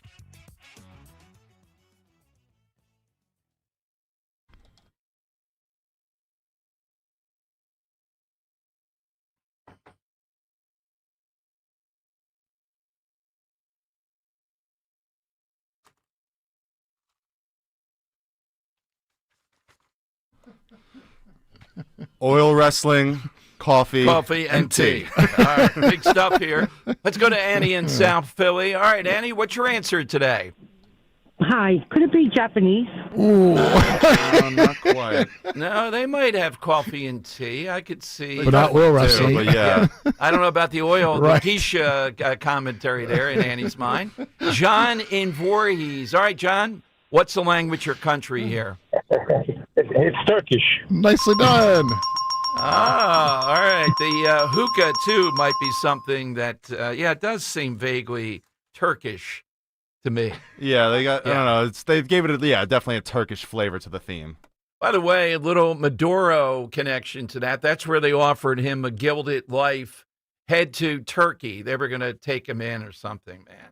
Maybe that's why he rejected. I remember when Allen Iverson went to play ball in Turkey. Really the end of the line. I don't even think they had a TGIF there, so it was Fridays. Oh, man, that must have been a bummer. Oh, yeah, he was lied to. That was it. He was out of there after a while. Okay. It's 855-839-1210. You get in AT&T and Verizon Wireless. Just push pound 1210. I'm looking at Twitter, and we said the same thing. Mondami today, we played you the cut, talking about it's outrageous what World Cup soccer, of course, that's what he'd be interested in. $600 dynamic pricing. We're going to do something about that. People bothering him for tickets. Working people used to be able to go to those games. Okay. We know it's not in New York, and it's certainly not in New York City. To our knowledge, and it seems to be all over there, no World Cup games are going to be played in New York City. Okay. So why is he talking about that? And the only thing I would tell you is because this is anything like this, a communist, a socialist, that's where they're going to go. But it is also something Republicans ought to look at. Is this an area? Now, the Biden people screwed up. They would talk about fees and all kinds of things, but not explicitly this, or they didn't do anything about it. Trump might. In other words, why does it cost that amount of money, whatever it is, in dynamic pricing and broadening? Remember that happened with Springsteen. Is that pure unbridled capitalism? Or is there something about scarcity of tickets that's, at least in the past, even if somebody wanted to buy up tickets, then sell them, the ticket masters of the world, then whatever they were, you would at least have to camp people out, and you could beat them if you're willing to camp out, and you'd be able to get a ticket. But now with this methodology, there's how many times have we seen this where people go, now, something's rotten inside this system. and you have no shot at getting a ticket, the markup value is going to be incredible. I mean, just stunning amounts that I wouldn't pay for. And it's affordable. I could do it, but I'm not going to do it. World Cup, you just say to people, look, it's once in a lifetime. Do you really want to go? I think he said $600. Tickets might be more in various spots of that. Maybe that's the cheap seats. I don't want to get into the weeds. Here's the thing. Mondami's mind on this, though, even though completely off with where they are, he has no power over it. What is he going to do? It keeps his affordability radar thing going. And that's what the perception's going to be. Can't Republicans jump on this? Some of them would probably feel, well, no, that's capitalism. They can charge whatever they want. And on paper, I would agree. If they can find somebody to do this, colleges do this all the time. It's outrageous how much they charge. But colleges are not pure capitalism. They're federally funded. They get all kinds of breaks, nonprofits. Penn is an example. They don't pay any taxes on various things. I think they're still the biggest employer in the city, arguably, bigger than Comcast or anything else. So then, should somebody step in, point these out, and ride to the rescue? How big of a deal is this? Look, it's not the same thing as healthcare, but it's something that most people experience. And somebody that's in their corner on this, and that's what Mondami's trying to do, they'll remember that. And they'll say, it's rigged. Do something about it. Why is it such an effort and money involved to see just about anything? Like, I don't know, the Eagles game is coming week. It's not, San Francisco, no, I'm sure it's pricey. If there's some place that there's a ticket available, which is remote. The NFL's already taking care of that. You have to be a season ticket, all the stuff involved with it. Is it something Republicans can unravel? Some of these smaller things where people, it's like no tax on tips. Does it have that kind of flavor? Now, probably not as dramatic as that. 855-839-1210. And all of us have had an experience where there's something you really want to go, you have kids or whatever. It is unaffordable. I mean, an Eagles game, just forget it. A Phillies game still might be doable. I'm not sure. Playoff game. Yeah, right. I'm not sure between the Sixers and Phillies and other. Right, playoffs are out of the question. But a World Cup doesn't come to the area where Mondani is very often, so you can understand it's going to be pricey. But he's arguing, how are people able to afford that and go to a match? Is the answer just societally? Well, they can't. And this is not a necessity. I get it. Or is it something politically that you can play with? I think there's political play here. And I think it's the right thing. I think the system is convoluted and rigged in various ways where it shouldn't cost that much. Or is this just a function? They're saying, hey, we know there's a demand. We could probably even charge more. $600 for the World Cup doesn't seem to me to be outside what my expectation would be. But the system's messed up, is what I'm saying. All right, let's go to Scott in Mount Laurel on Talk Radio 1210. Hey, Scott, before you called in, and what do you say about that? You agree with me, Mondami's on to something that Republicans in their own way could seize? He's certainly on to something that will sound good to people. I'm not sure what the Republican out is on it. I mean, what's our solution? We don't want a price fix. We don't want. I mean, it's not really. But it's the system. How do these secondary services and all get these tickets? How do they make scarcity to drive up the price? Is that all legal? We've been through this how many times? Yeah, that I don't know about the legality of it, but the reality is nobody forces you to buy the ticket. I mean, and what I do, like with Eagles games, a lot of times I wait to the end, and like an hour before the game I look, and I've gotten some great deals because I think of it this way. I mean, there's 10,000, 20,000 tickets like that are on Ticketmaster And what are people eating these tickets? I mean, eventually they're either going to lower the price, or if they get stuck with enough tickets enough times, then they'll stop doing it. How do Same they thing have with that The many Who. tickets? How do they have that many tickets? I don't know, but if you go on even it's not even just Ticketmaster. You go on Ticketmaster, and some are overlaps, but SeatGeek and all these other places. Well, Scott, here's what I'm getting at: that the average person doesn't have a chance to compete to get the ticket at the moment it's available. These companies do. How?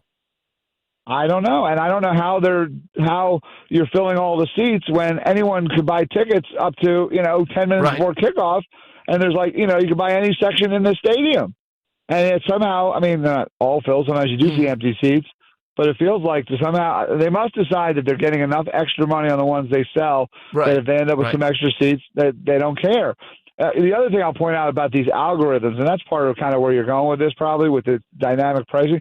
The airlines, if you've ever looked at an airline fare, if you look at it enough times, the fare jumps. So you can be looking at a fare, you're deciding it's 200, all of a sudden it's 400, and it's and then you just wait a day or two and it's back to where it was before. One time I was like, oh my God, there's no ticket. I bought one, and then I realized that it was a scam. Well, the dynamic pricing I'm okay with, because that's capitalism. They're using something there that seems to be supply and demand. I'm saying at the source, though, there's scarcity of tickets because the system's rigged. Once you get past that, if it weren't rigged and you want to price dynamically based upon are people now wanting these tickets even more, I think you can. Well, do the Eagles or the NFL, does anyone have an obligation to give everyone an opportunity to buy tickets from, in the beginning? I mean, if they did, they would sell out right away. I mean, so I don't know. Obviously, they're holding some tickets back. Otherwise, they would all sell at face value because this city. I mean, you could sell 100,000, 300,000 tickets to a playoff game. But do they get away with it because they're a nonprofit, whatever their status is? That argument, okay, then we're going to take that away unless you open up more ticket sales. Well, what law are they breaking if they say to Ticketmaster, hey, we're going to sell you, 20,000 tickets, and basically they pay the Eagles whatever they pay them. And Ticketmaster does what they want with the ticket. I don't know if that's under current laws, okay, or at least I think it's something political. I'd be very interested if I were running for office to get inside that. I think I could run on just that. Yeah, you just have to have some solution that fits with our principles of free markets. I'm not against it because I do think it's a very one of those issues that the public can really understand and latch on to. Yeah, well, I think there is. I think it's the mechanism in which they're sold. And how is it they're able to get those tickets? What is it they're doing that you and I can't do? Dynamic pricing, Scott, I'm on board with. That's just supply and demand, if it were fairly done. And you're just charging more as you see what happens. But I'm okay with that. Yeah, absolutely. And that happened with the Who concert. I wanted to go to their last concert. Prices were ridiculous. I waited. Eventually they came down about $300 or $400 a ticket, and I went. Okay. And if they hadn't, I wouldn't have gone. You got to be willing not to go. That's really the biggest thing. That's with all this stuff. That is the thing. And look, you're holding kids hostage with this. Then there's the scalping problem too. But Scott, what else do you have? I think that the Republicans, and this is for many reasons, to stop corruption and everything. Obviously, we've been all talking about how someone has to get arrested, get tried, and potentially go to jail. I think the poster child for that at this point is Tim Walz. Oh, yes. First of all, he's so prominent. And then when you link that to the midterms, if Republicans go to the midterms and say, look, this isn't just some local yokel Democrat. This was their nominee for vice president that you would think they would have vetted to the hilt. So either they didn't vet the guy, which means they're completely incompetent, or they vetted him and they were okay with all this corruption. And this is what the Democrats are about, is corruption. We got to put him up there, indict him, try him, hopefully convict him, and show the country that this is what you get when you get Democrats. You get corruption. You wonder why it's so expensive to live? Because these guys are taking your tax money and stealing it and using it for political purposes to attack you. That's the problem in the country. If he's not indicted and other elected officials involved in this or appointed officials in the system you can point to, but Walz is the money shot here, let's face it, because that's, to your point, and even if he gets off some corruption in the system there, that's something else to run on. If you don't come through with that, though, if you don't make the case skillfully enough, that's a big letdown. And beyond that, Josh Shapiro and Gavin Newsom, I don't know who else, they've both been on Twitter either today or yesterday praising Tim Walz as a man of integrity. I mean, let them eat those words. I mean, this is the guy we have to get. I couldn't agree more. He's the face of it. Scott, what's your side today? I have never watched MASH. And when I was growing up, it was the biggest thing ever. I know, and I don't know what it was, but you're watching TV and the next show comes on. I hear that stupid helicopter sound, and I'm out. I'm changing the channel. And is there any particular phobia? You don't like the word MASH? You didn't like a particular actor? No. I don't know why. It just, I don't know. Maybe it was the opening or whatever it was. It just never, it didn't strike me as something that was going to be funny. And I guess I know it's a comedy, intellectually, but I don't know. It started when I was a kid. I just never watched it, and I was never into it. Thank you, Scott. All right, that's the type of call we're looking for. It might be random, the reason why. It doesn't matter.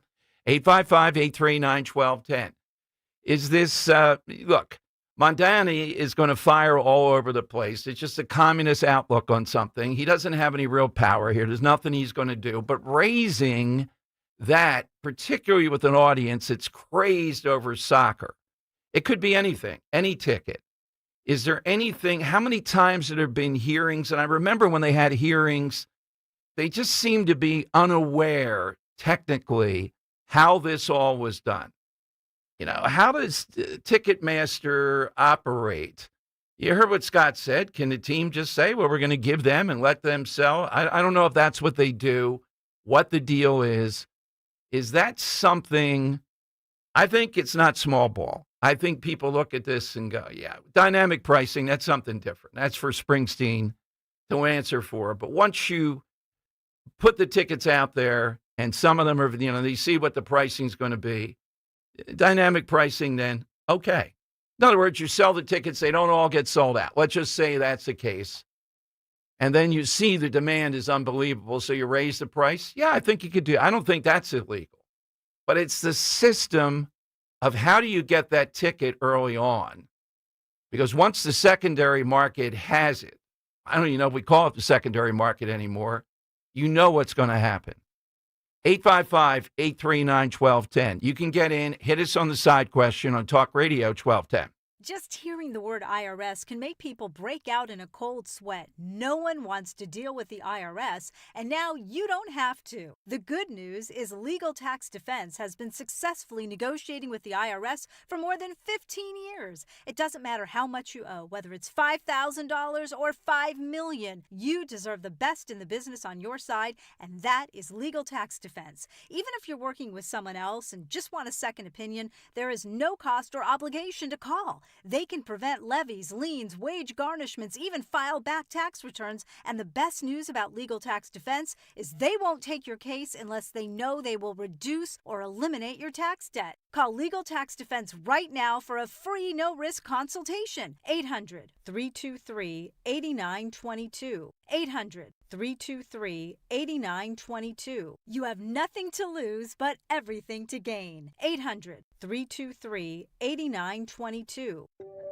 If you're suffering from burning, tingling, or numb feet, you need to pay special attention as we discuss neuropathy with Dr. Thomas Oliver of Oliver Wellness Center. Doctor, what is neuropathy? Peripheral neuropathy is actually nerve damage to the feet and legs. And what are the symptoms? The major symptoms are pain, numbness, tingling, burning, muscle cramps, coldness in the hands and feet, and problems with balance. Is neuropathy treatable? It is absolutely treatable, and we can get great results. Call 856-347-0032 today to schedule a nerve damage screening. Your nerve damage screening will tell you if you're at risk for serious complications and if you're a candidate for our innovative treatment program. Don't wait until your symptoms are so severe there's nothing that can be done. End-stage neuropathy leaves people confined to walkers, wheelchairs, and even with amputations. Call 856-347-0032. The first 25 callers will receive a free nerve damage screening. Call 856-347-0032.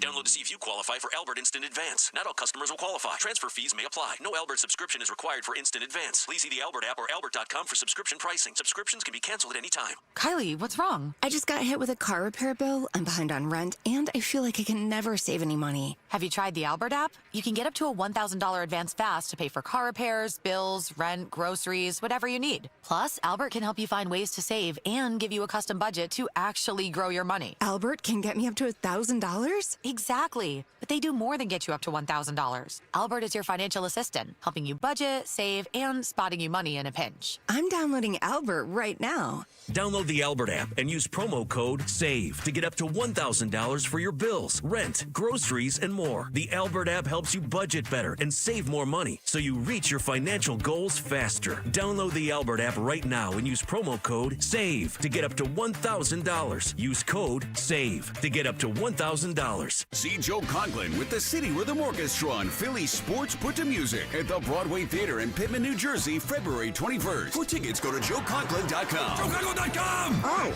We all hear the radio ads about the IRS. They tell you to be afraid, to be scared, and they try to frighten you into calling. I'm not here to do that. Tax Relief Advocates is different. TRA is here to tell you that if you owe money to the IRS, whether it's $5,000, $50,000, or $500,000, we have a solution. It doesn't matter if you're sitting in your car, at work, or with your kids. No matter where you are, call now. 800-575-9834. Don't lose hope. TRA can eliminate or reduce what you owe to the IRS. Generous programs are now available that can give you a fresh start. Our passion is taxes and helping individuals fix their IRS problems. We have over 1,000 five-star reviews on Google and an A+ with the Better Business Bureau. You don't need to be afraid of the IRS any longer. End your tax nightmare today by visiting us online at TRA.com or call 800-575-9834. That's 800-575-9834. Tax Relief Advocates. Real solutions for real people. Broadcasting live from the Piazza Auto Group studios. Experience the power of one with 8 brands and 25 locations. Talk Radio 1210, WPHT. All right, Dom Giordano Show, 855-839-1210. You get inside question today, coming off that Never Like Friends. I know about it. I'm not watching. It's there's all deep-seated biases, but it might be just random, like Scott's. You're going to hit us with that. By the way, Hilton looks like they're validating what we told you yesterday around this time, that this, I guess you have to say, it has the name Hilton on it. It's independently owned, is the argument. In Minnesota, was not going to allow ICE agents to have lodging there. If they suspected that government agents are there, they're not going to allow it. Okay. Now, Hilton has rescinded their Hilton credibility, if you will, from them. Are they still going to do that if they're an independent? I don't know what they're calling themselves, haters. That's violative of public accommodation, and that's what they are, big time. And we're seeing a surge, hundreds, if not 1,000 or more, FBI, ICE, Pam Bondi there. I think Patel has been back and forth there, going there to take a look at how much fraud they can find. And then next up is California. By the way, I'll give you one each day this week. I forgot yesterday. National Review has a great thing. Some of the wildest laws passed in blue states that kicked in on January 1. Illinois health insurance plans, and Obamacare is like this, and that's why it drives up the cost, now must cover therapeutic horse riding. They write that Illinois residents did not ask for a hippopotamus for Christmas, as the name makes it seem. Rather, the bill mandates that insurance plans cover horse therapy, a type of physical, occupational, and speech therapy that treats autism, cerebral palsy, arthritis, and PTSD through interacting with a horse. Those who have used the therapy praise its benefits, with one patient saying 6 weeks of this equine therapy was more successful than 8 years of traditional therapy. While not necessarily controversial, Illinois residents now may want to take a second look at their insurance plan to see if it covers hippotherapy. Illinois is trailblazing, and this bill cements the first mandate of its kind in the United States in ensuring people in Illinois access to horse-centric therapy. If nothing else, it's the first time the administrative state has mounted a horse and called it health care. Again, if you want to see why health care, we can go through line by line. So when Trump meets with the health care executives, they may be saying some of these things. Well, this is the burden. This is what they have to deal with. And again, Obamacare has any number of things that each person has to take that they may not need. They may want to make a choice for something more streamlined. I'll give you another one tomorrow. This is probably, horse therapy mandated. I mean, I think it's a good thing if your insurance covers you can join a gym. But if it doesn't, then that's on you. Should everybody in America be mandated to pay that you want to go and work out? And Obamacare is the granddaddy of all this stuff. All right, phone lines are 855-839-1210. AT&T and Verizon Wireless. All you have to do is push pound 1210. Let's go to Lance in South Philly on Talk Radio 1210. Hey, Lance, good afternoon. How you doing, Dom? I know there's others want to call, so I'll be fast. It wasn't a show that I never saw. It was something that happened when Cats the Musical was really, really big. About 25 years ago, I'm in a 7-Eleven getting coffee. There's another woman, and there's two other women. The two women look like Laverne and Shirley. They had monogram shirts, little scarves around their neck, and the taller one had cat buttons. When they asked the lady if she ever seen Cats the Musical, she said no, and they went crazy. They started asking her, "What's wrong with you? Are you kidding me? What's wrong with you? Are you kidding me?" But here's the piece of resistance. When they found out there was no more decaf coffee, you would have thought Blackbeard the pirate walked inside of there. They went ballistic because there was no more decaf. But Lance, you are amazing. You have an eye of a talk show host there. It's exactly what I would be remembering. That is a good one. All right, Cats. Yeah, it sounds like they didn't need the caffeine. They didn't need the caffeine, yes. Oh, God. Oh, goodness. That's a good one. All right, lightning round is next. Hit us then with something, and we haven't heard anybody incredibly passionate today yet. They just reject it. I mean, I don't like Ross on Friends. I don't like the whole thing. I don't think most people do. Yeah, right. That's kind of I the point. just am not passionate about rejecting it. I'd have to put too much attention to studying it to come up with passion to reject it. But the biggest disappointment, Johnny Z, down at Mulligan's. He's probably in hiding down there. Never watched Seinfeld and doesn't want to. Oh, my God. Wow. That's it. Sin. There's going to be a re-education campaign this summer there on the top 10 moments. Tomorrow, Johnny, just in your honor, we might do the top 10 moments from Seinfeld from the side. No, we're not going to. And put on the TVs. Yeah, I'll put on all the TVs there during that.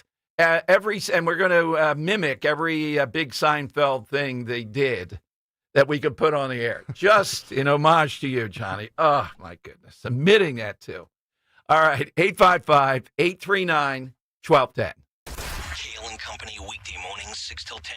The smartphone has made us stupid. We live in a society where you are just programmed now to have this thing in your hand. It's like an addiction. It's like smoking or drinking. You don't even know you're doing it. How many times are you in a setting where there's zero reason for you to have your phone in your hand? It's almost become a crutch in society to avoid social interactions with people. Start your day with Kale and Company, weekday mornings 6 till 10 on Talk Radio 1210, WPHT, and the free Odyssey app. Hey, this is Larry Steinhaus with Investor Schooling. Listen, I know sometimes you worry about coming to see me because you don't want to invest in real estate, because you don't want to deal with toilets, trash, or tenants. I'm going to teach you a way that you don't have to deal with toilets, trash, or tenants, or even own any real estate and invest in real estate at the same time. You want to learn this, so go to investorschooling.com. That's investorschooling.com, and take a complimentary class this Thursday, and I promise you, no toilets, no trash, no tenants. There's a reason that potato chips don't come in a clear bag. There's only 8 chips in this bag. That's why. It's only about 2/3 full. The rest is air. It's a lot like opening up your 401k at retirement. You get about 2/3 of it, and the rest goes to Uncle Sam. Jim Cipriotti at the Retire Ready Financial Group can help. His tax mapping process can help forecast what your tax bill will be in the future, and that way you can build a strategy now to potentially decrease your tax bill in retirement. In other words, more for you and less for Uncle Sam. Call today for your complimentary retirement tax mapping report, 610-894-7415. That's 610-894-7415, or find them online at retirereadyfg.com. And get Uncle Sam's greedy hands out of your retirement. Hey, you've had enough. With a complimentary tax mapping report from Jim Cipriotti. Investment advisory services offered through Retire Ready Wealth Management, a registered investment advisor. Insurance and annuities offered through James V. Cipriati, Retire Ready Financial Group, LLC, NPN number 2083768. Have you subscribed to our YouTube channel yet? Not yet. Do it today. Okay. At 1210 WPHT. The time has come for the final test. We usually call it the lightning round. That is right. All right, all this coming off yesterday with friends. Hit us with a show, film, whatever. Cats was a great call from Lance. That you, for whatever reason, have never seen and maybe you don't want to. You're not going to. The one guy was great. He said he just never had inkling for The Godfather. It's a hole. It comes up, but not going to do it. I don't have the time for that. All right. Let's go to Greg in the Northeast. I think the winner yesterday. Greg, what do you have today? Hello, guys. How you doing? Good. First, Illinois with the equine therapy. Yes. I hope Pennsylvania gets golf therapy. I'll sign on for that. Yes. Let's. Right? You know, when we get the Trump people on demand, he's a golf. Whispering Trump's here. All right, Mr. President, we'll carry the midterms. Golf therapy. There's 17 million golfers in America. That's exactly right. Exactly. And wait a minute, you got to get a driver that increases your swing speed by at least 5 miles an hour. Need it. Sure enough. Or we can have gambling therapy. Someone to buy you chips. We can there's a bunch of things we will go for. But let me say this real fast. About the concert tickets. Yes. Trump already has knowledge of that ticket information. When he was running for president, maybe in 2020, he and Kid Rock sat down and had like a little briefing of this to keep it down. So he is well versed in that. Well, Greg, I would just tell the Trump people again, it's not small ball. People care about things like this, and it gets you out there on the affordability thing. And he likes saying rigged, and I think the system is rigged, and I think Kid Rock would say it. Yes, he's definitely it. Let me get off because some other people get on. How about my movie? I just didn't like it. It moved too fast. There was sci-fi with Star Wars. I have never seen it, and I have never seen the 28 afterwards. So, I don't know where he was. He's almost like a Xenos Discovery. Yes, I know he's called before, but yesterday he just really popped, and today even more popping. Is he in the Xenos? Exactly right. Is he in this Xenos as a competitor for the, Xenos 2026 5 is over. This is a new guy, 2026. You got to keep that top echelon. Joe of Exton on Talk Radio 12. Hey, Joe, afternoon to you. Yes, hello, Dom, and good afternoon. Every now and then, Hollywood comes out with a James Bond film, and I have no interest in seeing it because there is only one actor who owns the James Bond characterization, and that is the late Sean Connery. His masculinity is genuine. You know what? Other than that masculinity line, that's getting a little touchy there. I'm in complete agreement. That's a whole thing. After that, you're front. That should have been my answer today. I mean, Pierce Brosnan, when he was hitting the head with the fruit in Mrs. Doubtfire, I'm standing up cheering, yes, that guy's not James Bond. Give me a break. You know what? That should have been my answer today. The only James Bond I've seen is Casino Royale. Oh, yeah. See, that's what. Yeah. If you see Bond, James Bond, I mean, it's Sean Connery. And O'Reilly. I don't have to compare because I really like Daniel Craig as James Bond. Yeah, he's not bad. That movie I've seen as well. Yeah. That movie I've seen as well is really good. Next time really O'Reilly's on, he was friends with the late, great Sean Connery, and O'Reilly's son is an actor. Really? And O'Reilly at an event stood up and said what Sean Connery said to the son. It's all in the dance. And he started dancing, O'Reilly. Oh my God. What a visual. What a highlight. That is one of the all-time highlights. Oh, my God. Broadway Theater, the dance. Earl of Tacony. All right, Earl, what's yours today? Guess we're not talking about January 6th on January 6th, but my answer is going to be an entire franchise. I'm a huge Star Trek fan. And I refuse to watch any of the new Star Treks. Any of the movies, J.J. Abrams poisons everything that he touches. Those are all garbage since he started working with them. They're not even canon. They actually refer to it as an alternate universe. They're so bad. But when it comes to Star Trek, the original was hippies. The Next Generation was politically correct. All of the other ones up until Enterprise were politically correct. After Enterprise, they're all woke. all of the villains are actually based on Trump supporters, and someone actually came up with an idea. It's like we need more Star Trek shows. Someone said, well, how about we have Star Trek in high school? We can call it Star Trek 90210. And I thought, well, that's a real dumb idea. Until this month, they're actually putting Star Trek, Starfleet Academy, Star Trek in high school. Oh, thank you, Earl. Well, look, that is an angle here, too, that you like the original and then the knockoffs. I agree with Star Trek. The original is unbelievable, and a lot of the stuff they've done is just ridiculous. I've also never seen any of those. Okay. Wow. Well, that's a shocker for me. It's a little bit old in date, but not. It's relevant. But even so like the Chris Pine, like J.J. Abrams stuff, I haven't Okay. seen. And I like J.J. Abrams. Have not seen it. Just the original. James T. Kirk. Same here. Great. Kirk, Speaking who did of, you like? I can't get the vision out of Joe out of my mind. So I'm gonna go with Mark from Philadelphia with Better Call Saul. All righty. That was a very good call. Yep. Mark had a great answer with Better Call Saul. I like Lance and Southgay's answer of Cats and what happened in the coffee shop. And then, Joe of Exton with the masculinity of one Sir Sean Connery. I can't get that vision out of my mind. Mark was a new, refreshing today. Let's put Mark in there. You guys like them both? Yep, let's put him in there. Today is the winner. Tomorrow, who knows, on the side question, always open to send me something that you like, and we may give it a shot. Now, follow on Twitter until tomorrow. We have Dave McCormick on tomorrow to talk Venezuela, President Trump, and a bunch of other stuff. And I still say Republicans can get in on this ticket thing in their own way. And I go back and check that. I think Kid Rock was involved with the president. Whisper in his ear. It's affordability. It's just another incremental attempt at it. All right, Rich is next. Rich the Always Show. 4 big hours next. Talk Radio.